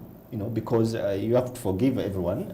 We are in a very bad education system that does not support creativity from the beginning to the end. So you find people are just queer from the beginning, because what they learn is not helping them. They have spent all their years in school and they come out without knowing anything to do with life or being contributive. We are always told to be given. Your teacher gives you notes, you copy and paste, whatever. Your parents give you money, so you are always given. So it's very hard to find people who are really able to work hard and be able to do things without being questioned or without looking at what is in for me. But also, the other thing was a friend of mine who were doing a biking tour, and he told me, you know what? The next generation is going to be different, because some of the children have learned, going to international schools. What do they teach them? They teach them to be creative from a young age, and they give them topics or assignments that are really challenging them to think beyond what they know or what the teacher is giving them. And also, children who have grown up now, knowing that I can go, I don't know what they call it, tebachaina nyomalo. No, seriously, tebachaina nyomalo, because they can go to the mall and it's very, of course, when you go with your kid to a restaurant, let's say Cafe Javas, and you give them food and they take a picture, that one they still have a long way to go. But if you find a kid to have a pizza or whatever, they are not going to take a picture of that pizza because, I have a It's pizza. not a big deal to have a pizza. Whether I have it or not, it's okay. And when that generation, when it grows, it's going to change a lot of things, because you realize that they don't, even if they don't have money, they are not going to think around, what is exciting, They will work towards to make things different. And I think that's what I like about the new young generation of the 14 and 16 and 17 young olds. But our generation is still struggling because we've been brought up in this system of being fed, from home to school to everywhere you go, you need to be helped. And now we don't know how to deal with challenges. We don't know. That's why people are really struggling. And those who are managing, they're doing their best. Those who are not able, you cannot blame them, because of course everyone tells me you have to take responsibility, yes, but also you have to see the system and the structure that they have been raised in that does not support the minds that we need at this time. Wow. Are you a creative mind? Are you thinking creatively? Do you still have the authority within yourself to create something? Do you have hope, or you become hopeless because of the pandemic situation? Are you struggling with thinking? Perhaps you need to, surround yourself with people who are thinking positively and look at the problems around you. Look at how you can be part of the solution of that problem. If you're not able to get out of that space to do something, most probably you are not going to be successful. So those who have the audacity of hope to keep moving out, the authority, the thinking, the creativity, the mindset to say, I need to do something for myself, are doing it. And Faisal, if mine reached out and say, Eddie Okela, my name is so and so, I'm reaching out to you. I don't know how to meet you, but I've watched your clips and I've watched your interviews with Faisal. I don't know how to get funding for my project. I've struggled and I've failed, and I just feel like I'm so frustrated. I just feel like I'm going to die. So I asked him one question. I said, well, I'm sorry that you're having that feeling, and sorry that you're going through that situation, or going through that kind of feeling, but have you received a memo from God that this is going to be the end of it? He felt like I was being unkind to him. Then I also asked him, I said, you are a person who create work. You are always thinking. People come to you. This is a creative writer. He's a very good writer. But he can't write something for himself. To remind him of something, or even to say, this is what I've created. He's used to creating things for others. So the ability for him to think creatively for himself to come up with something is taken away from him. And he now feels like he wants to commit suicide. So I told him, well, committing suicide won't solve the problem, but what is most probably going to happen to you is that you have abdicated the duty of thinking for what you can do and the power to others. How can artists take back that power to them and begin to do it as we wind up the show, Faisal? Yeah, but I think, Eddie, we have to be honest. We are all going through a lot. Yeah. We can be here and just, people sometimes they see you walking and they think, Eddie has everything is normal, yes. We all have our issues to deal with, and but what makes it different is that you wake up in the morning and put yourself together and say, I'm going to go and work, or I'm going to go and write, I'm going to go and create work. Because whether you like it or not, you need to survive for tomorrow. Yeah. So the issues we face with suicides, thoughts, and depressions, they are real, they exist, and people are going through them. Of course, you need to, definitely, some people need to get help, talk to someone. But again, we also have to remember that we have responsibilities. We might not be so significant in these countries where we feel like, oh, I'm a prime minister, or I'm so and so. But every human has a responsibility to contribute to the future of this country, whether you are recognized or not, But I think what we need to do is to think and know that the future needs to be different. Yeah. It cannot stay the same. And we, as a people, have to contribute to the difference that we seek to have. When you see good places, good cities, you sit in a plane and it's all designed, do you think that it was just it came out of the air by itself? People put their thoughts to that. So what are you working on as a creative artist? What are you contributing to the betterness, to the beauty that you want to see? And it's not only for the creatives, but also for the people who are planning for this country, for the people who are investing in this country. Whatever investment you're making, what is it adding on to the future of this country, to the creativity, to the lifestyle, to the betterness of the people? Wow. Well, we want to leave you with a very interesting topic of discussion today. One, if you will put it up there, I'll ask the team to put it up there for you to remind yourself.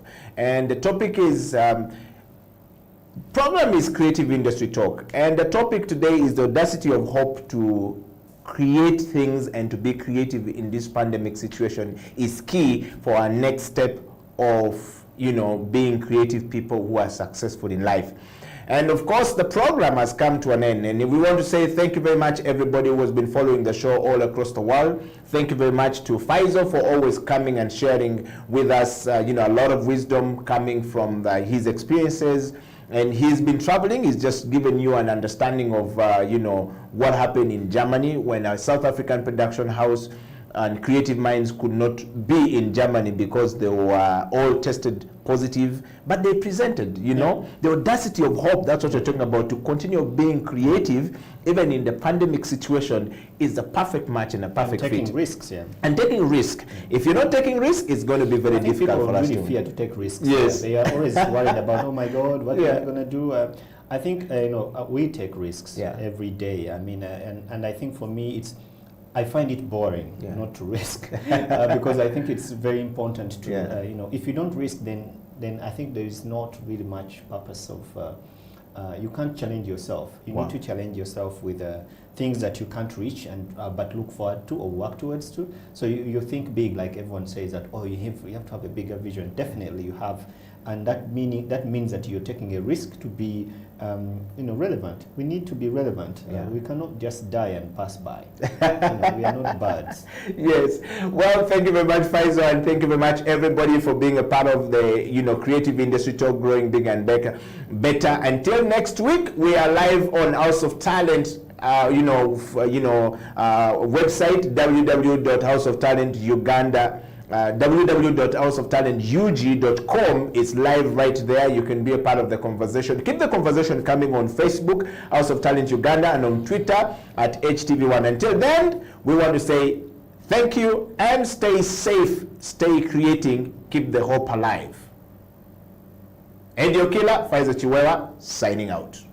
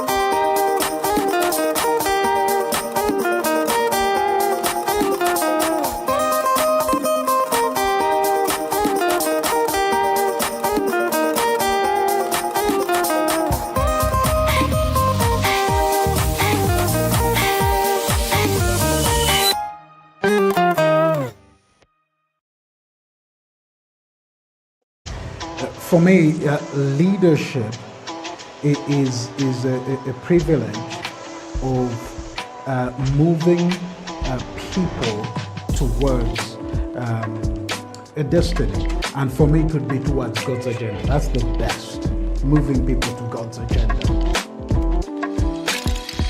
God has an agenda for everybody. And I know some people say, oh, it's too much of God, but God has a plan for this world.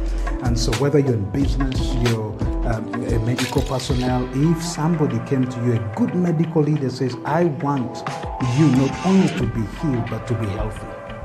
That's the kind of mindset that I see. And it's about self. So if you ask me, am I a leader? By the grace of God, I am a leader and I am growing as a leader. And I thank God for that privilege of being a leader. And who is a leader to me? It's very simple. Someone that has a vision, but is also someone that is there serving people. For me, that's a leader. Vision is where you want to take things. Serving is the recognition that if the things do not matter to people, drop them. Wow. Drop them. Because at the end of the day, whatever we do must make a difference in people's lives. Anybody who has had huge impact in history, in leadership, the impact is not measured by just the things they did, but what those things did for people's lives. Did they make a difference? So it's useless for you to make so much money and the money does not add value to people's lives. Wow. So for me, yes, you have to have a vision, and at the end of the day, you are serving people. It doesn't change. Leadership is leadership, whether it is at what we would call a lower level or a top level. Leadership is leadership.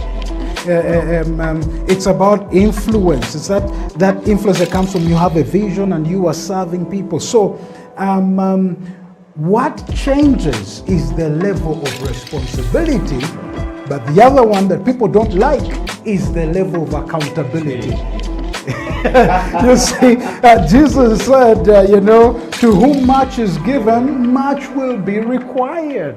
So the only differences there is the level of responsibility. When you're at a national level, you are now responsible for an entire nation.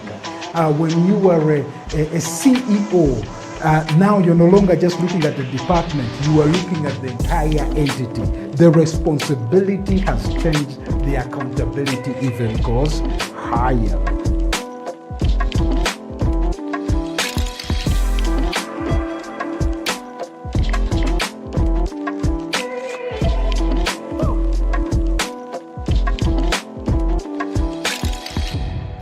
Hi, this is Julius Wotlonyo, pastor at Watero Church. Thank you so much for tuning into House of Talent Television. It's a great, innovative way of doing TV, and particularly for being a part of the CEO bench, talking about leadership. You know what, friends? Leadership can be tough. Leadership can be lonely, and the dynamics of leadership keep changing. I want to encourage you, watch the CEO bench so that you can get to hear real practical tips on leadership from people who are actually practicing leadership. Once again, thank you for being a part of the CEO bench right here on House of Talent Television.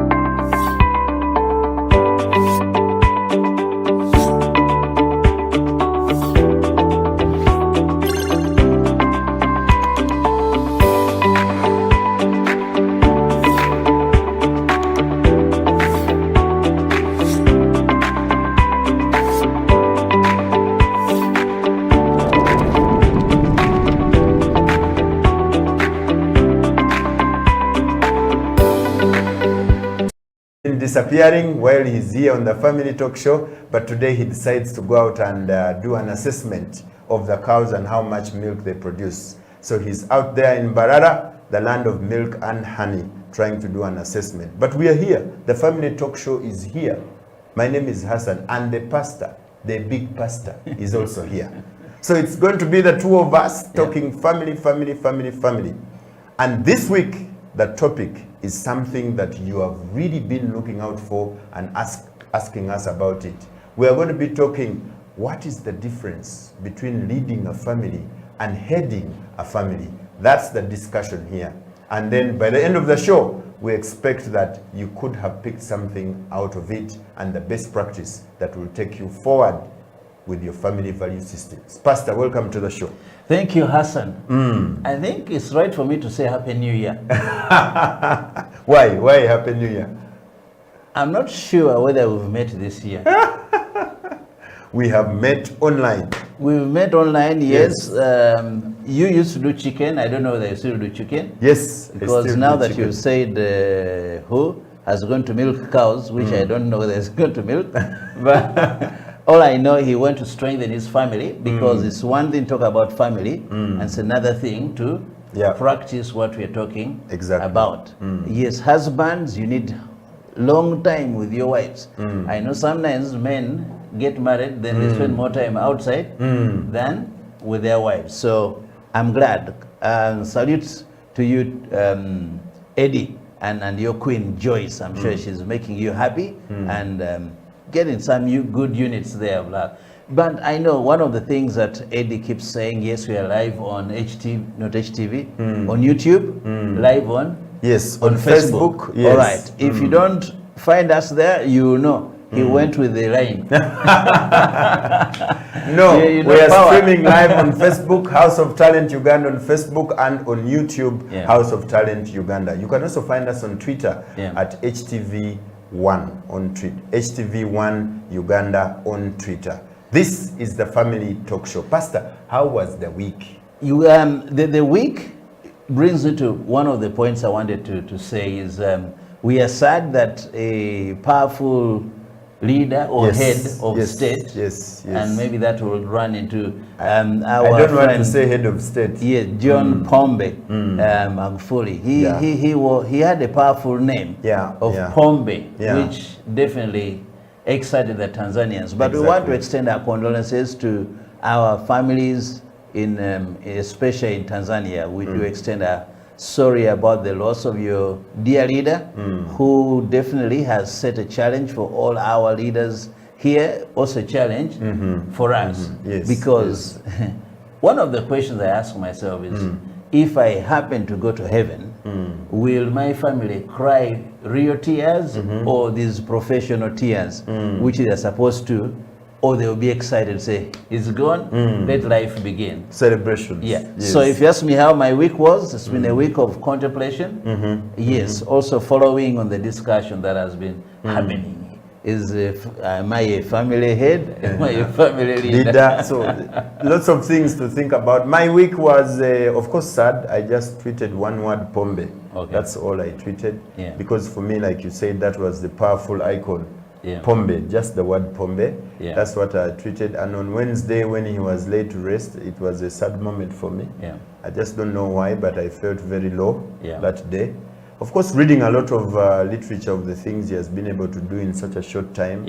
Then I started to say we need to redefine leadership. For me, that's what comes to my mind. We need to redefine leadership. But also, as the week ended, the news that the Traffic and Road Safety Act is going to be revised to include an old tax. They're bringing back an old tax called road license.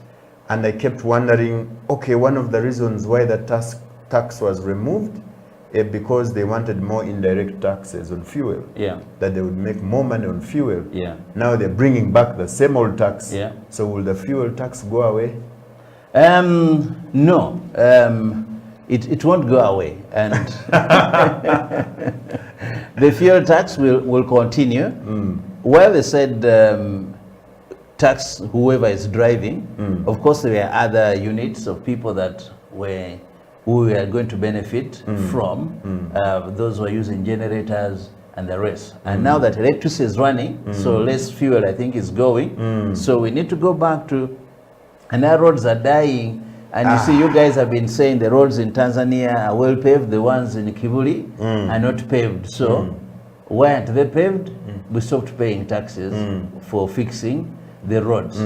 Yes, but I think we should be working on making more money. For me, it's going to be a big debate on especially double taxation on the same unit. But, but those debates, are they debates? to me, what I really want, is the president to sign out the bill on parliament, not parliament, NSSF. Yeah, so that what we've been saving for we get to eat.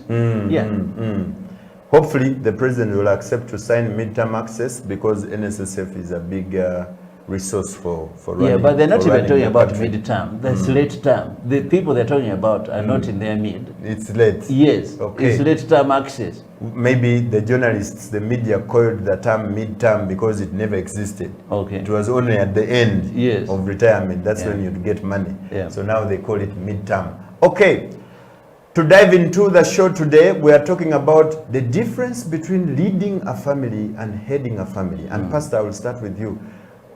How do you understand these two words, leading and heading a family? Heading. Okay. I think we need to get this context right, because I think sometimes where we go wrong is we forget to understand that family is organic in nature, but also is, what do I call it? Not mechanic, because it's mechanic, but it's an institution. Family is an institution that must be recognized legally and also morally. And so the functions of an institution. And so when you talk about leadership and headship, I'm thinking we're talking in terms of, yes, there ought to be somebody who takes decisions or who is held accountable for the decisions made in that family.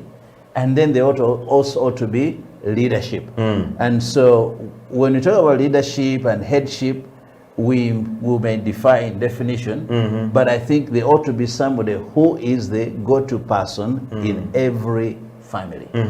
Traditionally, it's the father or the mother, no, not the mother, the father who is second in command is the mother, then the firstborn, and then we go on to the bottom. It's assumed that the lastborns, those ones, unless they've cleared the others.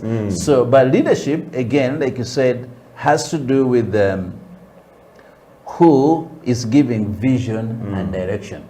That's my understanding. Okay. And some people talk about leadership, who has the power and who has the influence. I think leadership has to do with who influences, headship has to do with who has the power. Sounds very theoretical, very classical, but I think we need to first get back. Every family needs a leader. Yes, so again, what do we mean by family? The days we live in, there's the, what's the technical term NSSF says? There's the immediate family, and for us, immediate family was father, mother, husband, wife, and children, aunties and uncles.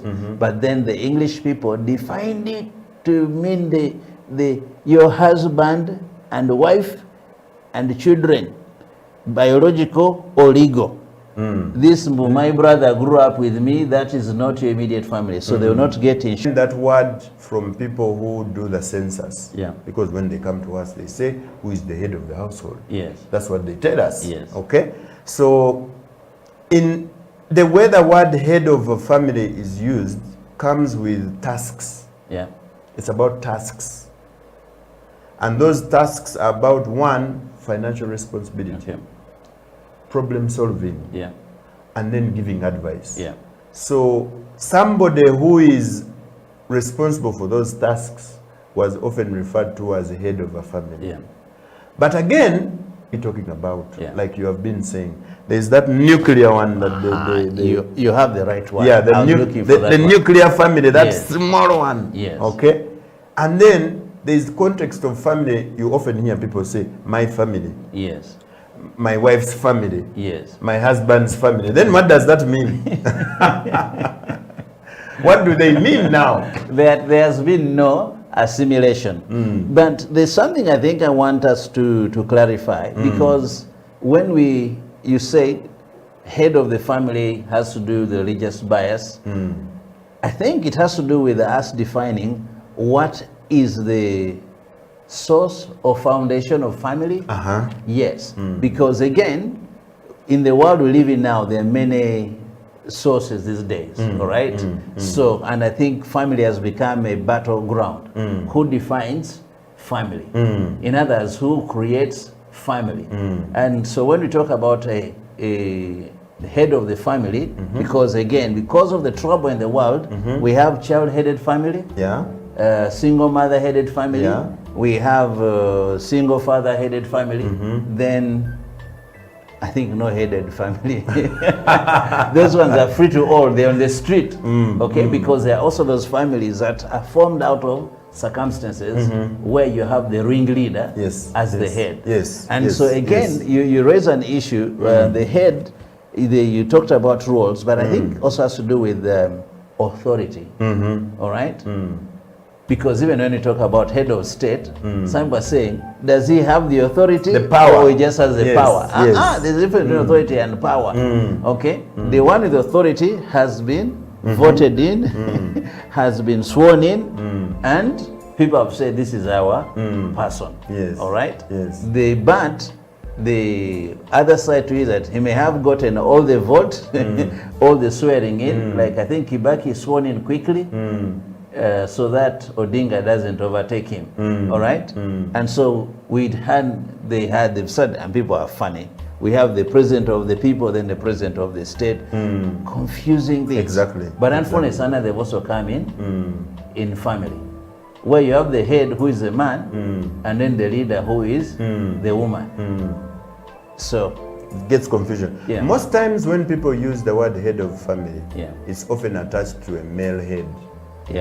Okay? And that's where the task responsibilities and that's how people understand it. That this head of a family has specific tasks that is expected to do. So that's what makes him head of a family.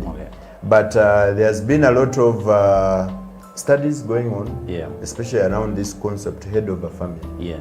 Should it be head of a family? Should it be leader of a family? Because like you said, leadership is about guidance. Leadership is about making sure that we mobilize each other and achieve the set goals.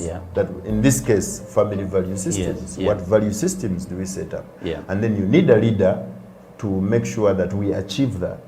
So it's quite depending on who is believing what. But the issue of family power and decision making also now comes in. Like you have been saying, who is the leader? Who is the head? The head, often male with family power and decision making, but again times have changed, okay, and puts everything into rethinking again. And this is a concept that has been researched on very, very low. Head of a family. No one goes out there to do, how do people understand head of a family and leadership of a family? But to me, I think the confusion has been brought by, I'll say researchers with all due respect, but there is a hideous agenda because some things were definitely obvious, all right? And the systems were in place. But we've twisted them. It was obvious, if Joshua dies, somebody will take over. There's a heir. And the duties of the heir are clearly stated, all right? And the way the family functions, if the father or the husband is not there, it's automatic the wife takes over, all right? And taking over as in will lead. Like if we are flying a plane, when the pilot dies, the co-pilot takes over. It's not something that is discussed, all right? It's obvious. Just like TAP in Tanzania, president dead, vice president. Whether she's a woman, whether you voted for her, no, she is the president for the next 4 years, then she can campaign, not for re-election, but for election. Because for her, they do just open for her. So, but we started confusing fine because of matters of wealth, and issues of land, So you find women who have lifted up this family, brought wealth to it, added value to it. Now people begin trying to undermine them, throw them out so that they can take over what this family has raised. And then there's a question of that guy was the heir, should now the woman take over? That's why you find people say, my husband's family, my family, my son's family, because we are so divided. But I think we need to get back to say, okay, what is the foundation of family? All right? If God is the foundation of family, then we ought to do business of the family and uphold the institution of family according to the design of God. But you see, I think we are trying to throw out. You had people swear in and they didn't say amen, they said are women. Because they feel now, when you say a man, you're over lifting men. When you say a women, you're more educated. And to me, I think that's total absolute nonsense. Then we just say Amina. But they're coming for that. Okay, this unless is the, you say Amina. This Amina is a name. Yes. Unless you change Amina to Amina, you're going to have trouble. You wait. I'm not a prophet. This is the Family Talk Show. It's myself, Hassan Sekajolo, and Pastor Joshua Mugabe. We're discussing this not so much looked at concept of heading a family and leading a family. That's what we're discussing. We want you to find out at the end of the show, are you heading your family? Are you leading your family? More of that is coming into the show. But just before we go for a break, Pastor, what is out there in Ugandan families? Are Ugandan families with heads of families, or Ugandan families have leaders of families? Wow.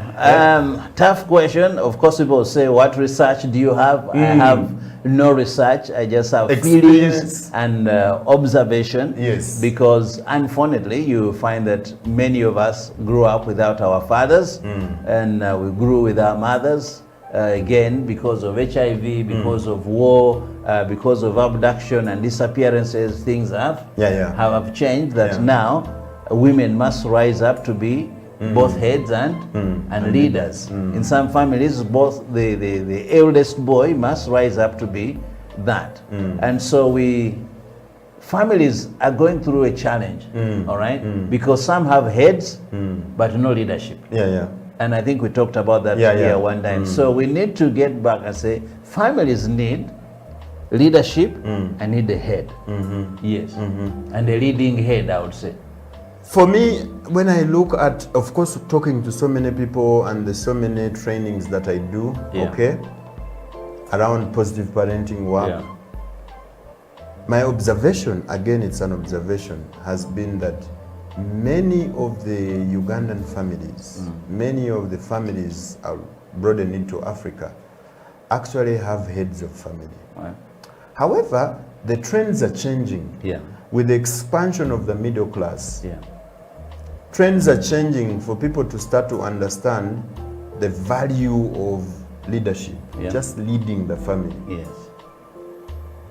I'll not say that the change is massive. No, it's on a very small scale. Because even middle class families have real big issues around managing themselves. Real big talk issues. About the Birmingham Palace. Exactly. So for me, the change is slow, but it's purposeful. For people to understand, do I choose to be a head of a family, or I choose to lead the family? Because this is a decision we need to make, and later we shall discuss what are the advantages of leading and what are the advantages of heading, but also the other way around. What do you miss if you choose to be a head of a family, and what do you gain if you choose to be a leader of the family? And just on Friday, we had this annual members meeting for the Men Engaged Fraternity, over 60 organizations. We were in this meeting and we had a chance to listen in to research from the AfriChild Center. They're doing a lot of research around family, children, and parenting. So they did this research on the impact of fathers as active and positive and present members of the family. What is the impact? Fathers. Well, the research showed that actually the community, the young children that were interviewed and the wives and the women were actually pointing to head. Yes. Because, for example, the children, their understanding of an active father is being able to pay school fees for us. Yes. That's how they understand it. That they must be able to pay school fees for us. They must be there to make sure that we have a mattress. Yes. So it's about tasks, it's about provision. That's how the children were understanding it. And then the wives, the women were understanding it also differently. Because they say for us, an active, positive and present father is someone who is there all the time at home so that the children see he's around. Yes. So you see? So it keeps shifting. Then for me, that pointed out that many of the Ugandan families just have heads of family. They have heads of families. In that research, the women who are doing the things the children thought are supposed to be done by the father, the children called them fathers. Okay. So the research brought a concept of women fathers. Okay. Because the children saw them as the ones doing the things they think a father should do. So they were calling them, that is our father. Picking coffee berries. Yes, that is our father. Fetching water. Yes. Okay. So widely out there, Ugandan families have heads of family. Just heads of families.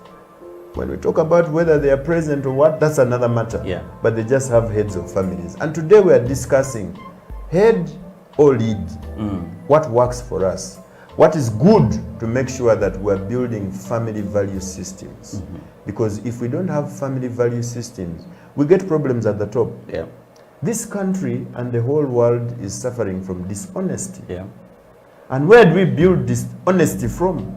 We build honesty from home. Beautiful. And it's the value systems at home that build the honesty. Today, you can't employ people and you make big profit. You can't employ your own family and be profitable. You see? Yes. Because people are dishonest. They will steal from you, they will do that, they will manipulate this, manipulate that. Let's do a break, I believe. We just have to go into a break, and when we come back from the break, we're going to discuss which is which, what is good, leading or heading a family. We'll be right back.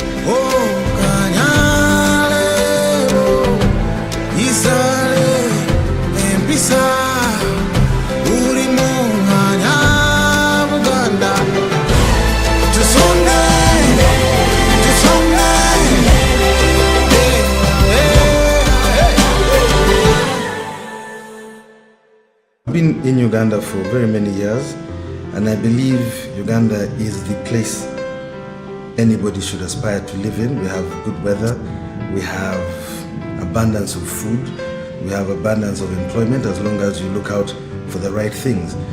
But Uganda has been hit in recent times with the stigma of greed, and it shows in everything that we read in the newspapers. It shows on television. It shows even when you're sitting down with people just trying to make ends meet. Everybody wants to bite off a piece that's bigger than what they deserve. That is Uganda's major problem in my eyes. If only we could curb the greed, if only we could share out that pie equally and of course responsibly, then we will be the best country on the planet. In the next 5 years, I really wish and hope that Ugandans can look at the bigger picture, can look at Uganda as a country, can look at their neighbors, their friends, and see that everybody needs equal opportunity. Because in the next 5 years, I don't want people to be calling me up saying, please, can you find me a job? I want people to be calling me up and saying, would you like to come and work with me? That is what I'd like to see. In the next 50 years, I don't want to see my child suffering. I want to see him prosperous. I want to see him with a good wife, with children, with a family of his own, living the dream. That's what I would like to see in Uganda.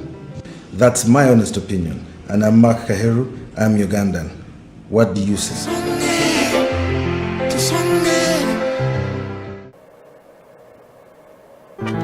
Welcome back from the break. This is the Family Talk Show.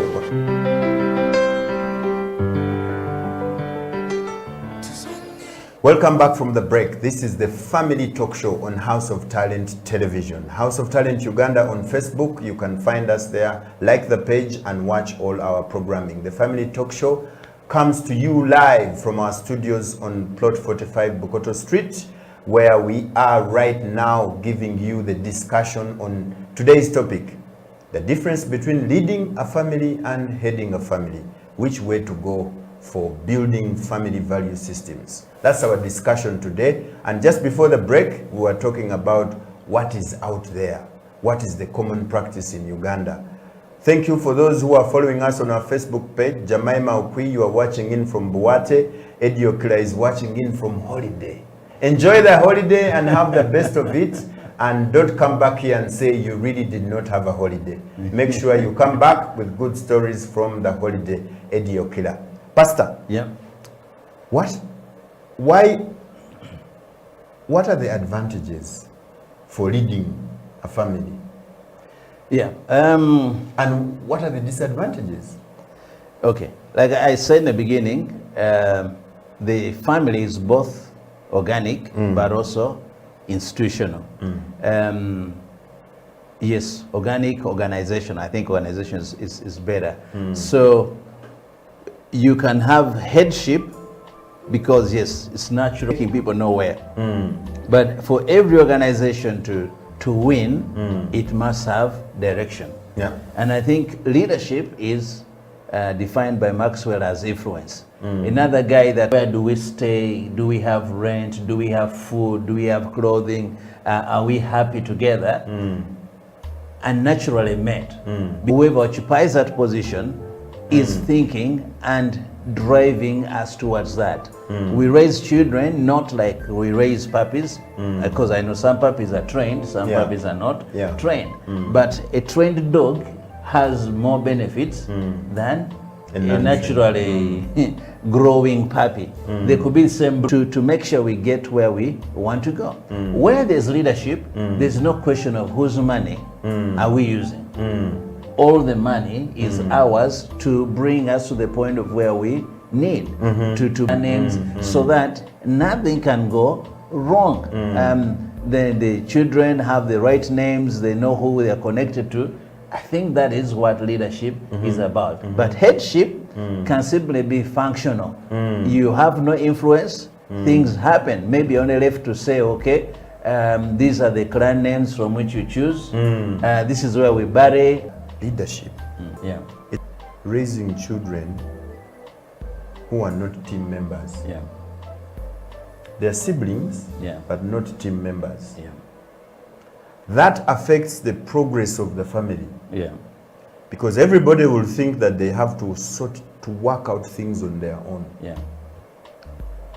Then they end up doing small projects, thinking they're moving forward. But their progress is too small because they're isolated. But when we do leadership in a family, we're bringing everybody together to participate together, to be able to rise together. And for me, that's what I see as a very, very strong component of choosing to lead a family. Like you said, everything is for all of us. Everybody gains personal responsibility of everything that is within the family.